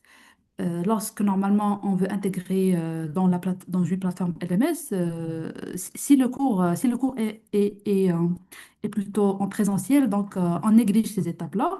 Et si on veut implanter notre formation dans un Learning Management System, comme modèle Canva 360 Learning, on veut, on peut on peut normalement suivre ces deux dernières étapes. Euh, donc, euh, donc, euh, et la rédaction des guides pour les formateurs et pour les apprenants. Donc, on produit d'abord une version alpha euh, qu'on peut le tester en interne par l'équipe du projet, puis une version bêta testée par un petit groupe d'apprenants pilotes. Donc, les acteurs impliqués dans cette étape-là, c'est les rédacteurs pédagogiques, les graphistes, l'intégrateur LMS, le développeur, si besoin, et l'expert métier, c'est-à-dire le formateur qui valide l'exactitude du contenu délivré. Exemple pour un module sur la comptabilité. On développe par exemple 6 vidéos de 5 minutes, 3 exercices interactifs sur Excel, un quiz final de 20 questions et un PDF récapitulatif. Donc, cette phase, normalement, cette phase est généralement la plus longue, la plus coûteuse même. Donc, une bonne gestion de projet de formation est essentielle. Donc, en cette étape-là, on crée un document qui est appelé le storyboard. Normalement, c'est le scénario pédagogique détaillé. C'est une description détaillée, écran par écran, si on est dans le e-learning, ou minute par minute, si on est dans un cours présentiel, si on est dans une formation présentielle, de ce qui va se passer. Donc, un storyboard contient généralement le numéro de l'écran ou de la séquence, le texte à l'écran, le script audio, les interactions comme les quiz, les clics et déposés, les glisses et déposés même, les feedbacks prévus, la durée estimée. Et pour le présentiel, on produit un scénario de séance avec, par exemple, le timing, exemple de 5 minutes Yes, d'accueil. Nuhaila, Oui, sorry to interrupt you. Would you be as brief as possible, please? We are running out of ok, time. ok. Thank you. La liste des supports nécessaires, comme les vidéoprojecteurs, les paperboards et les fiches. En général, il existe des outils de design comme Miro, MindMaster pour les cartes heuristiques et PowerPoint pour les maquettages rapides ou simplement les feuilles papier. Donc, euh, à la phase de développement, voici les composantes du scénario pédagogique détaillé. Prenons l'exemple d'une séance d'initiation à l'informatique qui va durer 2 heures. Normalement, parmi les composantes du scénario pédagogique détaillé, c'est les objectifs, le contenu, les activités du formateur, les activités des apprenants et le mode de regroupement, les techniques pédagogiques et le matériel à mettre en place. Avant la dernière phase, c'est la phase d'implantation. Pour réussir une implantation, plusieurs facteurs de succès sont à surveiller. Premièrement, facteur 1, une communication claire et anticipée. Donc, les apprenants doivent savoir pourquoi ils suivent cette formation, pas seulement le programme. Le facteur 2, un environnement d'apprentissage favorable, une salle confortable, une bonne connexion, une absence de distraction. Facteur 3, c'est un formateur compétent et préparé qui maîtrise le contenu et les techniques d'animation, et en plus le support technique réactif. Et un outline avec un temps de réponse court pendant l'implantation. Ensuite, des indicateurs comme si on est dans le mode e-learning, on suit les indicateurs suivants, le taux d'inscription, le taux de démarrage, les inscrits qui commencent, le taux de complétion. En général, c'est le Learning Analytics. Euh, Après, c'est la dernière phase, c'est la phase d'évaluation. Donc, la dernière phase est l'évaluation. Mais attention, dans le modèle ADI, l'évaluation n'est pas qu'à la fin. On distingue l'évaluation formative pendant chaque phase pour ajuster et l'évaluation sommative après la formation pour juger l'efficacité globale. Dans le cadre le plus utilisé est le modèle Quick Patrick, donc, qui comporte quatre niveaux. Le premier niveau, c'est la réaction. Les apprenants ont-ils apprécié la formation? On mesure la satisfaction, l'engagement, l'utilité perçue. On utilise généralement des questionnaires de satisfaction avec échelle de Likert. Le deuxième niveau, c'est l'évaluation des apprentissages. Donc, ces apprenants ont-ils acquis les connaissances ou compétences visées? On mesure par des quiz avant-après et des mises en situation. Donc, et pour le troisième niveau, c'est le niveau comportement. Est-ce que ces apprenants appliquent-ils ce qu'ils ont appris dans leur situation réelle de travail ou d'études? On mesure ça par observation, par entretien avec des managers ou auto-évaluation de 3 à 6 mois. Donc, le quatrième niveau, c'est les résultats. Donc, quel impact sur les indicateurs organisationnels ou académiques? La baisse des erreurs, la hausse des notes, la réduction de turnover et amélioration de la qualité. Donc, on peut, et là, normalement, en général, c'est l'amélioration de la qualité. Le cinquième niveau, normalement, si on parle, normalement, c'est généralement dans des formations d'entreprise.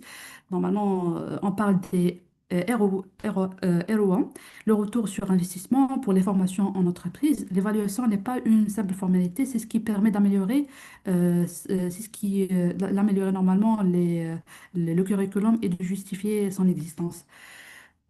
Donc, en général, le modèle ADI comporte 5 étapes: la phase d'analyse, la phase de design, la phase du développement, l'implantation et l'évaluation. Et vers la fin, normalement, l'amélioration continue, c'est-à-dire on améliore continuellement le modèle, c'est-à-dire à chaque fois, on peut rectifier, ajouter, modifier du contenu. La deuxième partie, c'est la partie des AI et pédagogie innovante. Donc, il y en a normalement trois grandes catégories. Donc, une approche centrée sur l'étudiant. Donc, cette approche normalement comporte des apprentissages par problème à projet, les classes inversées et les pédagogies par projet. Donc, deuxième catégorie, c'est l'intégration des technologies éducatives, comme la réalité virtuelle, une simulation immersive, l'intelligence artificielle adaptative et la plateforme LMS, un outil collaboratif, et la gamification ou la ludification. Donc, pour le problem-based learning et le projet-based learning sont deux méthodes proches mais distinctes. Dans le PBL, les étudiants apprennent en résolvant un problème authentique, mal défini, sans solution unique. Et le problème est présenté avant l'enseignement théorique. C'est ces points de départ qui génèrent le besoin d'apprendre. Donc, le project-based learning, quant à lui, il aboutit à la création d'un produit concret, des prototypes, des prototypes, des rapports d'exposition et des vidéos. Généralement. Donc, deuxièmement, c'est la classe inversée ou le flip de classroom. C'est l'une des méthodes innovantes les plus documentées. Son principe est simple mais puissant. On inverse le temps d'apprentissage traditionnel. Donc, à la maison, les étudiants prennent connaissance des contenus fondamentaux. En classe, le temps est libéré pour les activités d'approfondissement, comme les discussions, les résolutions de problèmes, le coaching personnalisé, c'est-à-dire le formateur, il accompagne les apprenants et les travaux pratiques. Donc, avant de terminer, il y en a aussi l'inquiry-based learning, l'apprentissage par enquête. C'est au cœur du modèle de l'université de Pretoria. Le principe, c'est les étudiants apprennent en posant des questions, en explorant des phénomènes, en menant des investigations et en construisant leurs propres réponses. Donc, l'enseignant ne donne pas les réponses toutes faites, il pose des questions qui défient la réflexion. Et par exemple, comment cela se déroule concrètement? Donc, avant la classe, les étudiants se préparent en recueillant des informations. Pendant la classe, l'enseignant formule quelques questions stimulantes qui mènent à une discussion approfondie. Parmi les techniques efficaces, c'est de demander aux étudiants de répondre à une question, puis de trouver des pairs ayant des réponses différentes pour tenter de les convaincre, puis de répondre à nouveau. La dernière chose, c'est la ludification ou la gamification. Il consiste à utiliser des mécanismes de jeu comme les points, les badges, les niveaux, les classements, les défis, les quêtes dans un contexte pédagogique pour augmenter l'engagement et la motivation. Donc, une étude récente menée auprès d'enseignants du supérieur ayant suivi une formation sur les technologies inclusives montre que la gamification, combinée à la classe inversée, il améliore plusieurs aspects. La participation active des étudiants, la motivation intrinsèque, le climat de classe et l'accessibilité pour tous. C'est généralement ça pour la partie gamification. Il reste deux types de technologies éducatives, la réalité virtuelle et l'intelligence artificielle pédagogique. Pour les technologies immersives, virtuelles, réalité augmentée, ils constituent une avancée majeure pour certaines disciplines. L'Université de Manchester a mené des pilotes du laboratoire virtuel immersif, des simulations réalistes permettant aux étudiants de s'entraîner à des techniques de laboratoire complexes sans contrainte d'espace, de matériel ou de sécurité. Donc, les résultats montrent un fort engagement des étudiants et une amélioration des compétences pratiques. Cependant, cette technologie, il exige un investissement initial conséquent en conception, d'équipement et formation des enseignants.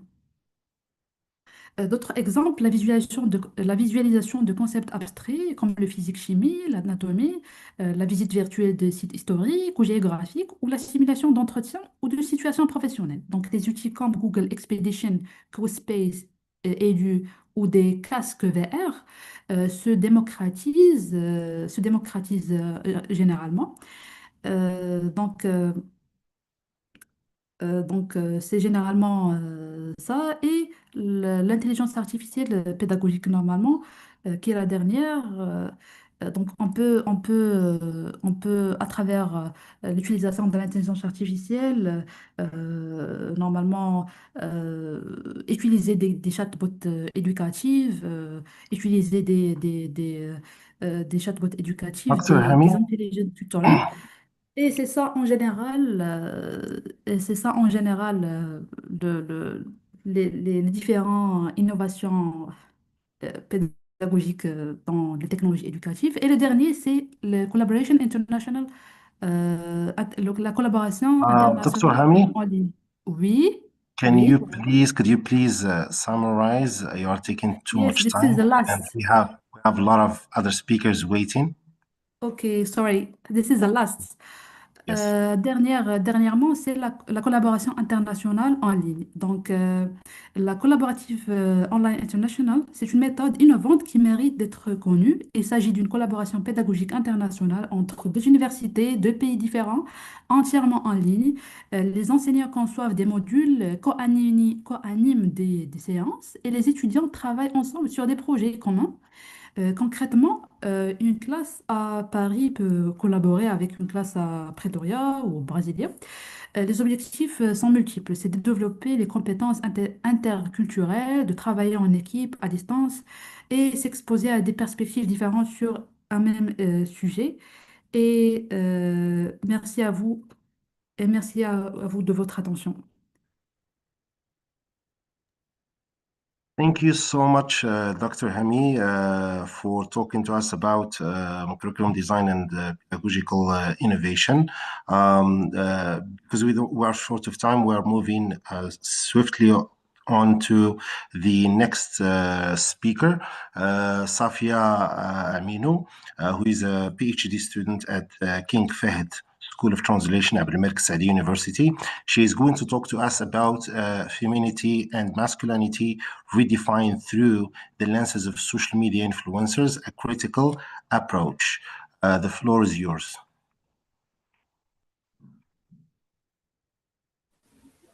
Thank you so much, Dr. Abdeslam. Let me just share my screen.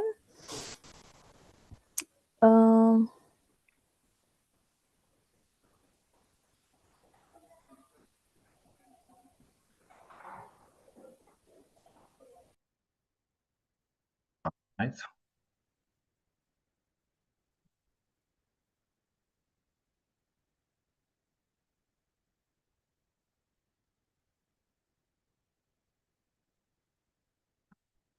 Safia, you are muted. I can't hear you.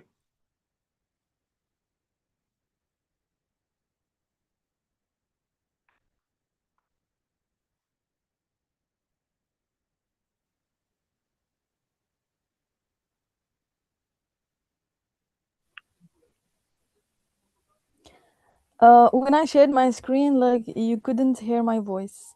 Let me Yeah. try again. All right. So can you open your presentation in a different window, not in the browser? Yeah, it's in another window. It's in PowerPoint. All right. Go ahead and give it a try. Mm.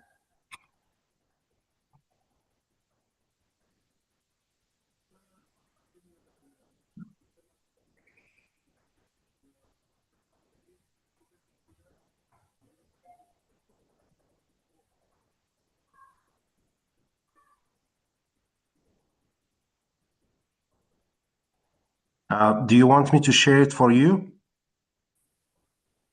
I don't know. It doesn't allow me here. Like it says window, entire screen.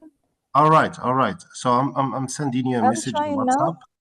I'm sending you with a message in WhatsApp, and you share with me the presentation. I'll be sharing it for you.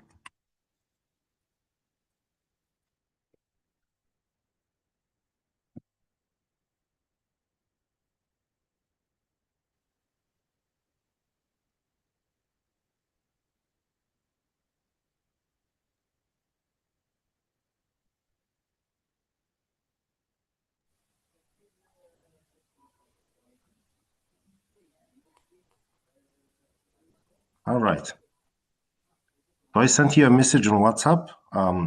You please send me your presentation. I'll be sharing it for you.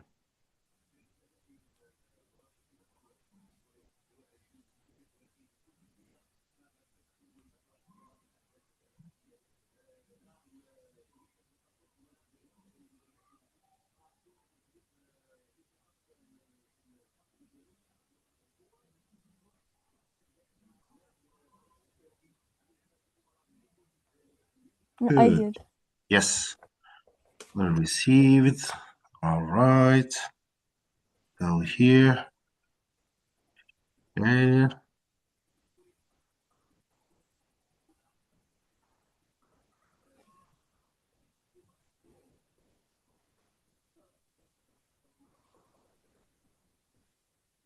All right. Can you see it?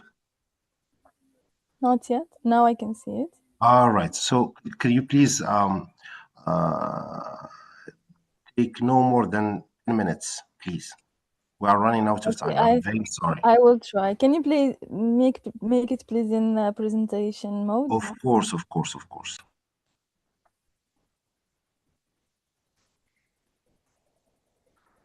All right. How can you embody your feminine energy? How to embody your masculine energy? These are the kinds of hooks we constantly encounter on social media today. Videos that go viral, offering advice and promising transformation. At first glance, they seem empowering, but if we look more closely, an important question emerges. Is this real empowerment or just the subtle reinforcement of traditional gender role? My name is Safia Amino, and I am a PhD candidate working under the supervision of Dr. Naim Al-Maghnouji at King Fahd School of Translation at Malik Saadi University. And today I will be presenting our research article titled Femininity and Masculinity Redefined Through the Lenses of Social Media Influencers, a Critical Approach. Can you please move to the next slide? So here's my outline. First, of course, I will talk a bit about the research context, the literature review. I will present the research problem. The theoretical framework will be also highlighted, the methodology and the analysis, and finally, key findings of the study, and then with a conclusion. There is no question, of course, that the emergence of social media has revolutionized the world, making communication more easier and information more accessible for people. However, it has also influenced people, and it shapes society, and also society is getting shaped by social media. That's why it's very important to tackle social media issues and address them. So according to experts, we only have the illusion that we really have access to different ideas of the world and different perspectives, but we are only placed within a battle like Babel and an echo chamber, and we only receive the ideas that we're already interested in. The research idea comes from also a personal observation that a lot of content on feminine energy, masculine energy has been circulating in social media. So I tried to tackle this with a methodological rigor. Can you please move to the next slide? The existing literature has shown a clear pattern when it comes to research on social media and gender. So selfies, for instance, posted by women on social media reinforce stereotypical gender norms. This is a study. This is the outcome of a study. Another study also on Twitter comments showed how these comments on Twitter often ended up perpetuating traditional feminine norms and stereotypes like beauty, niceness, sexual purity. Another study also reveals in the Italian context how adolescents' online persona often reinforce heteronormative gender stereotypes. And finally, there is the trend of trad women or traditional women who promote anti-feminist discourse. And yeah, so this is the pattern on the literature review. Can you please move to the next slide? So my research is situated within this scholarly debate.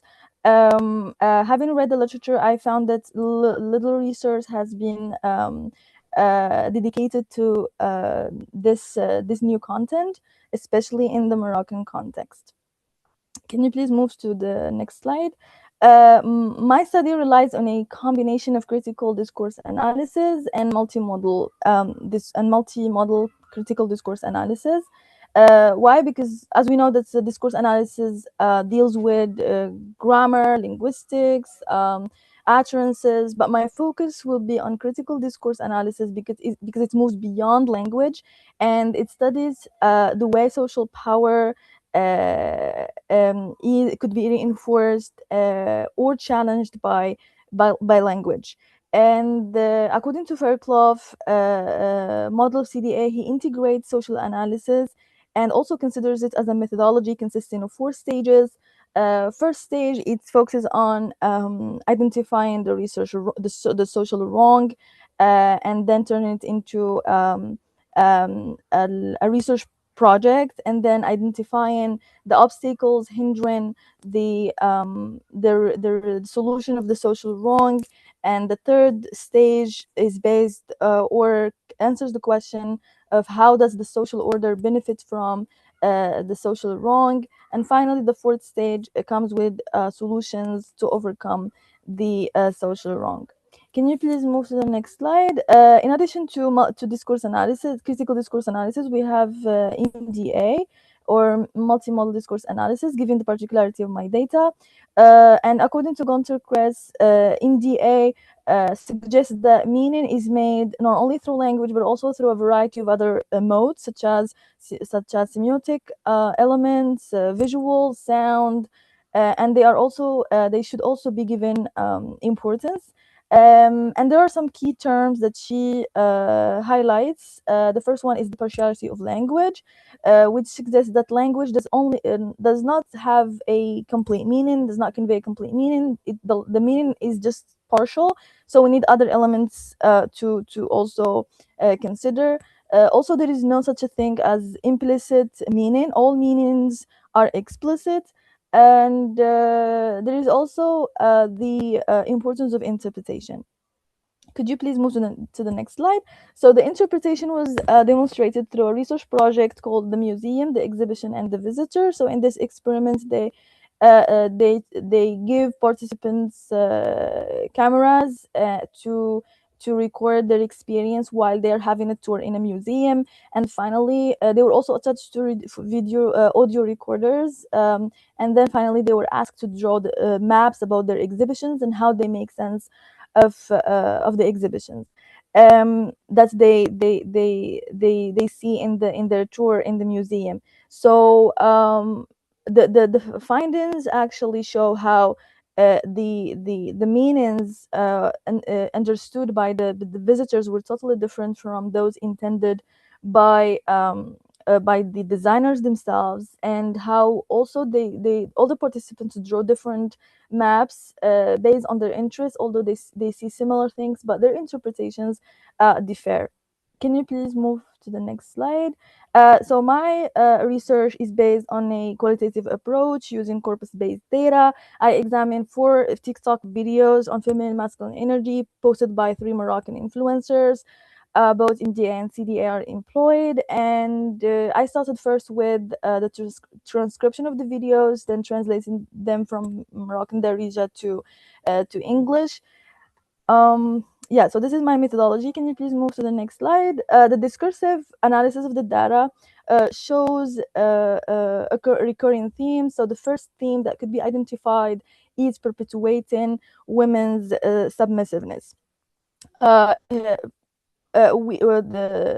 characteristics like weakness, independence, and incapability were emphasized in this content. For instance, the speaker says in one of the videos, at first, when he wanted to rely on me to do something, I always did it wrong to show that I was not capable. And paradoxically, these characteristics are seen as positive traits for women, and they are valued and they are praised. For instance, I quote here, she says that being a feminine does not mean you are weak. It's the opposite. It's a strength. So we see that it is a language that reinforces traditional gender power dynamics, but it is sold and it is presented in a package of empowerment and promise and happiness. Can you please move to the next slide? The second theme that could be identified is binary oppositions and the reinforcement of gender roles. So in almost all the videos, femininity is presented as the total opposite of masculinity. And for instance, in I quote here, how did you... So when my husband asked, how did you study? I say, I was a cheater. How did you get a job? It was just luck. How did you run your business? I hired skilled people. So she's denying any intelligence or capability by her, because it is a masculine trait and not a feminine thing. So there is always this focus on not showing intelligence, not showing the ability to handle tasks. Feeling also is presented as the total opposite of logic, and feeling is always linked to women. Logic is linked to men. For instance, in this quote, she says, feminine energy is about trusting your senses, your intuition, to know you are in your masculine energy. It's when you are in control, you are always planning, analyzing, and solving your problems and those of others. So mental faculties such as problem solving and planning and analyzing are all seen as masculine traits, while being sensual, relying on emotions, are seen as feminine. Also, career choices are presented in a binary opposition or subject to polarization. For instance, here she's speaking about office jobs. So she says that women in office jobs, as they turn 30, they are burned out, their bodies change, their skin. She doesn't know how to walk in heels. So she perceives these office jobs, because they are hard and because they lead to burnout. They are for men, and because they are the ones who's supposed to provide and who are supposed to bring money. And here she also uses a Moroccan proverb to emphasize her point. Can you please move to the next slide? The third and the last discursive theme is reinforcing hegemonic masculinity. So in all the videos, we see that the female content creators, or as they call themselves, influencers, paint an image devoid of emotions for men. Men should be a leader, violent, and wealthy. So Here, for example, she says, girls, this method of stupidity usually works with a masculine man, provider, alpha, not all men. So all these adjectives related that she uses to describe men are perpetuated in the manosphere narrative. So manosphere narrative is actually an online community that promotes narrow and aggressive discourse on how a man should be, and also they spread false narratives about feminism and how that women's rights come at the extent or come at the cost of men's rights. But here we found this influencer praising these misogynistic the toxic traits, and this can be seen as also a form of self alienation or internalized misogyny, where women also repeat and reproduce patriarchal ideologies and reinforce and perpetuate them, although they are also the main victims. Can you please move to the next slide? So the discursive reading of the non-linguistic modes also support the themes identified at the level of language. So in all like these pictures of the videos, you will find how these TikTokers are well presented. They dress in a beautiful way because image, and in order to stress that image and the appearance is something is a priority for women. And the use of color is also significant. For example, in this picture you'll find that feminine here is written in pink and masculine in blue, and this is a socially recognized pattern, like pink is for women and blue is for men. Can you please move to the next slide? For the performative layer of the multimodal analysis, the tone and body language also play significant role. Their tone sound very assertive. They pause a lot. They change in their voice when it comes to when they want to stress important matters, like the gravity of choosing an office job, for instance. One of the body language, for instance, you'll find them applying creams to stress the importance of self-care again. They use a lot of hand gestures, eye contact, and these elements give them confidence and give legitimacy to their discourse, even though it's not well grounded. Can you please move to the next slide? And to conclude, I tried to emphasize how the content shared on social media should be examined and dealt with critically, because it has an influence on people, especially young people. For the findings, like women's dependence and on man and submissiveness were highlighted in the videos. Binary oppositions were praised. The semiotic elements also support the themes or patterns identified at the level of language.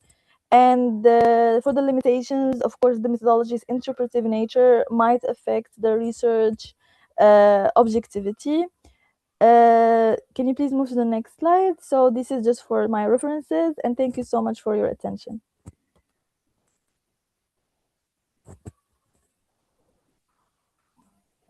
Thank you very much, Dr. Amino, and it's the end of this session. We'll move on to Professor Radwan Al-Ghandour, who is the reporter for this session. Radwan, are you here? Yes. Thank you so much, dear Chairman. I would like to say thank you very much for esteemed presenter for their fruitful presentation. Allow me to wrap up briefly what they have said. So,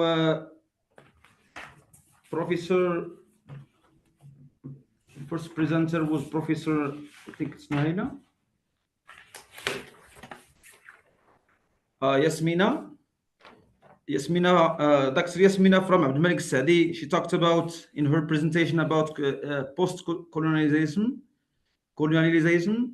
as both a critical field and an approach to understanding the history of colonialism and the modern repression, right, of imperialism. The study also engages with influential post-colonial figures to underscore how these theories define contemporary concepts of migration, culture, and identity. The second presenter, who is Dr. Nuhaila from INSA Khuribga, she talks in her presentation about how artificial intelligence is reshaping curriculum design through personalized and adaptive learning, while highlighting benefits such as real-time learning, analytics, and intelligence. The last presenter is Safia Aminu from Fahd School of Translation, Abdul Malik Saadi University. The last presenter provides a critical analysis of how social media influencers redefine femininity and social masculinity, focusing on TikTok content in Morocco. She uses multimodal discourse analysis and critical discourse analysis to argue that modern feminine energy trends often promotes dependence and submissiveness, reinforcing also traditional gender stereotypes. Right? I'll check if we have any questions. All right, because as you know that the constraints of time, I have actually two questions. The first one is directed to Dr. Nuhaila. La présentation est en français. Alors, la question est en français. Dr. Nuhaila, are you here with me? So, la question est, quel rôle l'intelligence artificielle joue-t-il dans l'apprentissage personnalisé? All right. Can you hear me, Dr. Nuhaila?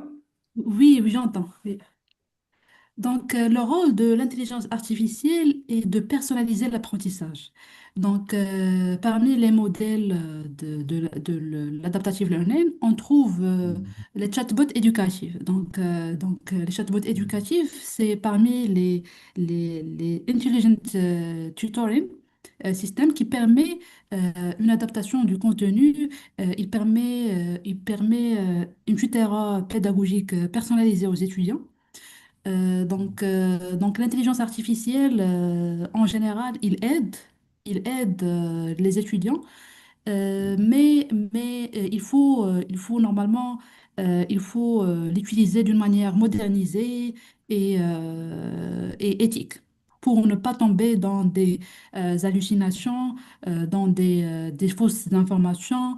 Donc il faut toujours filtrer. Il faut toujours filtrer les informations, de se référencier quelles sont normalement les origines de cette information. Donc, on demande toujours aux intelligences artificielles de nous donner les références dont ils sont basés pour nous donner les résultats et les outputs. Donc, généralement, c'est ça. OK, merci infiniment, Dr. Nuhaila. So the last question is directed to Dr. Safia. So the question is, do you think that feminine energy promotes stereotypes and why? Dr. Safia, shall I repeat the question? Yeah, I got the question. Right. Yeah, this discourse and this new content that is not only in Morocco, it's all over the world on feminine energy. So given strategic tools and techniques, how to embody and how to connect with your feminine energy is something. Yes, it promotes. It does promote traditional gender roles and stereotypes, and it just only reproduces what is socially accepted and what people want to hear. It's not well grounded. It's not scientifically proven. It's just how they see things, their interpretation, and for instance, when they say الراجل ما يعيبه غير جيبه, like giving this Moroccan proverb, Yes. It's not something new. You're already saying things that we believe in, and it's not true. Man can have a lot of defects rather than money, and for me, like it does. And not just for me, it's like through research. I really watched a lot of videos in order to show if it's really the case or no. Okay, thank you so much. I think we come to the end of this panel discussion. Thank you so much, dear presenters, for your fruitful presentation. I think we move on directly to the next panel. So the floor is yours. All right, so we give the floor to Dr. Amdiaz, who is going to moderate the next panel. Hello, colleagues.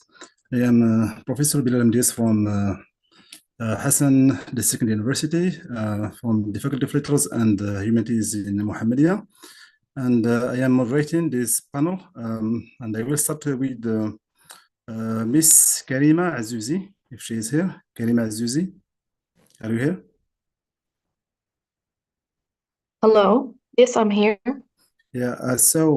Thank you. I will give you no more than 10 minutes due to time constraints. Miss Karima will present a presentation entitled "A Socio-Pragmatic Investigation of Moroccan English as a Foreign Language, Learners' Production and Recognition of the Speech Acts of Advice Giving and Suggestion Making." Miss Karima holds a bachelor degree in education specialized in English language teaching, and a master degree in applied linguistics and English as a foreign language. And she is currently pursuing her doctoral studies as a PhD candidate specialized in the field of pragmatics in Ibn Zor University. Ms. Karima, the floor is yours, and please try not to, consume more than 10 minutes. Thank you so much. Thank you, Mr. Bilal. So, dear respected researchers and professors, good evening. I hope you are doing well. Well, it is truly a great pleasure and honor to be among you today at this online conference, where research continues to inspire dialogue, innovation, and meaningful exchange. I'd like to extend my sincere thanks to the organizing committee and to Mr. Ahmed bin Isa for providing us with this valuable opportunity to come together, share our work, and engage in insightful discussions. It's indeed a privilege to be part of such a distinguished gathering, and I really hope that we can all benefit from each other's knowledge and perspectives. So today I'm pleased to share with you the findings of my research, which is entitled Socio-Pragmatic Investigation of Moroccan EFL Learners' Production and Recognition of the Speech Acts of Advice and Suggestion. So this presentation will provide an overview of this study. I will begin with a brief introduction to the research topic and the context in which it was conducted, highlight the problem it addresses and its research objectives. Then I'll provide a summary of the relevant literature, followed by a summary of the methodology section. Next, I will present the key findings of this study and then outline its pedagogical implications and some recommendations. And lastly, I will end my presentation by briefly mentioning the limitations of this research. So, to begin, this study is set within the field of interlanguage pragmatics and focuses on how Moroccan university EFL learners use the speech acts of advice and suggestion when interacting with native speakers. So, these two speech acts were chosen because they often appear in everyday interactions, yet they pose pragmatic challenges for learners, especially since these two acts sound kind of similar on the surface and they are often confused by learners. So, building on that, the research problem of this study lies in the pragmatic complexity of advice and suggestion and the fact that they are often used interchangeably by EFL learners. So, although these speech acts are important in daily communication, they kind of remain underexplored, especially when studied together. And more specifically, there is very limited research on how Moroccan EFL learners navigate these speech acts and how their use is shaped by factors like language proficiency, social distance, and power. So, this makes it important and necessary to investigate how learners understand and use these speech acts in real or simulated interactions to better support their pragmatic development. So, in light of these research gaps, this study aims to achieve a set of clear and focused objectives, which are the following. So, the study aims to identify and analyze the strategies used by Moroccan EFL learners when giving advice. Second, it aims to identify the strategies used when making suggestions. Third, it aims to investigate how language proficiency influence their speech act use. And last but not least, it aims to examine the extent to which learners differentiate between advice and suggestion speech acts. So the study aims to answer the following research questions. First, what are the strategies Moroccan university EFL learners use to give advice?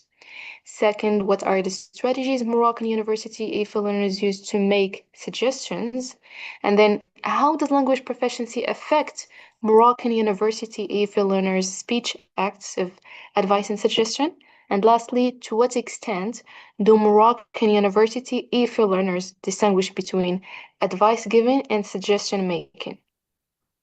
So, having outlined the research objectives and questions, it's also important to briefly review what previous research has revealed about these two speech acts, particularly how they are perceived and used by EFL learners compared to native speakers. So, to summarize the main insights from the literature, advice and suggestions are often perceived as face-threatening acts, especially in contexts with unequal power or distant relationships. Another main insight is that EFL learners often use more direct strategies to express advice or suggestions, while native English speakers typically prefer indirect, polite, and mitigated forms. And also, language proficiency was found to have a strong effect. So, higher proficiency learners tend to use more varied and contextually appropriate strategies. So, to answer the research questions and to respond to the gaps in the literature, a descriptive exploratory design was adopted using a quantitative method, which allowed me to calculate the frequency and the percentage of advice and suggestion strategies, analyze how variables like language proficiency influence these choices, and explore how well Moroccan EFL learners distinguish between the two speech acts. To meet the study's objectives, two main instruments were used. First, a discourse completion test, or a DCT, and a multiple choice recognition test. So the DCT, or the discourse completion test, was chosen because it effectively elicits specific speech acts in controlled and realistic scenarios. So it enables consistent responses across participants, which makes it ideal for analyzing the linguistic strategies that learners use. Besides that, it's time efficient and it's widely recognized and used in interlanguage pragmatics research for assessing the pragmatic production. Whereas the recognition test was included to examine how well learners could identify the communication function of their own responses. So this instrument helped to assess whether learners' intended meaning matched their actual linguistic output. So this study generally involved 90 Moroccan university EFL learners, including 50 undergraduate BA students and 40 postgraduate MA students. They were recruited using the convenience sampling method, which was strategically chosen for its practicality and accessibility, and it allowed for the inclusion of students who were readily available and willing to take part in the research. So the data collected from the DCT was analyzed using the framework proposed by Martinez Floor 2003, which categorizes pragmatic strategies into three primary types. We have direct strategies, conventionally indirect strategies, and non-conventionally indirect strategies. For direct strategies, they are characterized by clear and explicit expressions of advice, which encompass sub-strategies like imperatives, negative imperatives, forms, declarative sentences, which employs modal verbs, and performative verbs. Whereas conventionally indirect strategies employ more comprehensive linguistic forms, including conditional clauses, expressions of probability, and interrogative forms. And finally, we have non-conventionally indirect strategies, which rely on implicit communication, primarily through hints that convey the speaker's intention without explicit articulation. So participants' responses were systematically coded using the previously mentioned framework, which was designed to facilitate quantitative analysis. So this process facilitated the transformation of qualitative data into a quantitative format and enabled the application of descriptive statistical analysis. Specifically, frequencies and percentages of the occurrence of each strategy in the production of advice and suggestion speech acts by Moroccan EFL learners were calculated. So these descriptive statistics provide a comprehensive overview of the learners' pragmatic choices and the distribution of strategies employed in their responses. Moreover, to compare the performance of the two proficiency groups, there is the advanced and the intermediate group. So here, inferential statistics were implemented. Specifically, the chi-square test assessed whether there is a statistically significant difference between the two groups in their production of advice and suggestion strategies. So this test examined whether the difference in performance were merely coincidental or if they truly reflected a significant difference in their practical skills. So, moving on to the findings of this research.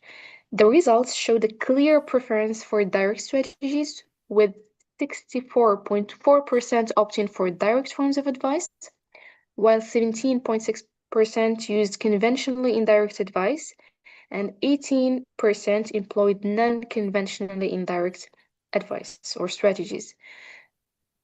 More specifically, within the direct strategies, declarative forms accounted for the highest proportion at 29.6%, followed by performative verbs at 20.3%, and then the imperatives were used by 14.1%, 0.1% of the participants, whereas the negative imperatives represented the lowest percentage within this category at 3.3%. With regard to conventionally indirect strategies, probability expressions were employed in 16.4% of cases, while conditional forms accounted for 7.8%, as for non-conventionally indirect strategies, 15.6% of participants offered advice through the use of hints. Therefore, it can be argued that the fact that Moroccan EFL learners in this study leaned more toward directness might arise from several factors, including the pragmatic transfer from Moroccan Arabic and Amazigh languages, which generally favor more straightforward formulations of advice. Additionally, these learners might perceive direct advice as demonstrating sincerity and genuine concern in English, unaware that such directness might be perceived differently by native English speakers. Furthermore, the educational context in Morocco, which typically emphasizes grammatical precision and accuracy over pragmatic appropriateness, might reinforce this trend. So learners often have limited exposure to the subtle mitigation strategies that are commonly used by native speakers when giving advice. Regarding the suggestion speech acts, so here the findings show that direct suggestion strategies were used most frequently by 45.5% of the participants, while 34.6% employed conventionally indirect suggestion strategies, and only 19.9% used non-conventionally indirect strategies. More specifically, among the direct suggestion strategies, participants frequently use performative expressions like I suggest or my suggestion to you, which actually accounted for 27.6%. So here, unlike the speech active giving advice, participants demonstrated a distinct pattern in their use of suggestion strategies by favoring indirect strategies remarkably. Conventionally indirect methods like such as modal verbs were the most commonly used in 34.6%, while conditional and interrogative forms were rarely employed. So in contrast, only 19.9% of participants employed non-conventional indirect suggestion strategies, specifically impersonal expressions like it might be or it would be, which actually accounted for 19.2%, and 17.2% used hints. So generally, the findings showed that while both advice and suggestions were often used directly, learners tended to be more direct when giving advice and slightly more varied in their strategies when making suggestions. And this inclination toward directness might reflect the learner's limited pragmatic competence in using more mitigated or context-dependent forms, or their preference for clarity and directness in communication. So while advice and suggestions might be pragmatically similar, the data revealed subtle differences. So suggestion followed the same overall pattern as advice, but with a lower use of direct strategies and a relatively higher use of conventionally and non-conventionally indirect forms. So conversely, in advice scenarios, learners showed a stronger preference for direct strategies and less reliance on indirect forms. And the potential reason for this variation stems from the distinct pragmatic impact and social rules that these two speech acts inherently possess. So usually suggestions are often viewed as less face-threatening and more tentative, and this allows the speaker to offer input or participants to offer input without imposing a sense of obligation on the hearer. So, as noted by Martinez-Floor, suggestions are generally regarded as non-imposing proposals, which could explain why learners felt at ease when using both direct and polite indirect strategies in that context. So, unlike suggestions, advice typically carries a more authoritative or judgmental tone, despite its shared purpose of offering help to the listener. And this might have led participants to take a more direct approach in most situations. Okay, building on this, language proficiency appears to influence how Moroccan EFL learners realize advice and suggestion strategies with noticeable shifts in their preferences. So starting with advice speech act, we have direct advice was more common among the intermediate learners in 72.3% than advanced learners at 53.6%. Whereas conventionally indirect advice was used more by advanced learners at 25.5% than the intermediate learners. Miss Karima Sorry? Aziza, I am so sorry to interrupt, but you have exceeded a lot of time, and your presentation is going beyond 15 minutes. So I will give you 1 extra minute and no more. Please try to sum up and present concisely now. All right. Okay, I'll try to conclude. So overall, this suggests that language proficiency appears to influence the strategy used with advanced learners employing a mix of direct and indirect forms, while intermediate learners tend to favor more direct strategies. So overall, understanding how learners produce these speech acts is only one part of the study. So to fully grasp their pragmatic awareness, we also need to consider whether they can actually recognize the difference between giving advice and making suggestions.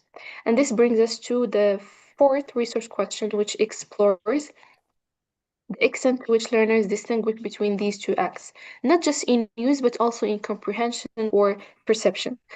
So, across all scenarios, there was a consistent gap between learners' ability to produce advice and suggestion and their ability to recognize them at the functional level. So I'll try just to conclude the findings. So usually the production was strong across all the scenarios, but the recognition rates were much lower. And these findings actually confirm the hypothesis, which stipulated that Moroccan AFL learners do not clearly distinguish between advice given and suggestion making. So while they demonstrate good performance in producing both speech acts, their ability to accurately recognize them remains limited, which highlights an imbalance in their pragmatic competence.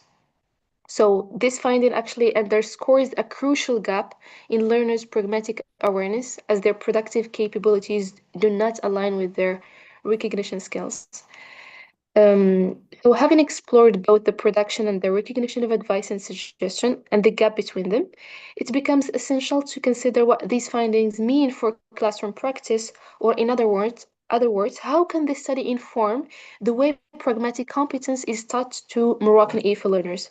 So this study highlights several pedagogical implications, including the following. First, it highlights the need for explicit pragmatic instruction to address the gap between production and recognition of advice and suggestions, and to help learners to use English effectively in real-life interactions. Second, language instruction should go beyond grammar and structure, and by teaching the communicative intent behind speech acts in varied social contexts. I'm so sorry, Miss Karima Azizi. Thank you so much for this insightful presentation. And now I will move on and give the floor to Miss Mariam Tayyaq, who will deliver a presentation entitled Artificial Intelligence in Translation Education, Equipping Students for Human-Machine Collaboration. Miss Mariam Tayyaq is a PhD candidate at the King Fahd School of Translation in Tangier. Her doctoral research focuses on the integration of artificial intelligence in translation teaching. She holds a master's degree in translation and has taught English and translation at both university and secondary school levels. In addition, her academic experience, she has worked as a professional translator both as a freelancer and in collaboration with the Moroccan news agency, where she specialized in media and institutional translation. Her research and professional interests include artificial intelligence assisted translation, discourse framing, translation ethics, and critical approaches to machine translation evaluation. Miss Mariam Tayyaq, the floor is yours. Thank you, Mr. Bilal. Can you hear me? Yeah. Yeah, okay. Thank you so much. Good evening, everyone. First of all, I would like to sincerely thank the organizers for putting together such an engaging event, as well as all the participants for their insightful and enriching presentations. My name is Mariam Tayyaq, a PhD candidate in Translation Studies at the King Fahd School of Translation, Abdel Malik Saadi University, Morocco. It's a real honor to represent my university as this prestigious event. And this work is part of my PhD research supervised by Dr. Hisham Bouraba, to whom I extend my deepest gratitude. Within the Translation, Media and Communication Laboratory at Abdel Malik Saadi University. Our presentation today is entitled AI in Translation Education, Equipping Students for Human-Machine Collaboration. And it explores how translation education can prepare students to collaborate effectively with artificial intelligence while preserving human creativity and cultural awareness. Now, before diving into the main ideas, this is the outline of our presentation. We would have loved to explore this fascinating topic in more depth, but due to the short time available, we will remain brief and focus on the way the key points that best capture the essence of our study. As we all know, we are living in a time where artificial intelligence is rapidly reshaping the world of translation, not only how we translate, but also how we teach translation. So tools such as ChatGPT, DeepL, and Google Translate have become part of everyday professional practice. They are fast, efficient, and increasingly accurate. And as a result, machine translation and post-editing are no longer optional skills, as they have become essential competencies for any future translator. However, this evolution also brings a major challenge, which is how do we keep the human touch in a field that is becoming more and more automated? This is the key question that guides our reflection today. How can we train translators to work with AI while still preserving their creativity, judgment, and cultural sensitivity? So, in today's classrooms, the focus is no longer only on producing translations, but also on managing them, which means revising, post-editing, and critically evaluating what AI systems generate. This shift means that teachers are not just language trainers anymore. They are also facilitators who help students develop both technical and critical awareness. Students must learn not only how to use AI, but also when and why to trust or question it. In other words, translation education is becoming more about collaboration between human intelligence and artificial intelligence. And even though technology is advancing rapidly, human creativity, intuition, and ethical judgments remain at the heart of what makes a good translator. Now, at our university, artificial intelligence has not yet been fully integrated into translation education. And that's actually precisely what my PhD research focuses on. My work explores how translation programs in Morocco, and particularly at the King Fahd School of Translation in Tangiers, can gradually introduce AI into teaching practices in a way that is ethical, practical, and human-centered. We are living a moment of transition, and the translation market now expects graduates who can handle AI tools, perform post-editing, and critically evaluate machine-generated outputs. Yet, many training programs still focus on traditional methods. That's why we believe AI should be introduced thoughtfully in classrooms, not as a replacement for human translators, but as a tool for comparison, post-editing, and reflection. Through such exercises, students could learn to question AI decisions, evaluate linguistic accuracy, and maintain cultural sensitivity. And this approach encourages a new mindset, which is the one of collaboration between human intelligence and artificial intelligence. And by embracing this balance, we can prepare future translators not only to adapt to the changing market, but to lead it. In the next slide, where we tackle the opportunities and challenges of AI in translation education, when we look at the impacts of AI on translation education, we find both exciting opportunities and serious challenges. On one hand, AI brings innovation as it makes translation faster, more accessible, and more data-driven.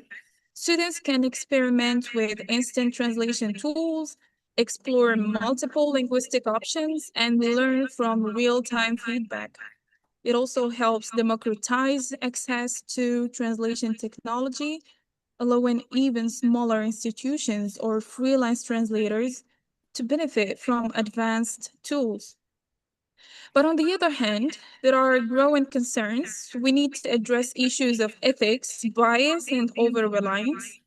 And as we know, AI systems, while efficient, don't always understand cultural nuance, emotional tone, or political sensitivity. They can reproduce ideological bias or misinformation if not guided properly. That's why human oversight remains essential. We need translators who are not only technically skilled, but also critically aware.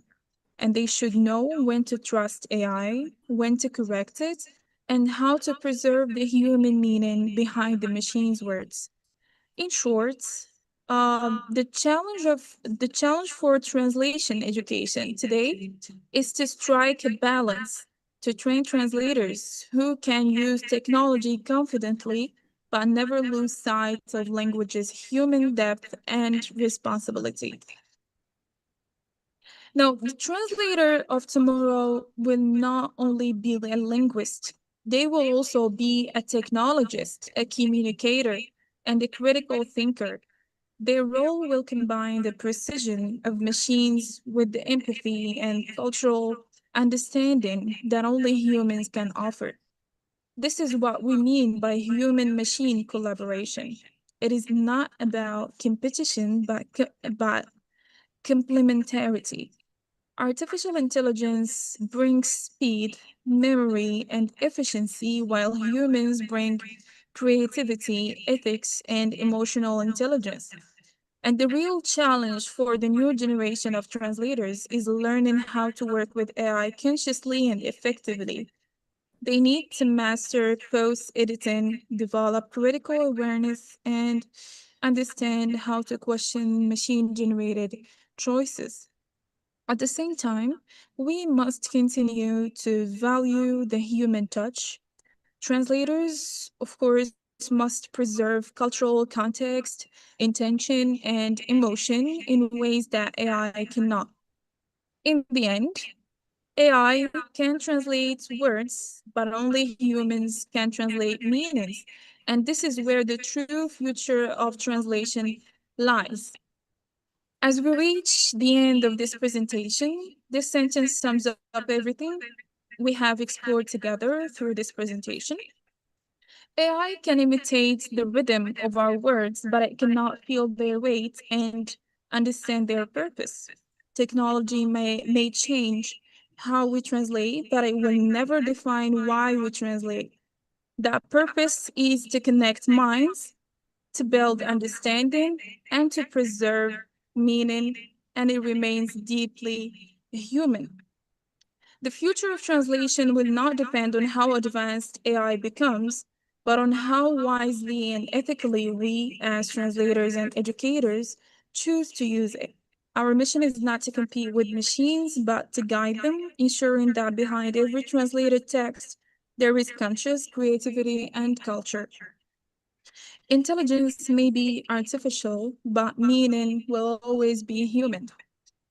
And thank you for your attention. Thank you so much, Ms. Mariam Tayek. Thank you so much for respecting the 10 minutes allotted time. And now I will give the floor to Mr. Abdelhaq Mizgidi, who is a doctoral student in the discourse and the interdisciplinary in language, literature, and humanities program at Moulay Ismail University, Morocco. He is an MA holder in the field of applied linguistics. His research interests include applied linguistics, foreign language learning and teaching, intercultural communication, and critical discourse analysis. Mr. Abdelhaq Mizgidi will deliver a presentation entitled Enhancing for Language Learning Through Communication Strategies. Mr. Abdelhaq Mizgidi, the floor is yours. And please try not to exceed, 10 minutes, since we have another presenter in this fourth panel, and we have another panel, after this one. Thank you so much.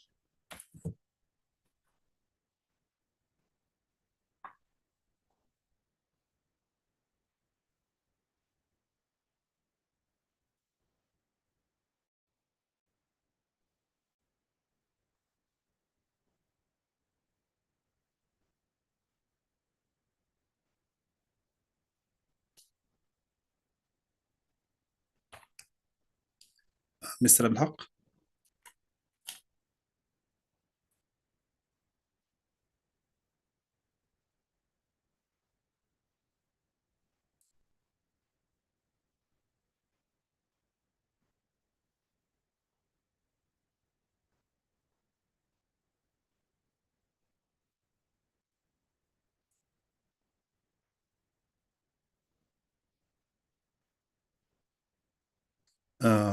It appears that Mr. Abdelhaq Mizgidi is facing, some technical, issues. Mr. Murad Ramsh, are you here? Murad?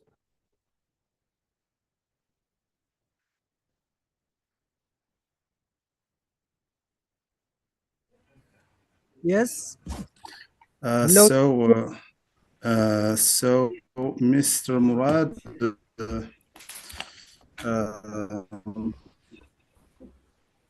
Murad Ramsh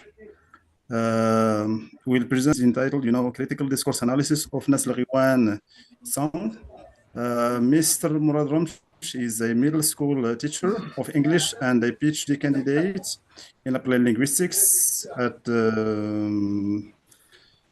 Untitled University. His areas of interest are critical thinking and soft skills, applied linguistics, English language teaching, pedagogy, culture, and intercultural, communication. So, Mr. Murad? Yes, Sibila. Yes, the floor is yours. Please try not to exceed, 10 minutes. Yeah. Okay, Sibila. I shared my screen. Can you see my presentation? Yeah. It's clear. Yeah. Okay. Good evening, everyone. My name is Murad Ramsh. I am a doctoral candidate at Laboratory of Language and Society, Ibn Tufayl University, Kenitra. I am happy and delighted to be among you today to present this presentation, which is entitled A Critical Discourse Analysis of Nas Al-Ghiwan Songs. Okay, so the outline of this presentation is as follows. And it includes an introduction, a historical and social context, methodology, musical style and cultural heritage, legacy and global impacts, conclusion and references. So I will start with background of the study. This study examines the performances and songs of Nas Al-Ghiwan, and it explores how their music contributes to the construction of Moroccan identity. It also adopts a critical discourse analysis approach, and it will shed light on Nas Al-Ghiwan songs function as a cultural and social medium representing different voices, and it will highlight the role of music in shaping public discourse in Morocco. Introduction. So the band of Nas Al-Ghiwan was formed in the 70s in Hay al-Mohammadi, Casablanca, often called the Beatles of Morocco. As a cultural significance, the group serves as a cultural register informing public discourse on Moroccan values and principles. So, as you know, the band of Nasl Ghiwan, they it's they used to sing traditional songs, which which presents you know it has their songs has rich meanings, and Moroccan art has witnessed an unprecedented change following the independence in 1956.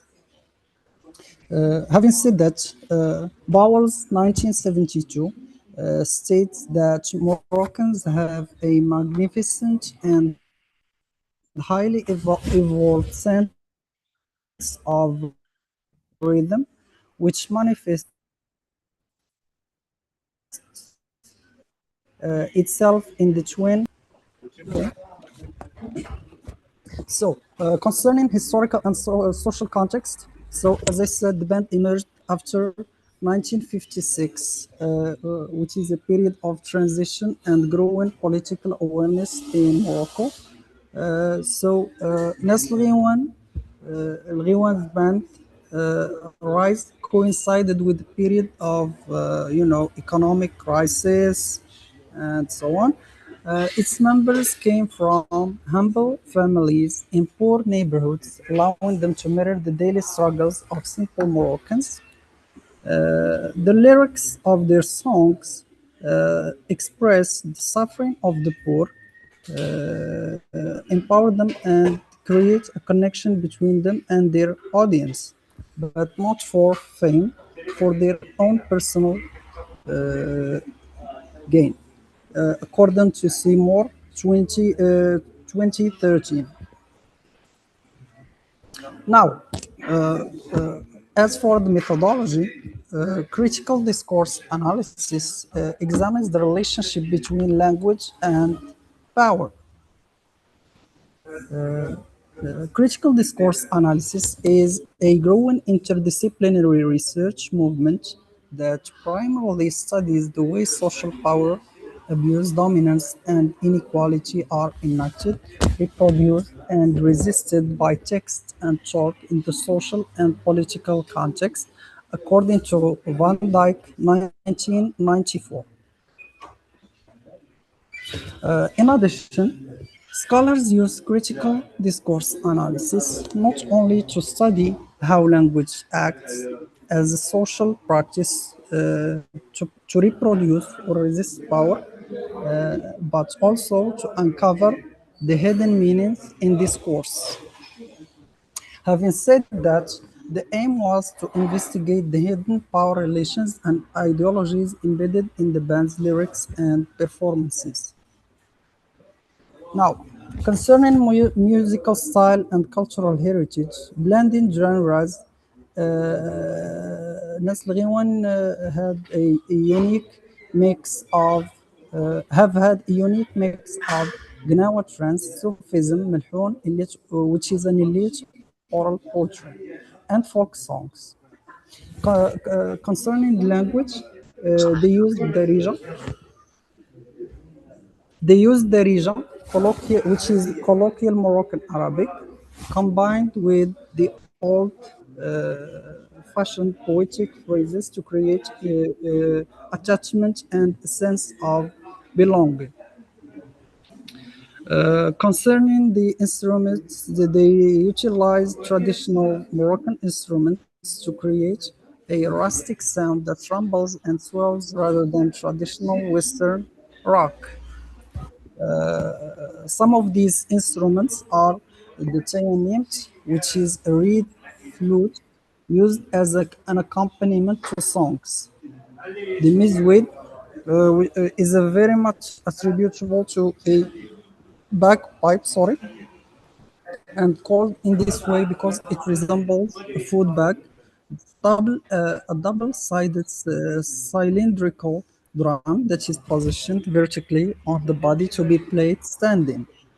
And the qaraqib is a metal castanets of fair size that can be held and played directly with one hand. Okay. So here I have some selected songs as case studies. The first song is Senia, which is the tea tray. It's a metaphor for family and shared history. It laments the loss of unity and the transition from joy to sorrow. And I'm going to to give you some lines from the song. They say, "All night, my eyes. Where are those who get good people around you? Oh, the tea plate. Those who join you. Where are the generous and blessed ones? Where is my life, my street, and my neighbors? Oh, the tea plate." So, the Sania is one of the famous songs of Nasr One. This song seems symbolic because words it contains invoke family or friends gathered around a platter of steaming cups, a pot of tea, and sprigs of mint, and warm wood, and ambergris that are used as infusions, according to SEED 2003. So, what makes this song special too is that the narrator asks the teacher different questions. Where are those people of good intention once gathered around you? Where are those blessed and principled people, those who once accompanied you? And of course, we have another songs like "فين غادي بيا خويا," "Where are you taking me brother," which is frequently associated with political arrest and nostalgia for the homeland. And "مهمومة," the song "مهمومة," which addresses the individual's feelings of marginalization and loss of hope due to social injustice. So, legacy and global impact. So, they brought spiritual Sufi music into the public sphere. Nasl band brought spiritual Sufi music into the public sphere. And pan-Arab influence, their support for causes like Palestine expanded their popularity across the Arab world.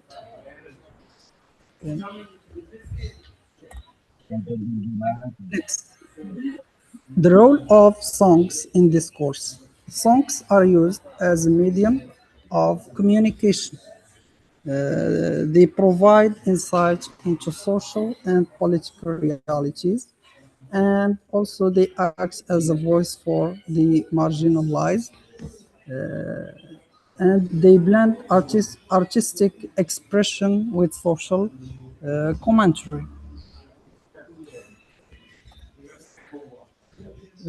So, give me 1 second.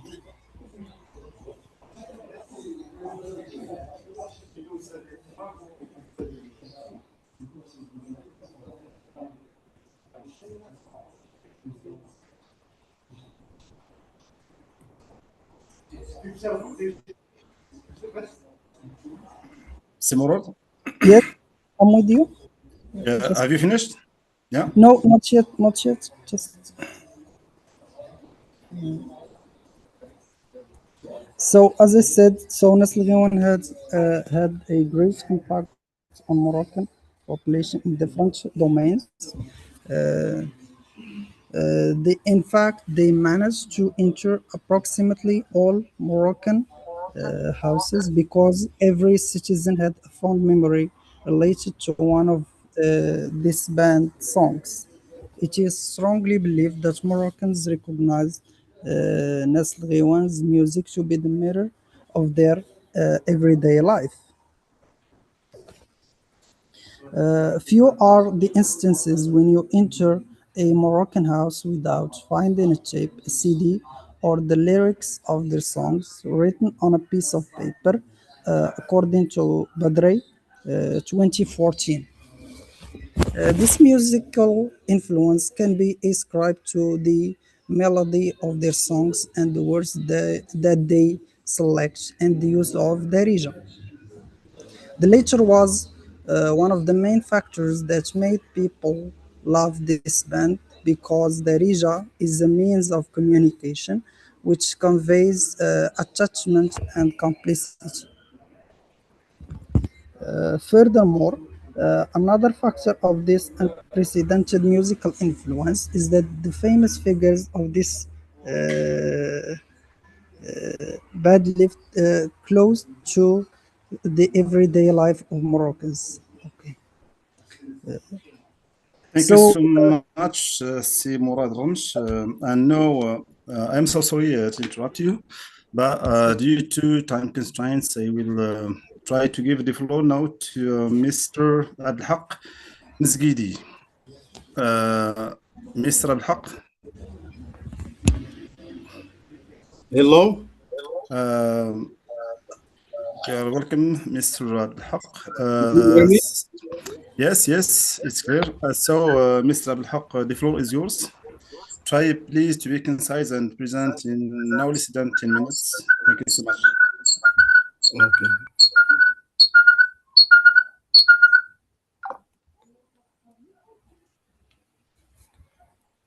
Can you see my presentation? Yeah, it's clear, yeah. Go on. Okay, thank you so much. Thank you, Professor Amdiaz. Thank you so much. Hello, everyone. I hope you are doing well. Before I begin, I would like to thank Bitlisaniyat International Academy for organizing this essential international conference on AI language and the future of global knowledge. I appreciate the opportunity to be part of this event and also to contribute to the exchange of knowledge and experience. My presentation, as you see on the screen on the slide, is entitled Enhancing Foreign Language Learning Through Communication Strategies. So in this presentation, I will discuss why communication strategies matter and how they can support learners in using language more effectively, both in the classroom and also in a real life situation.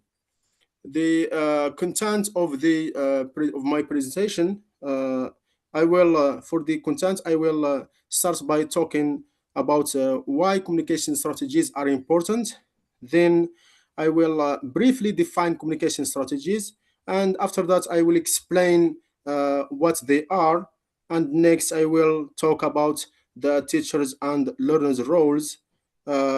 Also, I will give some practical applications and summarize the benefits of integrating communication strategies. And finally, I will conclude. In recent years, foreign language teaching has expanded beyond grammar and vocabulary to include the development of the four skills. I mean, reading, listening, speaking, and writing. However, many learners still struggle to communicate effectively in real life situations. One reason is that learners lack the ability to use language strategically when they face communication difficulties. This paper argues that communication strategies should be explicitly taught and practiced in every classroom session, regardless the focus of the lesson. So by integrating these strategies into daily teaching, we can help learners become more confident, autonomous, and effective communicators. There are, in fact, many definitions of communication strategies, but I chose these two because they are the most relevant to the topic. Based on the definitions proposed by Ferk and Kasper and Dornay, communication strategies can be understood as techniques that learners use to overcome communication problems and achieve their communicative goals. here are some, there are in fact many communication strategies that learners can use to enhance their learning and communicate more effectively. And here are some examples. So for example, we have restructuring, which is a strategy in which the learner reformulates the message. Also, we have approximation that involves using a word that is close in meaning to the intended one. Omission is also a communication strategy that, or where the learner leaves out a word and keeps talking as if he said that word. Circumlocution is a strategy where the learner acts or describes something instead of naming it directly because he doesn't know the real name of that target object or target word. Code switching is where it refers to the use of another language to express an idea. Simply, the learner switch to another language, and also the use of all-purpose, which is also another purpose words, which is also another communication strategy, which relies on general terms, like for example, thing, like elements, stuff, and so on and so on. Mime is also a strategy that's based on using gestures or body language, body movements to communicate instead of saying the language. Self-repetition also occurs when the learner repeats his or her own words to continue speaking. So we have also another strategy, which is other repetition, which consists of repeating what the conversation partner, the interlocutor has just said. Verbal strategy marker includes adding expressions to show that the learner is not sure about the target word that he or she doesn't know. Direct appeal also, direct appeal for help also is or means when the speaker asks someone for assistance or asks the interlocutor for assistance. Asking for repetition means to ask the interlocutor to repeat what he said. And we have also another strategy, which is very important, asking for clarification, which aims at, getting a clearer explanation from the interlocutor to the learner. Asking for confirmation is used by the learner to check if the message was understood correctly. Guessing also, here we have the teacher rules here, which is really very, very important because the teachers play a crucial role in developing communication strategies. So in fact, teachers should raise awareness of communication strategies, and also they have to model, communication strategies. And also they have to embed strategies in every lesson, and this is, by the way, the core of my presentation.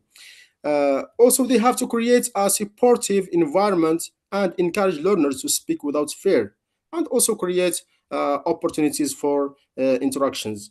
The teacher should not wait until a special lesson to teach these strategies. They should be part of every lesson. Whether the lesson is about grammar, writing, listening, speaking, vocabulary, or functions, here learners should still be encouraged to interact and use strategies to solve communication problems, whatever the focus of the lesson is about. For learners, also they should have or take an active role. They need to practice strategies regularly, and also they don't need to be afraid of making mistakes. And also they have to use the language even with limited knowledge. So learners have to be or have a responsibility. They should not stop speaking when they face a difficulty. Instead, they should learn how to ask for help. They should, learn how to explain another way, or also, or let's say, use the words they already know. What they know before, or they learned before. This helps them become more confident also and more independent. By the way, this is the benefits of using communication strategies for the learner. And for the practical applications, so I will start here by the speaking lesson. In fact, here particularly in speaking lessons, communication strategies are very easy to practice. Teachers can use role play, peer work, and discussion tasks. These activities give students a real reason to speak and to respond naturally when they do not know a word or do not, fully understand their partner. And here are some, concrete examples that the learner might use. For example, could you repeat that, please? What I mean is, and they complete. I don't know the exact word, but it is, something like this and that. Okay, and they complete explaining what they want to say. For a listening lesson, here students should not only listen passively. Okay, so they should not listen passively, but they can predict the topic before listening. They can confirm information while listening, and also they can ask for clarification after listening. So this makes listening more active and more effective. And here are also other, let's say, concrete examples for learners. So, for example, they can say, "I think the speaker is talking about travel." Okay, did she say Monday or Tuesday? So this is like a question for clarification here. And do you mean the problem was solved? Okay, so these are concrete examples that for learners to be used in this lesson, which is listening. For a reading lesson, reading is also a place where communication strategies are important. Students can guess the meaning of new words from context. They can also explain the text in their own words or compare ideas with classmates. This helps them move from just decoding words to understanding meaning. And as you see in front of you, the examples, for the sake of time, I will not read, the examples, so you can see them. So, moving to the writing lesson. So, communication strategies help students improve their text. They can ask classmates if their ideas are clear. They can rewrite sentences and they, improve the organization of their ideas. So, writing becomes a process of communication, not only a final product. Okay, and here also the students can or the learner can say, is this sentence clear? Or can I say this in another word? Let me rewrite this part. And these are communication strategies, in fact, in concrete examples. For a grammar lesson, also even in grammar lessons, can include communication strategies instead of only memorizing rules in a traditional way. Students can use grammar in short dialogues or tasks. They can also ask for clarification when they don't understand a structure, and this make grammar more meaningful and less isolated. For example, the learner can ask, why do we use this form here? Can you give me another examples, and so on. For vocabulary, vocabulary is one of the most important areas of, for communication strategies. When learners do not know a word, they can describe that word, that target word, or they can guess that word from the context, or they can ask for another word with a similar meaning. So this helps them continue communicating without stopping. And for example, they can say, as examples, it's the the thing that you use to is it that thing that we use to open the door? For example, to refer to a key. If let's pretend that they don't know the word key, which is the target word is in this example. Or they can say, does this word mean the same as and they complete. So for functions, some functions are very important because they reflect real life communication. So here students need to know how to respect, to request, to apologize, to clarify, to refuse politely. So communication strategies help them use these functions naturally and appropriately. For example, can you say this that again, please? Or sorry, what I meant was this and that. Okay, so do you mean in class, or outside class. Okay, so here for the benefits concerning the benefits of communication strategies, they help. I mean, communication strategies help learners feel more confident, which is very important for learning the language, and also they feel less afraid of making mistakes. They will be encouraged to use the language without fear, and also I mean, communication strategies increase interaction in class and support communicative competence. So in the long term, they help learners. I mean, communication strategies help learners become more independent users of the foreign language and be prepared for real life situations. So to conclude, communication strategies should not be occasional, and this is in fact, I mean, the core of the presentation. They should be part of daily classroom practice. If we want learners to use a foreign language effectively in real life, we must teach them how to communicate strategically, not only accurately. So language, as a final thought, language is learned best when it is used meaningfully and strategically. Thank you so much. Thank you so much, Mr. Abdelhak Mzgidi. At the end, I would like to express my gratitude to all the participants during this fourth panel. Miss Karima Azizi, Miss Mariam Taiq, Mr. Abdelhak Mzgidi, and Mr. Murad Ramsh. And I would like also to express my deep thanks to Bitlisaniyat Academy, especially Mr. Ahmed bin Isa for giving us, for allowing us to moderate this panel. And now I will give the floor to the panel's reporter, Mr. Ahmed Tripoli, to see if there are questions for our presenters. Thank you so much and have a great weekend. Thank you.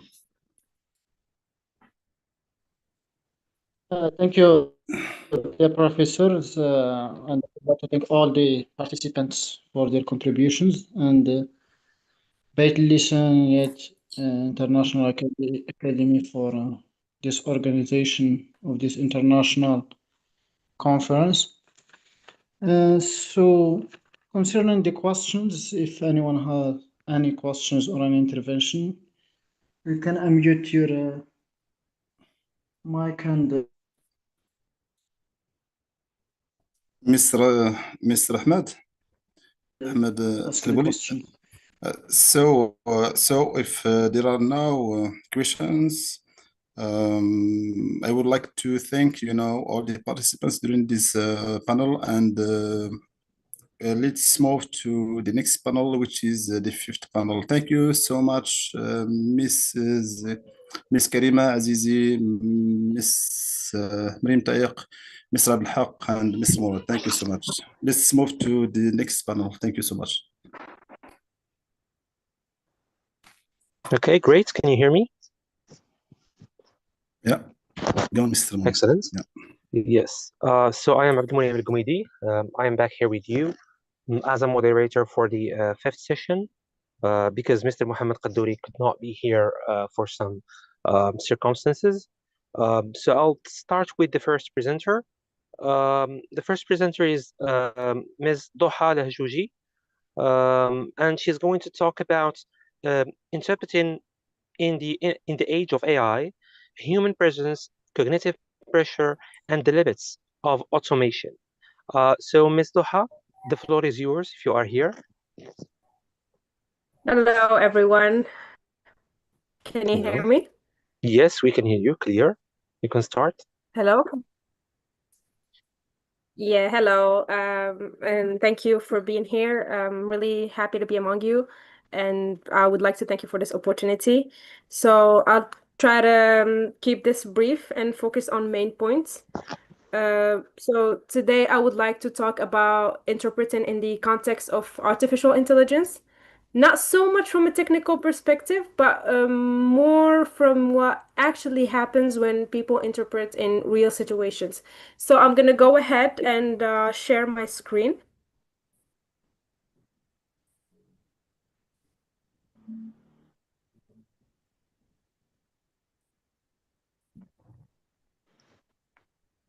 Yes, we can see your screen.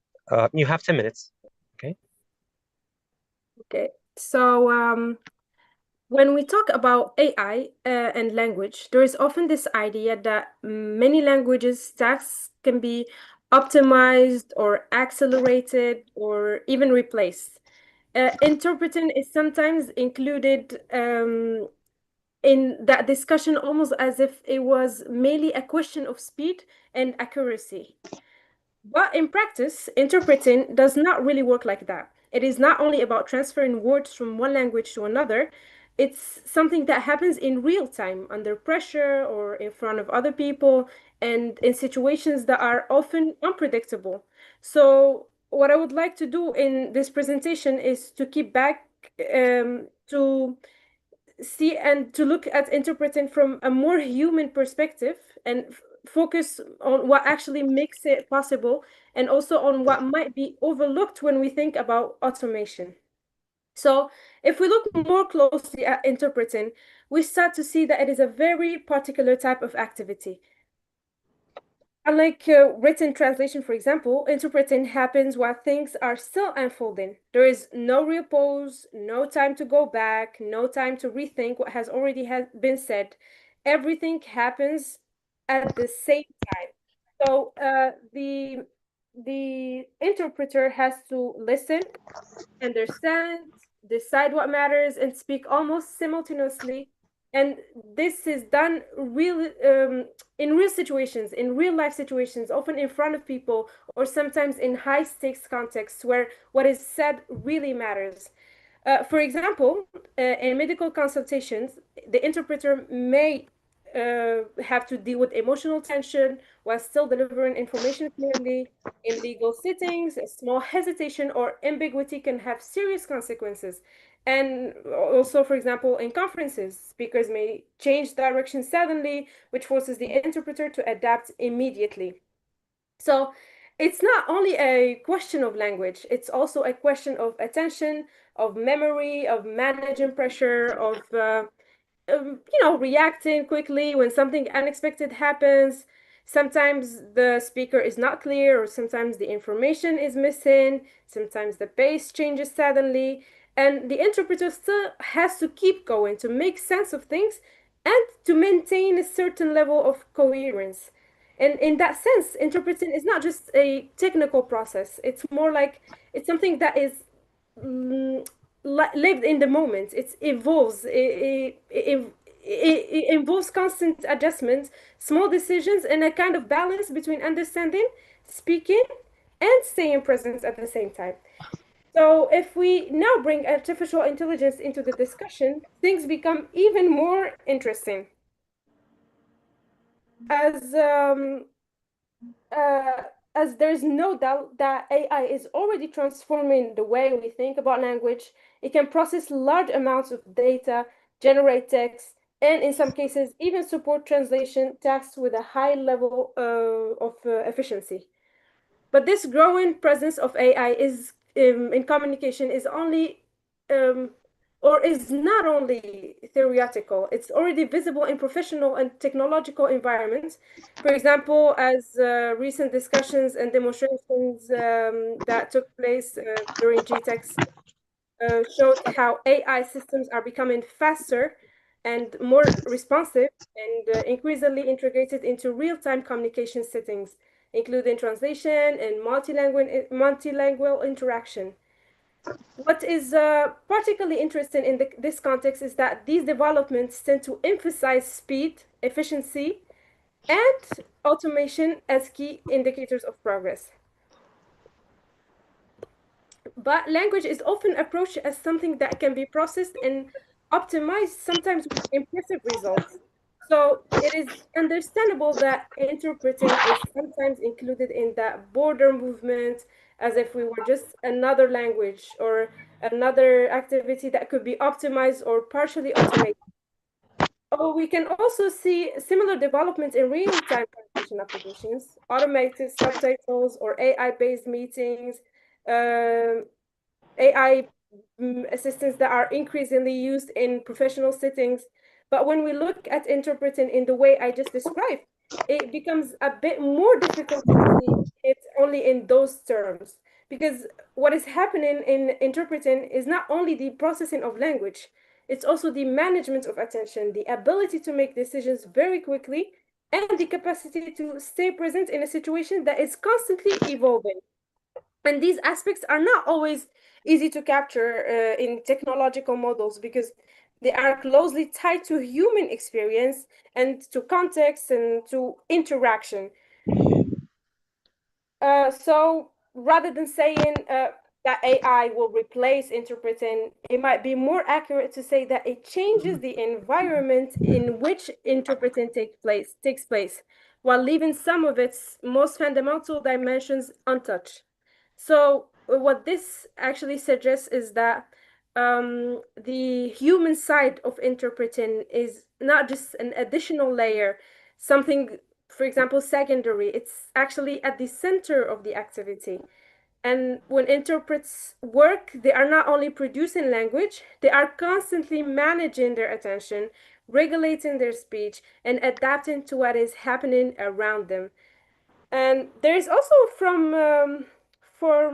there's a presence involved. The interpreter is not invisible, even if they are not the original speaker, but they are still performing in a way in front of others, and this has an impact on how communication is received.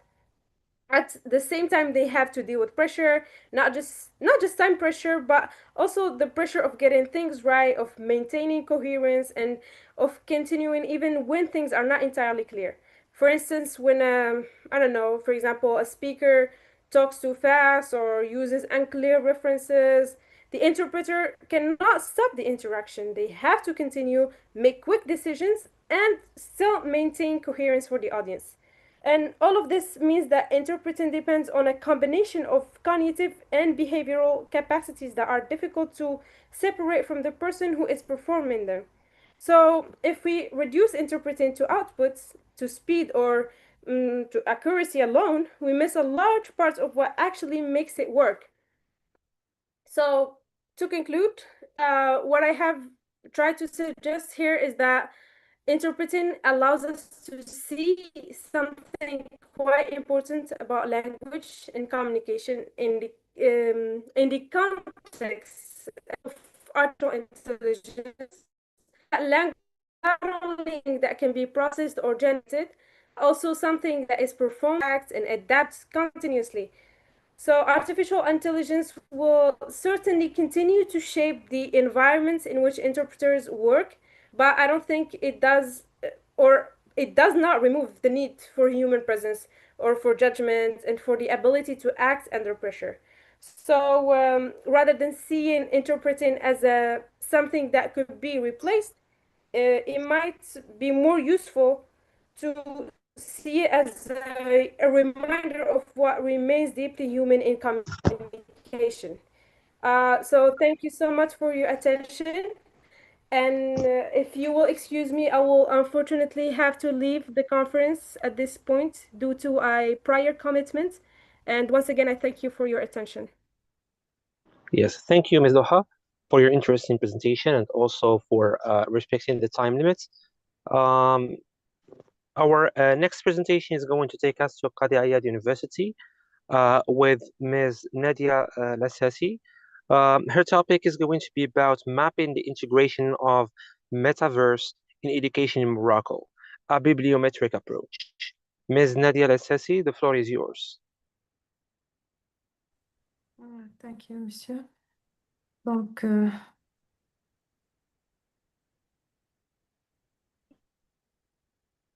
Yes, we can hear you. Yes, you can start sharing your screen and start your presentation. You have 10 minutes. Can you see my presentation I share? Yes, it's clear. Okay. D'accord. So, Mr. President of the session, distinguished attendees, it's an honor to be here today to share my research on mapping the integration of the metaverse in education in Morocco, a bibliometric approach. According to our presentation plan, I will begin with the context, interests, and research problem theoretical and conceptual framework, research, methodology, results, and discussion. So, immersive technologies, particularly the metaverse, are progressively transforming education by creating interactive and engaging learning environments, while e-learning platforms and MOOCs, especially reinforced during the COVID-19 pandemic, have ensured pedagogical continuity. They often remain limited to passive learning approach and lack immersive. In this context, the metaverse emerged as an innovative alternative. It offers interactive virtual spaces that foster active participation, enhance motivation, and support personalized learning will overcome time and space constraints. The metaverse represents an innovative opportunity for language teaching by offering immersive and interactive environments. Unlike traditional approaches, which often focus on passive transmission of knowledge, it allows learners to practice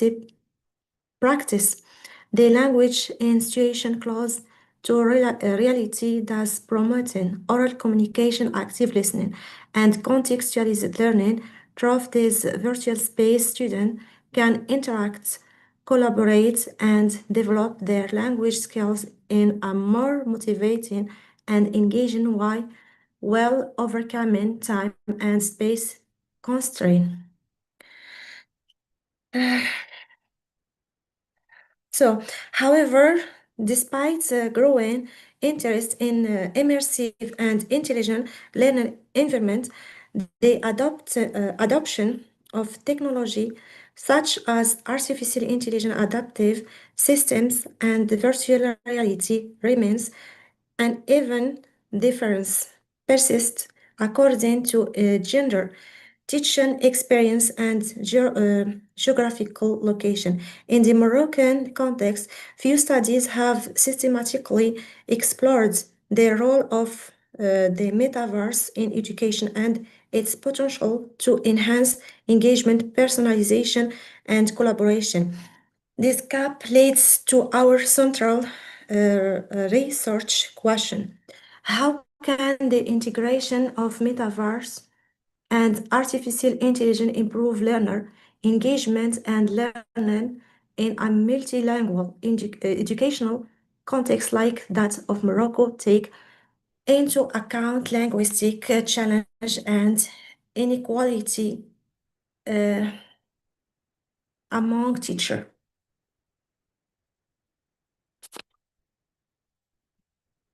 The metaverse can be defined as a three-dimensional interconnected virtual environment that combine human interaction, immersive technologies, and connection to the real world to allow users to interact, communicate, and evolve within a digital space governed by its own rule and economic system.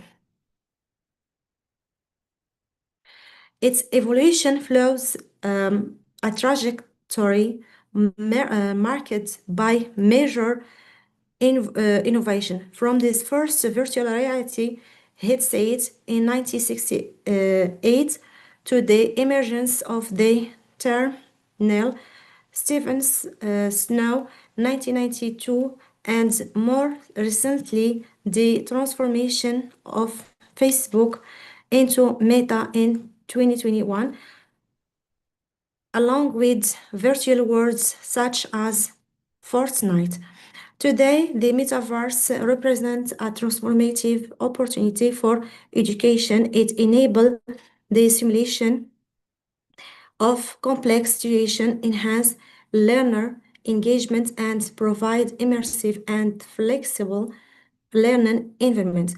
It is also particularly relevant for language learning as it creates authentic communication context where learning can interact in real time with speaker worldwide, thereby development both linguistic and intercultural competency. Aligned with 21st century skills and sustainable development goal for the Edu Metaverse contributes to inclusive, accessible, and sustainable education while open new pedagogical perspective. The initial search conducted in Scopus and Web of Science identify 2,408 records.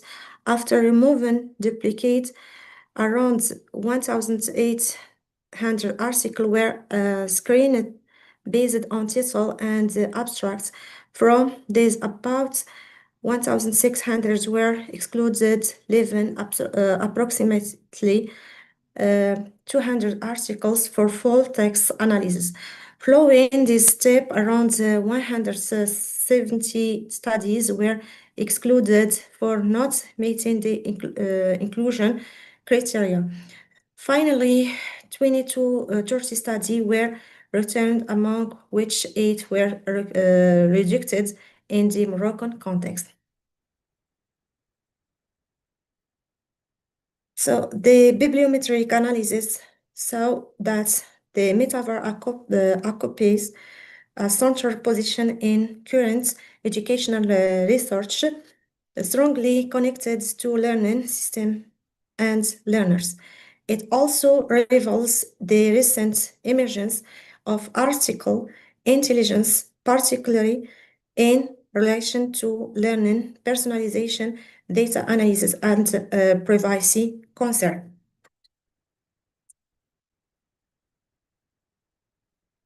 Furthermore, the finding indicates a shift from traditional e-learning toward immersive and intelligent environments, integrating technologies such as natural language processing and big data.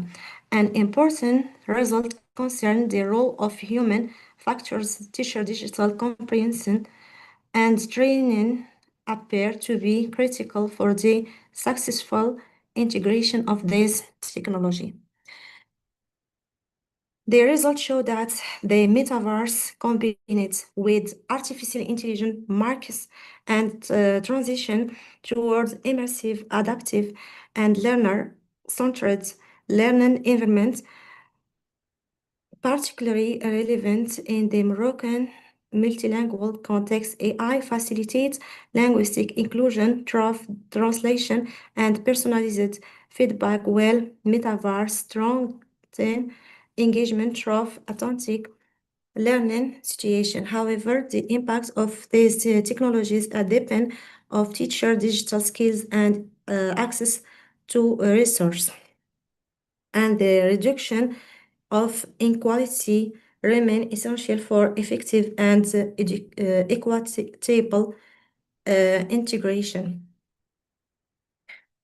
The integration of metaverse and artificial intelligence offers strong potential to improve engagement and learning in a multilingual context like that of Morocco. However, its success depends on the digital skills of teacher and equitable access to technologies, making training and reducing inequalities essential.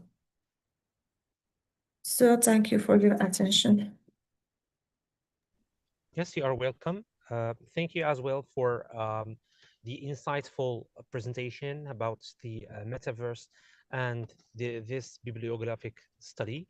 Again, we're going to talk about another interesting topic with Mr.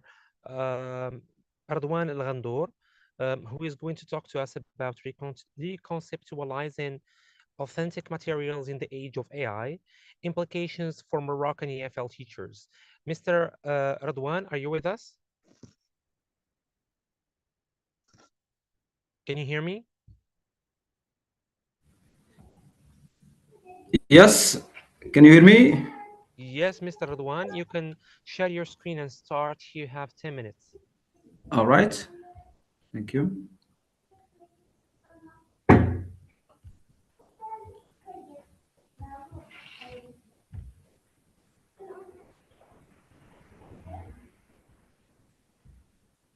Can you see the presentation? Mr. Chairman? Not yet. Not yet. What about now? Not really. Can you do it again? All right. Can you wait, please?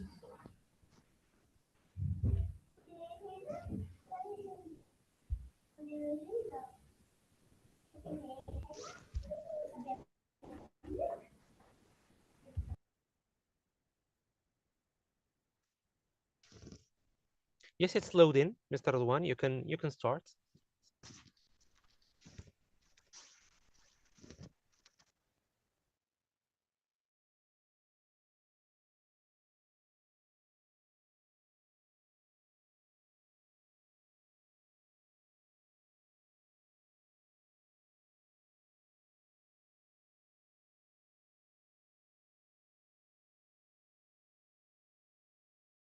Yes, Mr. Radwan, are you still facing some technical problems?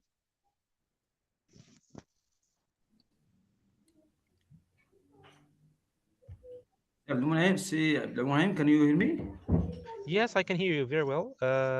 Just the presentation, it loads and it keeps loading. I don't know what's the problem. You can do it, and meanwhile you can start conceptualizing your topic, or All right. walk us through what you are going to talk about. Okay. I will try again. Hope you can see it now. So before embarking on my presentation, I'd like to thank the organizing committee for this great event, namely Professor Ahmed Ben Isa, the coordinator of this event, and Bitlisaniyat with its members.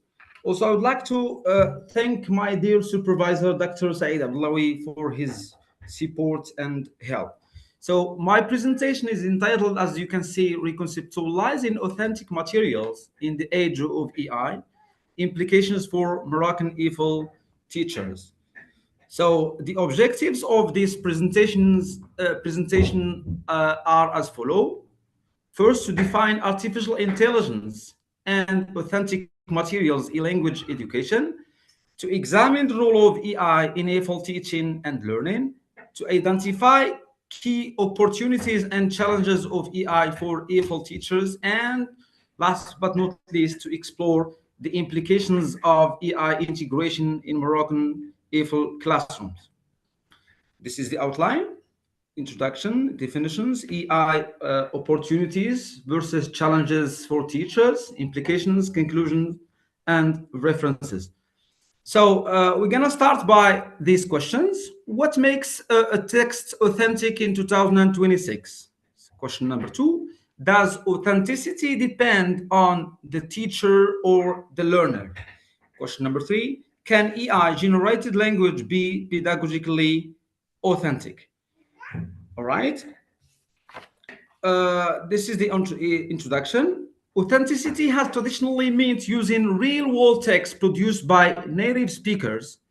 According to Lee, 1995, it is a view that has shaped also EFL teaching, including Morocco. So with the rise of generative AI, like ChatGPT, Claude, Google Bard, and other AI tools, which challenges this definition of authenticity by what? By producing contextually relevant and linguistically accurate text.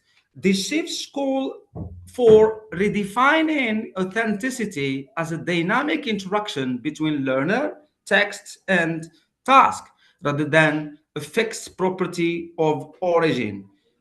In the Moroccan EFL context, AI can support the creation of functionally authentic material despite classroom constraints. And also here the teacher's role evolved into a pedagogical mediator adapting AI-generated content to learners' need. And as you know that the learner is the center of these things. The problem, AI tools like ChatGPT can generate realistic texts, but they are not produced by native speakers, right? Now let's move to see some definitions of AI and authentic materials. So artificial intelligence refers to the branch of computer sciences concerned with designing systems capable of performing tasks that typically require human intelligence, such as reasoning, learning, problem solving, perceptions, and language understanding. John Mackay described AI as the science of engineering of making intelligent machine. From a modern perspective, according to Russell and Peter Norvig, which they define AI as the study of agents that receive percepts from the environment and perform actions that maximize their chances of achieving goals. And similarly, Rich defined AI as the study of how to make computers do things at which the moment people are better, 2009. So there are some key components of AI, which typically includes machine learning systems that improve performance through experience, natural language processing, which enables machines to understand and generate human language, and computer vision allows systems to interpret visual data. And the last one, which is expert system, which are rule-based systems that emulate decision-making of human experts. We can also move to the evolving concept of authenticity. We can see from input to interaction, a pedagogical shift. Here, the focus has shifted from treating text or dealing with text as inherently authentic to seeing authenticity as something created by and created in interaction between learners, texts, and tasks. The view underpins both communicative language teaching, CLT, and task-based language teaching. As learner-centeredness, as I said, the focus is learner-centeredness, the meaning-focused approach. Also from another approach, which is from text to interaction. Here we are rethinking authenticity. Here the text is not authentic on its own. Authenticity here depends on how learners respond to and use that text. According to Widowson, in which he distinguishes features of the text from authenticity, and the learner's appropriate engagement with that text. Also, from traditional definitions concepts, here the native speaker standard. Materials were classified as authentic if they were created for real-world purpose by a native speaker, intended for other native speakers, and not altered for pedagogical reasons, according to Morrow, 1977. And authenticity also has always been central in EFL teaching, traditionally exposure to real-life language use. Authenticity also should focus on learner interaction, meaningful communication, and more important,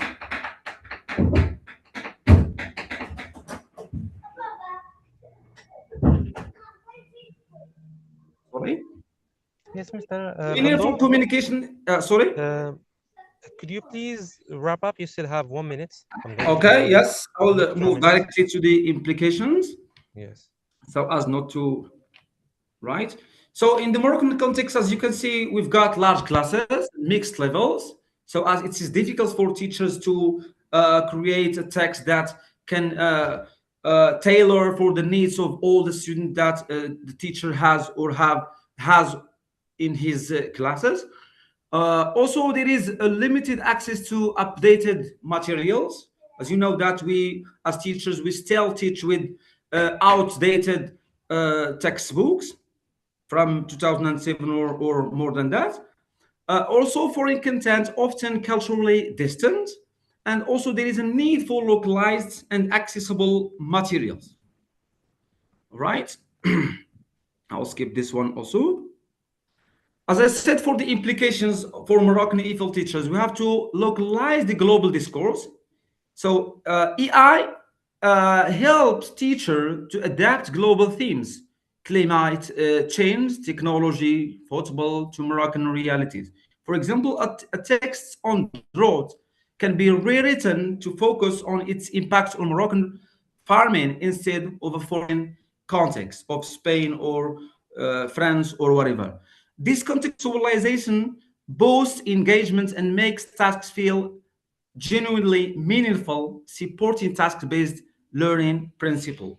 And also differentiation in large or mixed abilities classes. So EI has the ability to quickly generate multiple versions of the same topic, beginner, intermediate, advanced. Here, these things challenges teachers today.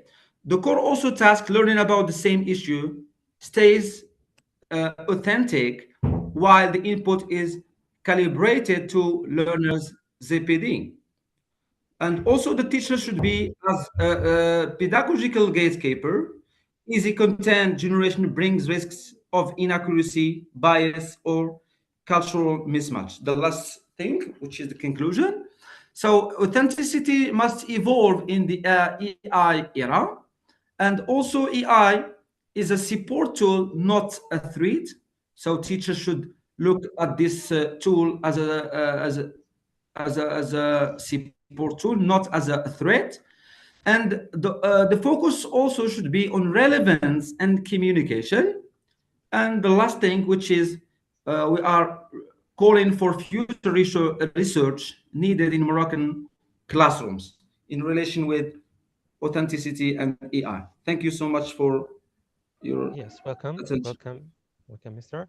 Thank you for bringing this interesting topic in today's conference and in this fifth session. It's authentic materials really matters, especially in the age of AI.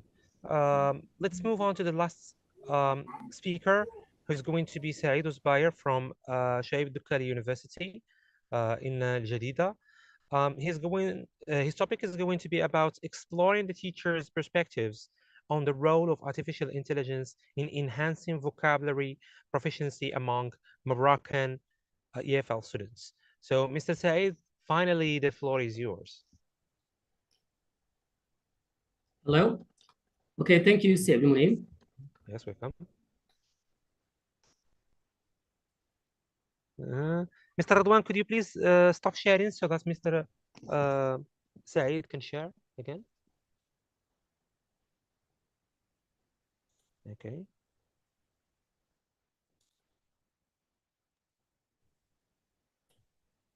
Can you see the presentation? It's loading, it's coming, and you have 10 minutes, please. Okay.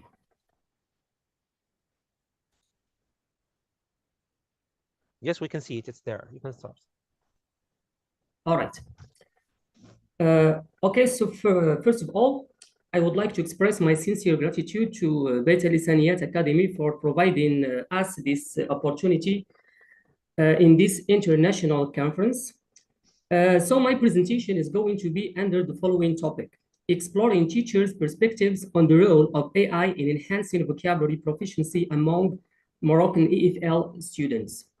To give an overview to my talk, so the presentation is going to include the following sections. We have the introduction, research objective and research questions, theoretical framework, methodology, results and discussion, and conclusion.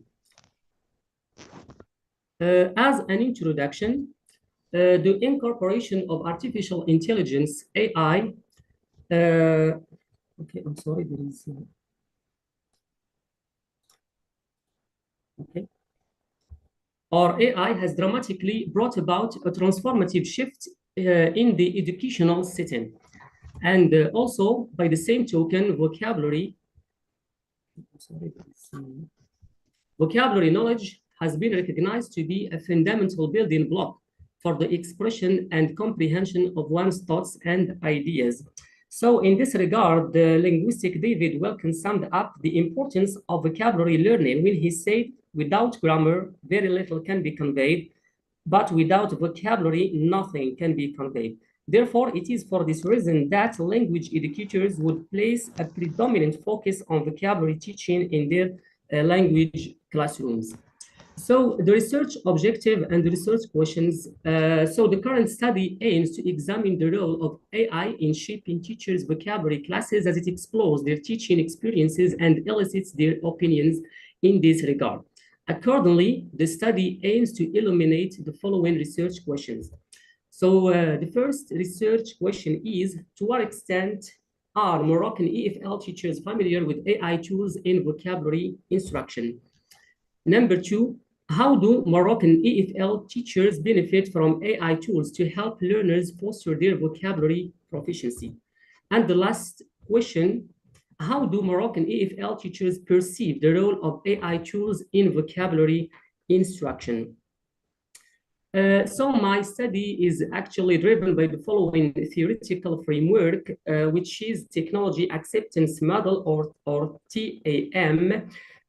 So this model is one of the most influential frameworks for understanding how people adopt a new technology. Essentially, it suggests that a person's decision to use a new system is driven by two main factors. We have the perceived usefulness and perceived ease of use. And these two factors are also driven by two main elements. We have the attitude toward using, behavioral intention to use, and actual use. Just in short, according to Davis, if a user feels a technology is both useful and easy to navigate, they develop positive attitude toward it, which leads to successful adoption. In short, if it's helpful and it's simple, people will certainly use that technology. So for the methodology, the study is conducted via the adapting an explanatory sequential design of mixed methods research. The quantitative data has been collected first through online questionnaires, followed by qualitative data at the conduction of semi-structured interviews. For the participants, the questionnaire was filled out by a total of 97 EFL Moroccan teachers. Okay, and for data analysis, the quantitative data from the questionnaires were analyzed using SPSS. Let's move on straight to the results and the discussion. So the first of all, we have teachers' familiarity with AI in vocabulary instruction. As we can see in the first figure, the vast majority of teachers have at least some level of acquaintance with AI tools. Specifically, 75.4% of the respondents describe themselves as somewhat familiar, while 14% feel very familiar, and only a small minority, that is to say, 10.5% report having no familiarity at all. So this suggests that AI is a well-known concept among the surveyed educators. On the other hand, we can see that despite varying levels of comfort, a significant majority, that is to say 66.7% of teachers are already using AI tools specifically for vocabulary instruction. Meanwhile, 33.3% of teachers have not yet integrated these tools into their vocabulary lessons. So the following table shows teachers' frequency regarding the preparation, teaching, and assessment of vocabulary instruction. So as we can see here, about 36% of the teachers reported that they use AI to prepare vocabulary lessons and the vocabulary activities, whereas about 33% of the teachers reported that they rarely or they never integrate AI into their vocabulary teaching lessons. Also, we have about 60% of the teachers reported that they never use AI in assessing students' vocabulary development. Concerning the ways teachers benefit from AI in vocabulary instruction, we can see that, so the following diagram or the following figure represents percentages of the ways teachers use AI in vocabulary instruction. Just as an example, we can see that 49.10% of the teachers reported that they use AI to generate reading text, dialogues, stories, and also 40% of the teachers reported that they use AI tools specifically to look for synonyms, antonyms, collocations, to check meanings, pronunciation, and grammar. The following figure demonstrates the frequency of AI platforms mostly used by Moroccan teachers. As we can see, ChatGPT is by far the most dominant tool used by 70.18% of surveyed teachers, which makes it the clear favorite of various educational tasks. And we can see that it is followed by other AI tools such as DeepSeek, Grammarly, Copilot, etc. So I also the questionnaire aimed to investigate and to elicit teachers' opinions and perspectives regarding some issues related to the integration of AI in vocabulary instruction. Among the items which demonstrated high level here, we can see that, for example, teachers reported that using AI when preparing vocabulary activities is useful and it saves time. By the same token, using AI in vocabulary lessons can make learners more engaged and motivated. Others also say that using AI tools can help learners improve their vocabulary repertoire. Using AI tools can facilitate learners' vocabulary tasks and assignments. In addition to the fact that some teachers worry about over-relying on AI tools in preparing and teaching vocabulary. And also, some teachers also reported that AI should be excluded in vocabulary lessons. And also some of them reported that they have some issues concerning the confidence related to using AI in vocabulary instructions. As a conclusion, although the questionnaires and interviews offered valuable insights, they may not fully represent the nuanced influences of AI on vocabulary learning and acquisition.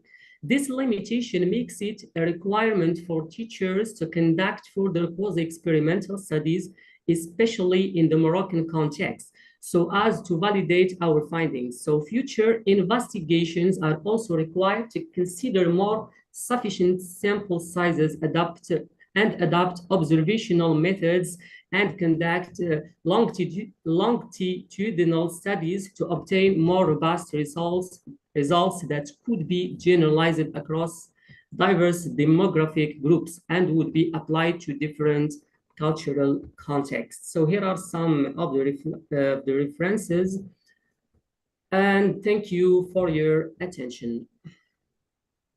Yes, thank you, Mr. Said, for your insightful study. It was really fruitful. We've learned a lot from your research study. Now, I'm going to move on to the questions. If anybody has a question, please feel free to ask the questions either in the chat box or you can unmute yourselves. If not, we can move to the last panel or last session. Let me check if there is a question in the main chat. So far, there is no question. What about our audience here? Do you have a question for the presenters? Okay, so if there is no question from the audience, either here on YouTube as well, let's move on to the last panel. And the last session will be moderated by Dr. I guess Dr. Etimad Shanqoub. Yes, Dr. Etimad. Hello, Are you here with Professor us? Abdelmonaim. Hello. Yes, Am I yes, the floor audible is to you, yours. please? Yes, yes.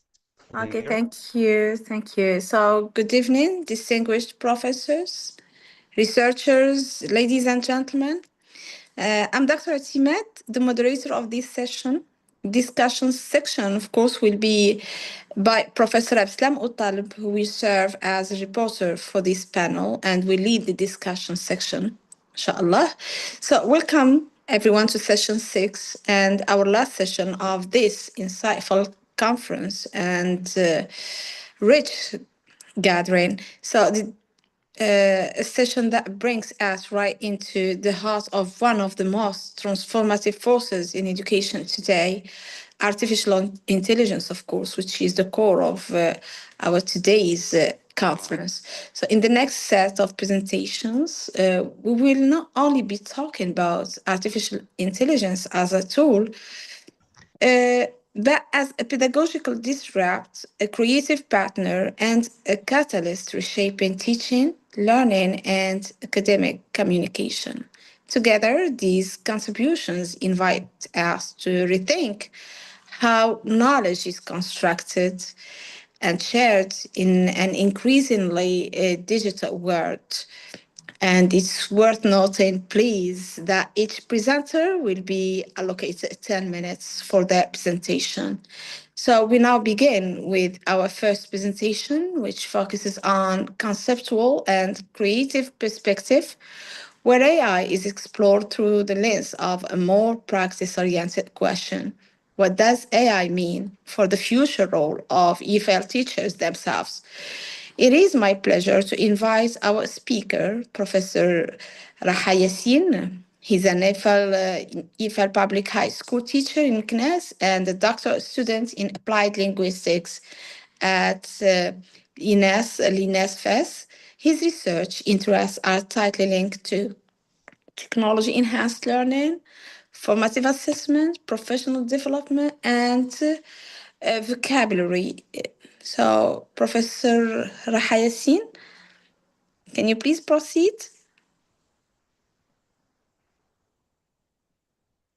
Professor Raha Yassin, are you there? Yeah, hello?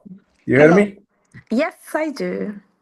Yeah, I think that the presenter before me need to remove his presentation so that I can share my Okay. presentation. Okay. So, the previous presenter was Mr. Saeed Zaid, Ouzbeir. Would you yeah. please remove your presentation so that Mr. Yassin can proceed?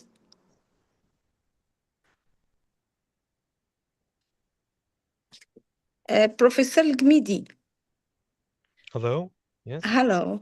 Can you please ask Mr. Saeed to remove his presentation? I guess Is it he already. removed now? He did. Already, yes. Okay, it's Thank okay. I did. you. Thank you. It's okay, I Thank did. you. I did remove it. Okay, Mr. Raha Yassin, the floor is yours. Thank you. Let me share my presentation with you. Okay. So thank you so much. Thank you, Mr. Dr. Timet. So my presentation is entitled "The Future of AI-Assisted EFL Teacher: Conceptual Representation of Prospective Teachers." So I have the great pleasure to present my work on my research.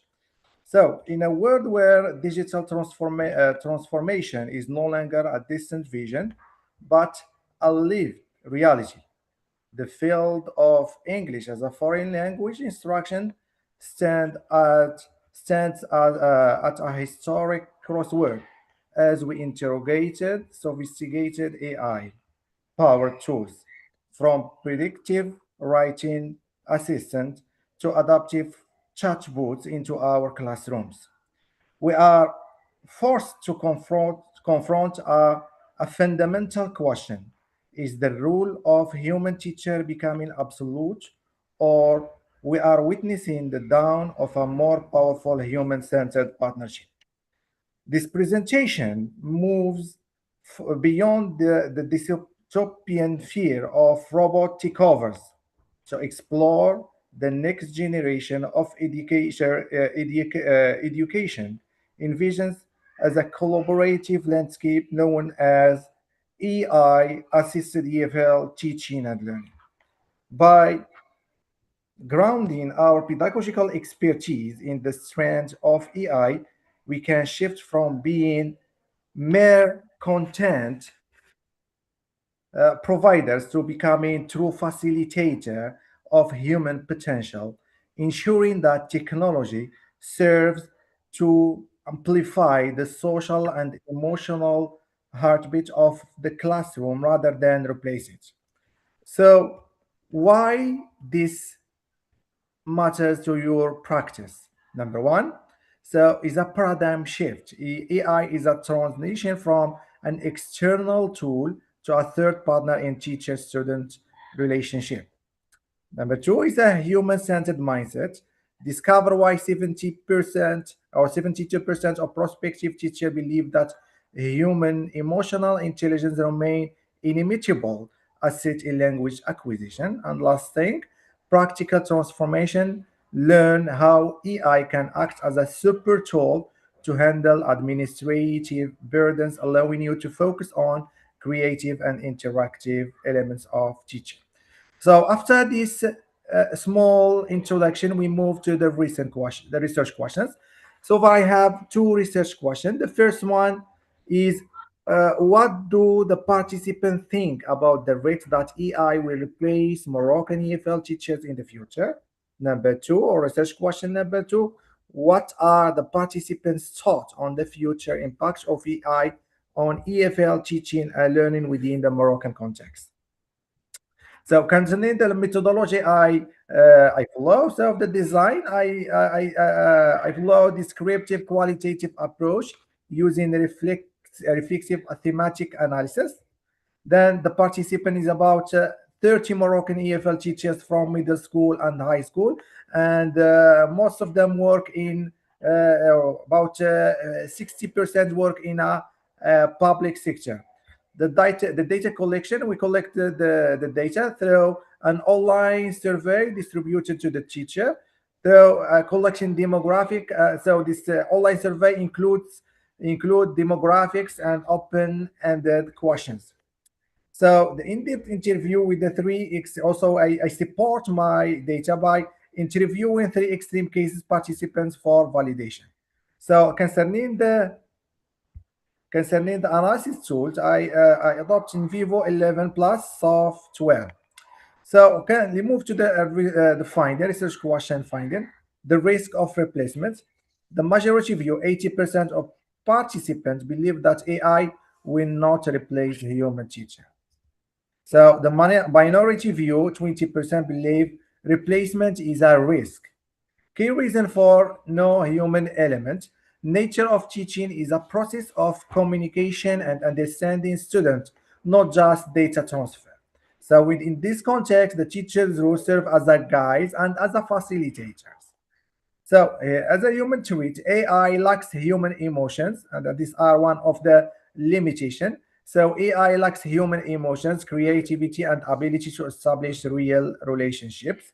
So AI is a human product and dependent on human input. So without human, we cannot, AI cannot work.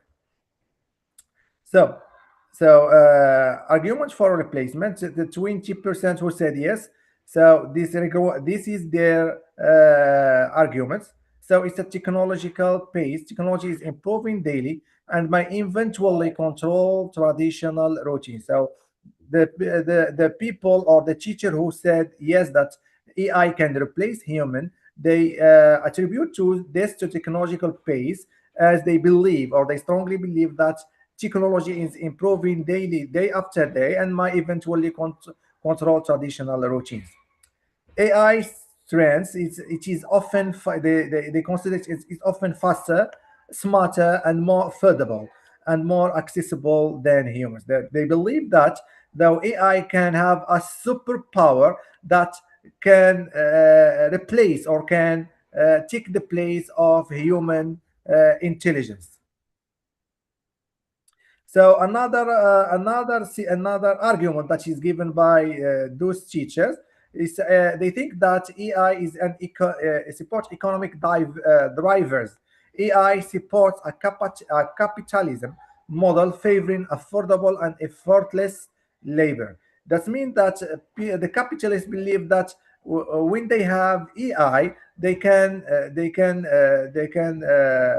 get rid of human teachers. So it's an economic vision.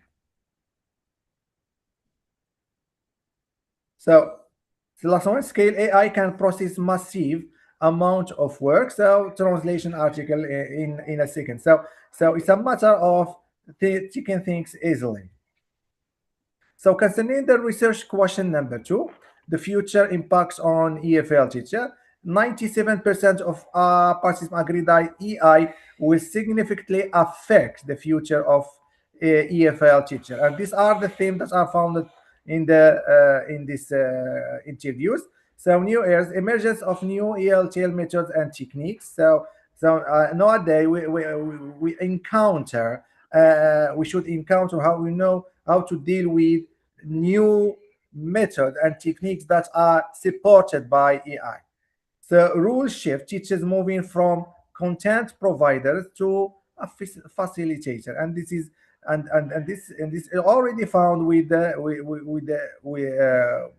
modern technology. Students behave potential for personalized learning, but also risk of increasing the students' laziness. And as you know that AI is a double-edged sword, as it provides humanity with many facilities. It turns students as a lazy creature, as a lazy people. so so let's move to the practical application of EFL in AI in the EFL classroom. So it's a material preparation using AI to design teaching materials, get rid of printed resources. There's an opportunity to get rid of printed resource assessment. So concerning assessment, AI can mix the teacher's work in designing and grading students' paper easily. So AI is for preparing and grading exams and assignments. Student support. So as you know that it gives instant feedback and reinforcement. Chatbots for interactive speaking practice. Access to diverse sources and cultures. So we come up with this model, which is AI-assisted EFL teaching and learning, human-centered approach. AI should complement rather than replace teacher. This is where we conclude that AI should not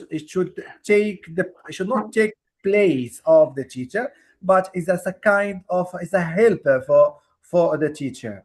So the third partner, AI is viewed as a collaborative third partner in the teacher-student relationship. So the teacher remains in control using AI as a super tool to amplify human performance. So as a conclusion, the recommendation. So collaboration is a key. Effective instruction requires teacher AI partnership, not a competition. Teacher training, future teachers must be equipped with AI competencies and ethical knowledge. Policy and ethics. Policymakers should define ethical guidelines of AI in the classroom. And final thought, AI cannot replace the social and emotional aspects of learning, but it can significantly enhance the experience. So I come to the conclusion that we are not AI cannot replace the teachers, but the teacher who do not use AI that can be easily replaced. So AI cannot replace teachers, but the teacher who don't use AI can be replaced easily. Thank you so much. Thank you, Professor Raha. Thank you. For this interesting topic and for shedding light on the evolving identity of EFL teachers in the age of artificial intelligence.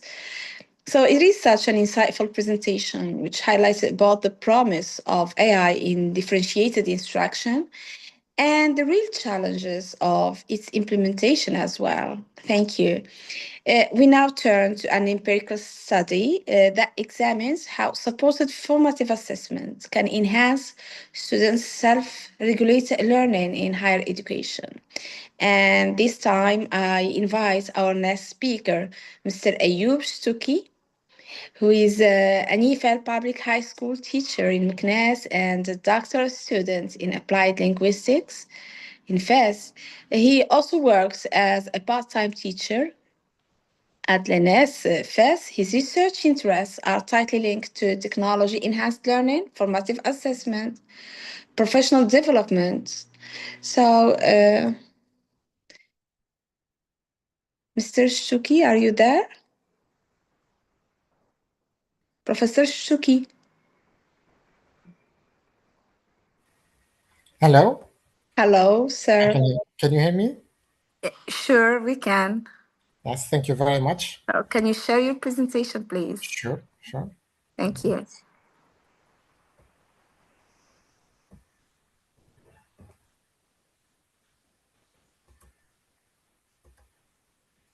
Yes, can you see it? Yes, sir. Yes, you can proceed, please. Yes, thank you very much, Chairperson. I'm sure it has been a very long, I would say, sessions, but yet fruitful. So I'll try to be as succinct as possible. So my presentation today will be about a study that I have conducted about the effect, or I would say the relationship between AI-supported formative assessment and self-regulated learning. So as you may all know, artificial intelligence is rapidly transforming higher education, changing not only how students access information, but also how they engage with learning. So when dealing with these AI-powered tools, which they are increasingly used to personalize learning experiences, they also provide adaptive support and enhance students' engagement. Now, within this broader transformation, assessment practices are also evolving. In particular, AI is reshaping formative assessment by enabling immediate and personalized feedback, which was traditionally difficult, as you may all know, to provide in large classroom as it is the case in higher education. Now, this is especially important because feedback is, throughout the literature, is closely related and linked to self-regulated learning. Now, the latter is defined as students' ability to plan their learning, to monitor that learning, and also to evaluate their and reflect on their own learning processes. In this sense, timely and meaningful feedback can support these processes through helping students or learners to track their progress and to reflect on their performance, and at the end, of course, to adjust their learning strategies. Now, the problem is that in EFL classrooms at the higher education level, formative assessment is often constrained by either delayed or non-personalized feedback, which may limit its ability to effectively support learning. Now, while artificial intelligence offers new possibilities through this immediate and adaptive feedback, its actual pedagogical value in real classroom contexts is still not fully understood. More importantly, within the Moroccan higher education context, there is kind of a limited evidence on how EFL learners or students perceive AI supported formative assessments, which makes it important. It's important to gain, I would say, their perspectives on the matter. Now, the research gap is that artificial intelligence in education is expanding without a doubt, but much of it focuses on the technological capabilities and learning outcomes, with limited attention to students' perception. Now, in addition to this, I would say the specific intersection between this kind of relationship between AI-supported formative assessment and self-regulated learning remains, unfortunately, underexplored. Okay. Now, there is clear lack of empirical evidence from the Moroccan EFL higher education context, which makes it essential to investigate how these emergent practices, I would say, affect each other. Now, as for the research aim, which is very clear, it's building on this gap, okay? Now, first, in our study, we are seeking to examine how students perceive the use of AI-supported formative assessments in their learning as a first step. And second, we are trying to explore the relationship between these perceptions, okay, the perceptions of using AI-supported formative assessments and self-regulated learning among EFL students. The study also is guided by 3 research questions building on the research aim that I have just discussed. Now, the first one is to examine how EFL students perceive AI-supported formative assessment. The second one is to explore the extent to which these perceptions are related to their self-regulated learning. And the third one tries to investigate which specific dimensions of self-regulated learning are most strongly associated with these perceptions. Now, moving on to the methods, this study employs a cross-sectional correlation survey design. Now, this design was chosen because it allows us to examine relationships between variables at a single point in time, okay, thus the cross-sectional, which is appropriate for exploring associations between students' perceptions and their self-regulated learning without implying any causality, okay? Because the aim here is to just explore whether there is a relationship between the two variables. Now, the participants consisted of 140 undergraduate EFL students, of which all belong to the English department at LENES in Fez, selected using convenience sampling based on accessibility and course enrollment. Now, this approach was considered appropriate for this exploratory study conducted within real classroom contexts. As for the data, it was collected using a structured questionnaire composed of 2 main parts. The first part measures students' perceptions of AI-supported formative assessment.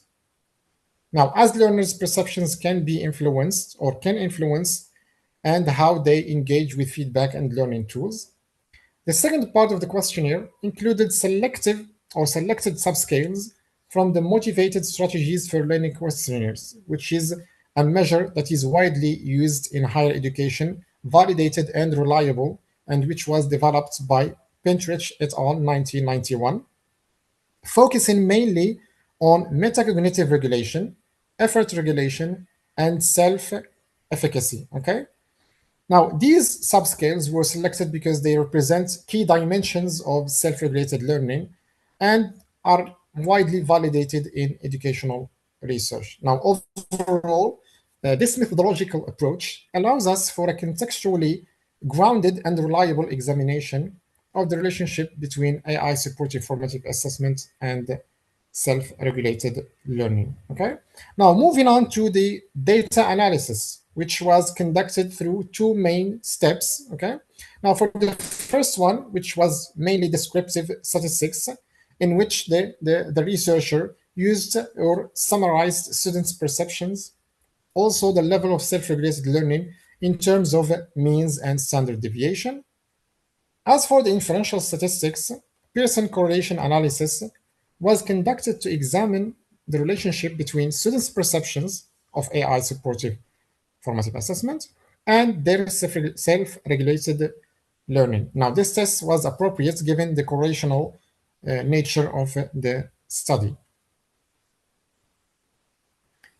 Moving on to the findings, which clearly indicates, as you can see, that students reported generally positive perceptions of AI-supported formative assessment with an overall mean of 3.99 or 8. They particularly valued immediate feedback and learning autonomy, which received the highest rating, as you can see. Now, in terms of relationships, Pearson correlation analysis revealed statistically significant positive correlations between students' perceptions and all three dimensions of self-regulated learning. The strongest correlation, of course, was found with metacognitive regulation at an R equals 0.46, followed by effort regulation, and then self-efficacy, respectively. Okay. Now, all relationships were significant at the 0.01 level as established earlier.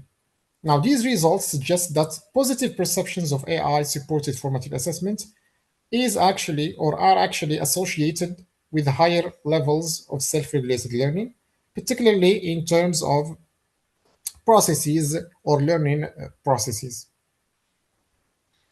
Now, what do these findings mean within the broader literature on AI formative assessments and self-regulated learning? Now, regarding the first research question, the findings clearly indicate that students hold positive perceptions of AI-supported formative assessment. Particularly, they value the immediacy of feedback, okay, and also the increased sense of learning autonomy. This can be interpreted as reflecting a shift in how feedback is experienced in this context. Now, in many Moroccan EFL classrooms, formative assessment is often constrained by delayed or limited feedback, mainly due to large classes or class sizes. In this sense, AI-supported formative assessment appears to address this limitation by making feedback more timely, okay, and accessible, and most importantly, continuous. From a pedagogical perspective, this suggests that students are responding not only to the technology itself, okay, but also to the learning conditions it creates. Immediate and personalized feedback allows them to engage more actively with their learning and to take greater control over their progress. Of course, this interpretation aligns with self-regulated learning theory, as noted by Zimmerman 2000, okay, which states that feedback plays a central role in supporting monitoring and reflection. Similarly, Schut 2008 emphasizes that immediate feedback enhances learning by enabling timely adjustments, and of course, more recently evidenced from Liao et al. 2024 also shows that AI-based feedback can support engagement and self-regulatory processes. Now, overall, these findings suggest that positive students' perceptions are closely linked to the value of timely and meaningful feedback, particularly within the Moroccan EFL classroom context. As for the second results or research question, the results revealed a significant positive correlation between students' perceptions of AI-supported formative assessment and all three dimensions of self-regulated learning. Now, this indicates that students who perceived AI-supported assessment or supported assessment more positively are more likely to engage in planning, in monitoring, as well as in regulating their learning. In this context, positive perceptions appear to be linked to more active engagement in self-regulated learning processes. Now, this finding is also consistent with Pentridge 2000, who emphasizes the role of motivational beliefs in shaping self-regulated learning. It is also supported by recent studies showing that AI-supported feedback can enhance learning or learner autonomy and support the development of self-regulatory skills through adaptive scaffolding. Now, overall, the findings suggest a clear and meaningful association between students' perceptions of AI-supportive assessment from one hand and their self-regulatory or self-regulatory learning. last but not least, when discussing the third research question, the strongest association was found in metacognitive regulation, followed by effort regulation and self-efficacy, as we have discussed or as we have seen in the findings. Now, this indicates that AI-supported formative assessment is particularly linked to students' ability to monitor and reflect and also adjust their learning. In other words, its primary impact appears to be on metacognitive processes. A likely explanation is the nature of AI feedback, which is immediate, it's continuous, and it also functions as an ongoing self-check mechanism that prompts learning to evaluate their understanding and make adjustments in real time. Of course, this interpretation is consistent with Wynne and Hadwin 1998, who emphasizes the central role of monitoring in self-regulated learning, as well as studies by Kiao and Zhao 2013 or 2023, and Bat et al.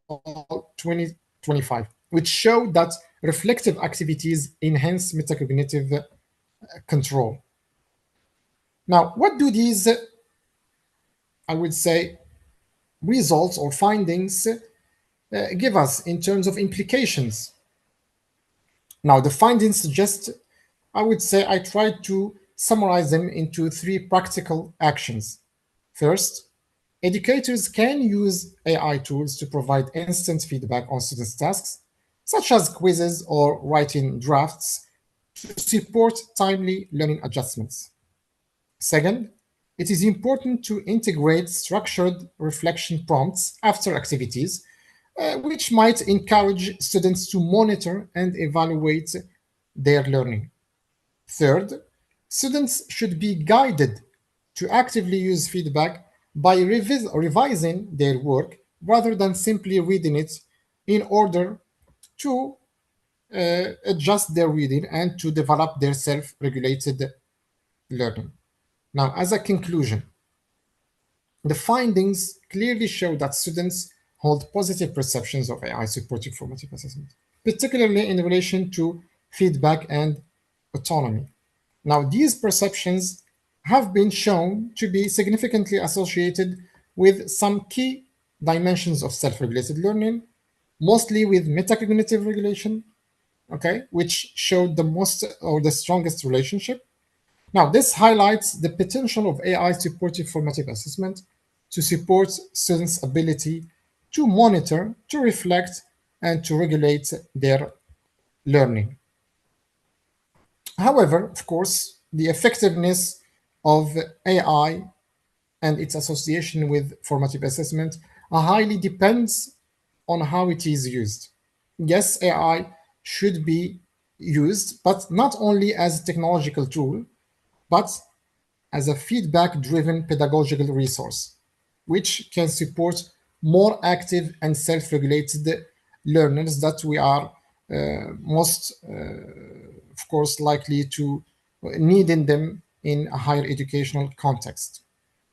Ultimately, the value of AI lies not in the technology itself, as I have said, but in how it reshapes feedback and supports more self-regulated learners. That's all for me. Thank you very much. Thank you, Mr. Suki Ayub. Yes. Thank you so much for that insightful presentation, particularly the connection between AI tools, feedback, and learner autonomy.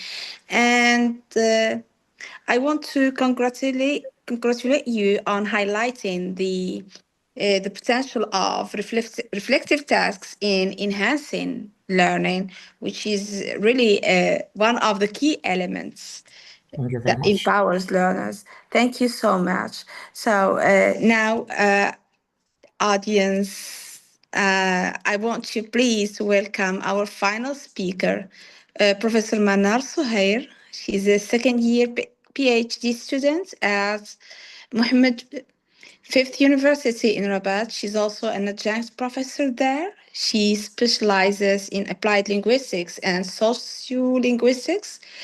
She has previously won the Best Scientific Poster Award at the Second International Conference on Languages, Literature, Humanities, and Social Sciences. Mrs. Manar, the floor is yours, please. Mrs. Manar? Yes, can you hear me? Can you hear me? I can you hear me? Not clear enough. Hello, Mrs. Manar? You are not audible. Can you hear me? Now, Manar, yes. Manar, if you are using headphones, could you please remove them? Okay. Okay, how about now? Can you hear me? No. So sorry. Remove the headphones, please.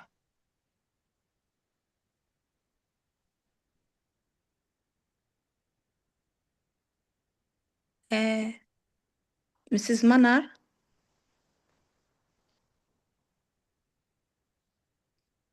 All right, she's trying to Okay. leave and come back. Okay. Okay.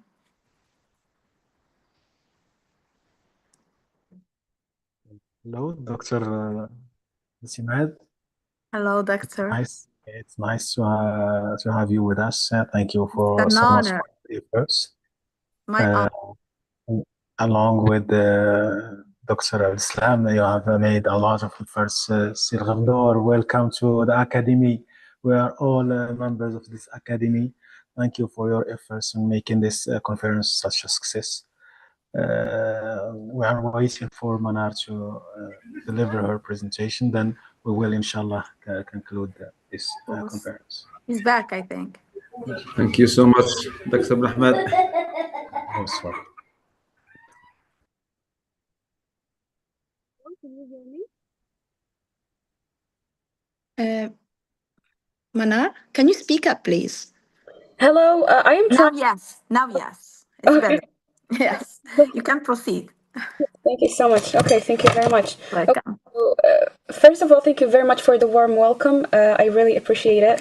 Thank you very much for Dr. Ahmed and for the BAHITON team for the Bitlisaniyat Academy. Thank you very much. So for my presentation, it will be directed to students because I will give them practical advice on how to write clear academic writing. Nice. As I know, a lot of students are now watching us via YouTube. So I will share my screen.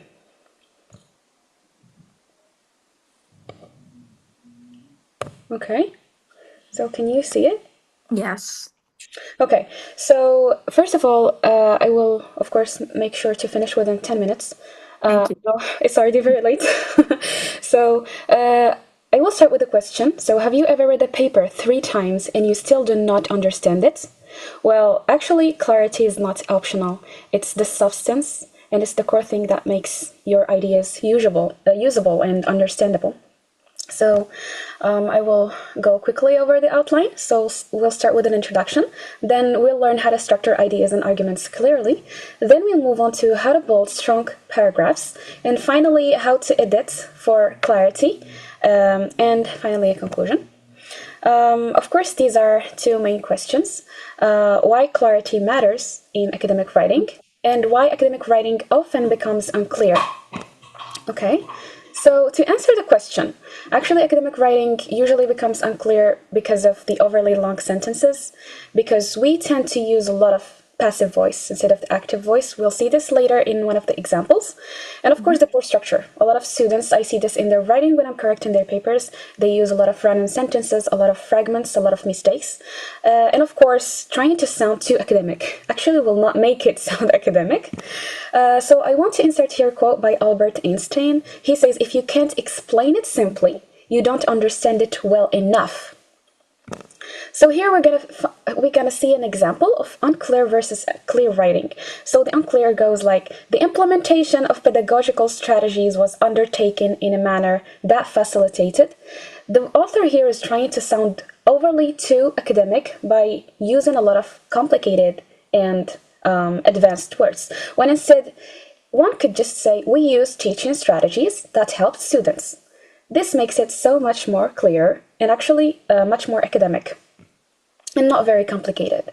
Now here we're going to move on how to structure ideas and arguments clearly.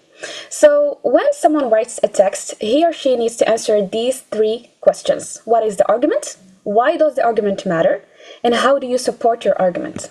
So here I've attached here a link from Sheffield University, a Google Doc. It's actually very helpful on how to build an argument. So of course here we have three main components. It's okay, can you still hear me? Yes, we Yes, can. thank you so much for the feedback. So we have the claim, the proof, and the conclusion. Three main things. So because of time limits, I'm not gonna go through every single one of them in details, but here are the main points that you need to take into consideration: the claim and the proof, the warrants, the objections, and the conclusions. These elements make an amazing argument when you're trying to write academic papers. Now we'll move on quickly to how to build strong paragraphs. So of course, a strong paragraph obviously has topic sentences, the details, the explanation of these details, and of course the linking words. And of course, one paragraph equals one idea. Literally, like one paragraph should not contain more than one idea. Here I want to recommend this book by Elise Oshima and Anne Hogg. It's called Writing Academic English, and it has a lot of editions. It's very helpful, especially for students and even for early career researchers. Here, I use this a lot with my students, actually. It's amazing, and they really love it. It's called the hamburger method for paragraphs.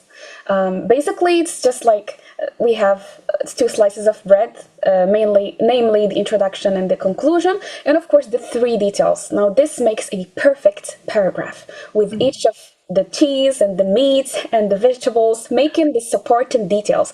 That is the very essential elements. Of course, you cannot eat bread alone. You need to have an actual hamburger.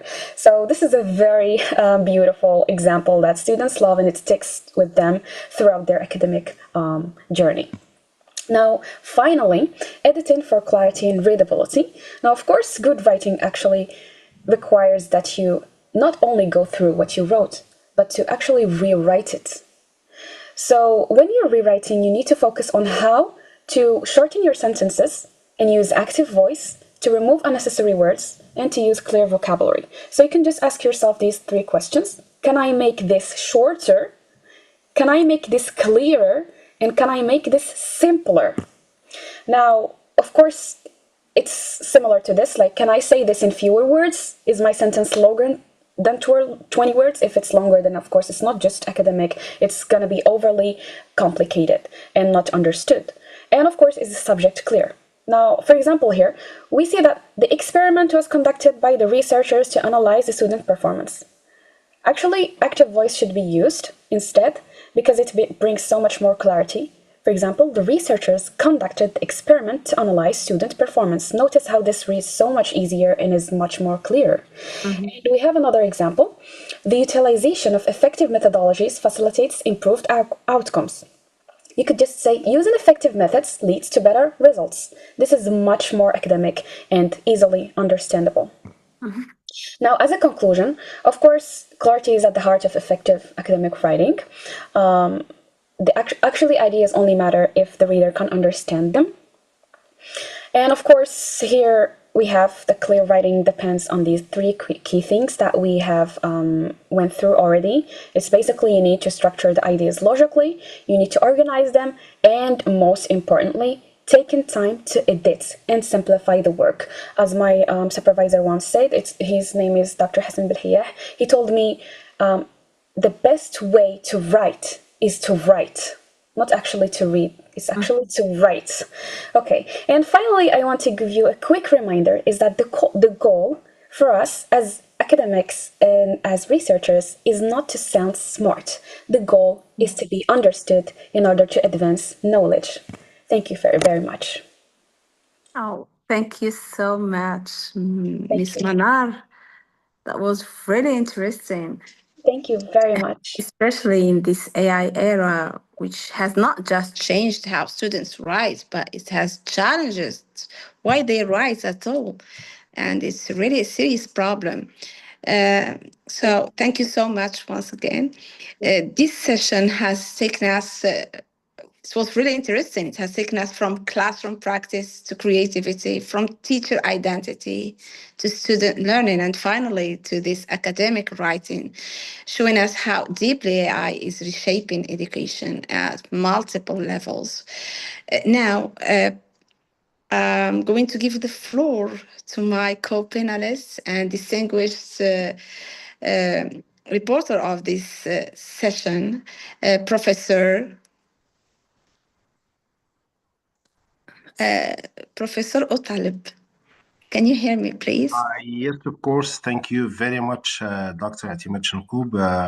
It was a very interesting session where we tackled a lot of problems and we went from went through different topics. Here, I have some questions for Dr. Raha Yassin and Dr. Ayoub Shtuki. So first, three questions for Dr. Raha. Can AI improve education without compromising academic integrity? That's the first one. Second one, what implications does AI have for the future of global knowledge?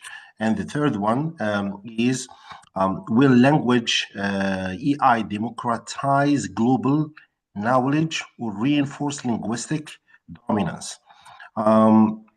The floor is yours, Dr. Raha. You still with us? I'm afraid maybe it's not in the chat box. All right, it's okay. So we'll move on to the question for Dr. Shtuki. Is authenticity dependent only on native speakers?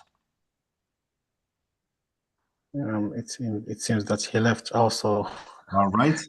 So it's a long day and a lot of participants had left. Yeah.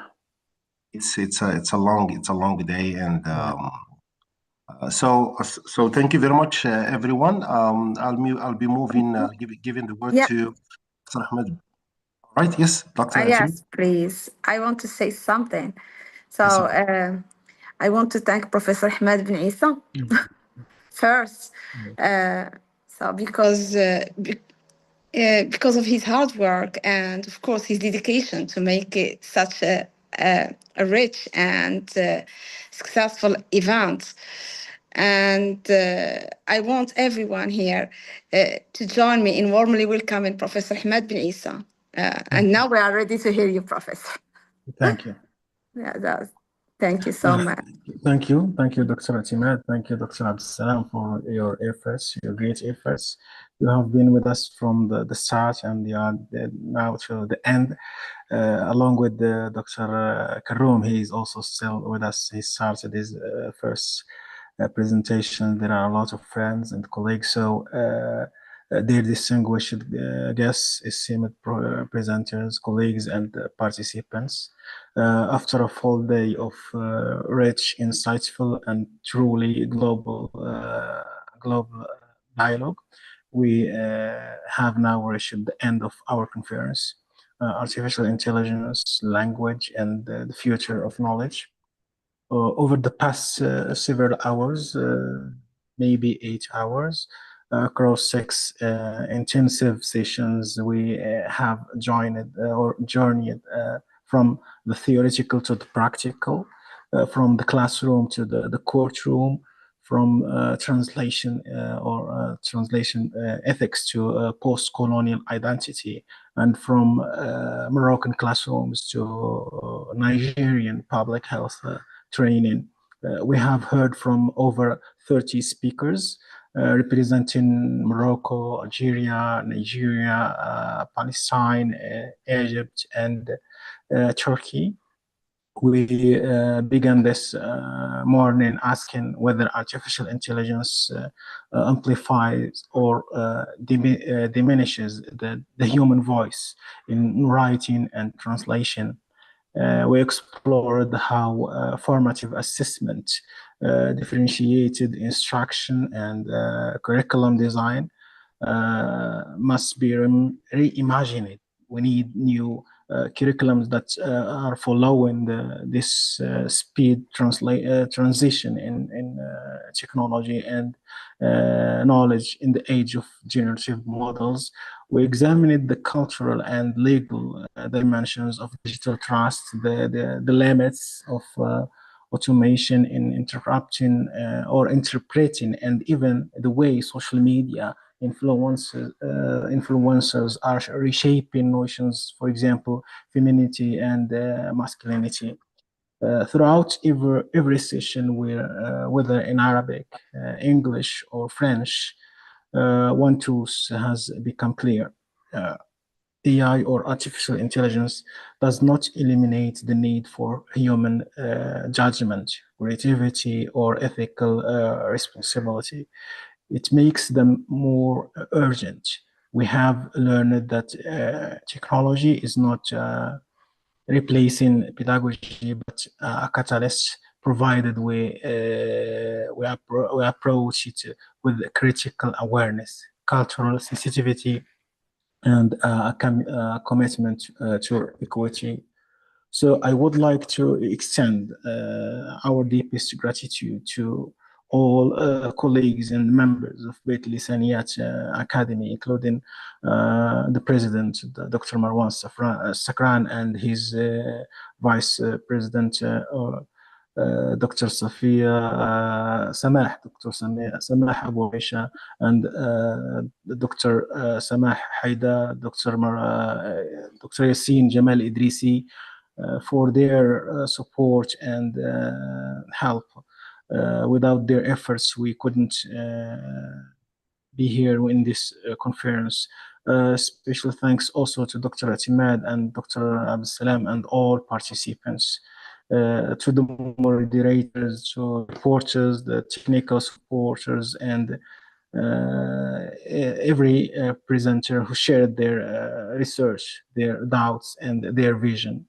And finally, to you, the audience who are following us on YouTube or within this platform, thank you for your engagements and questions, reflections, and also for being here.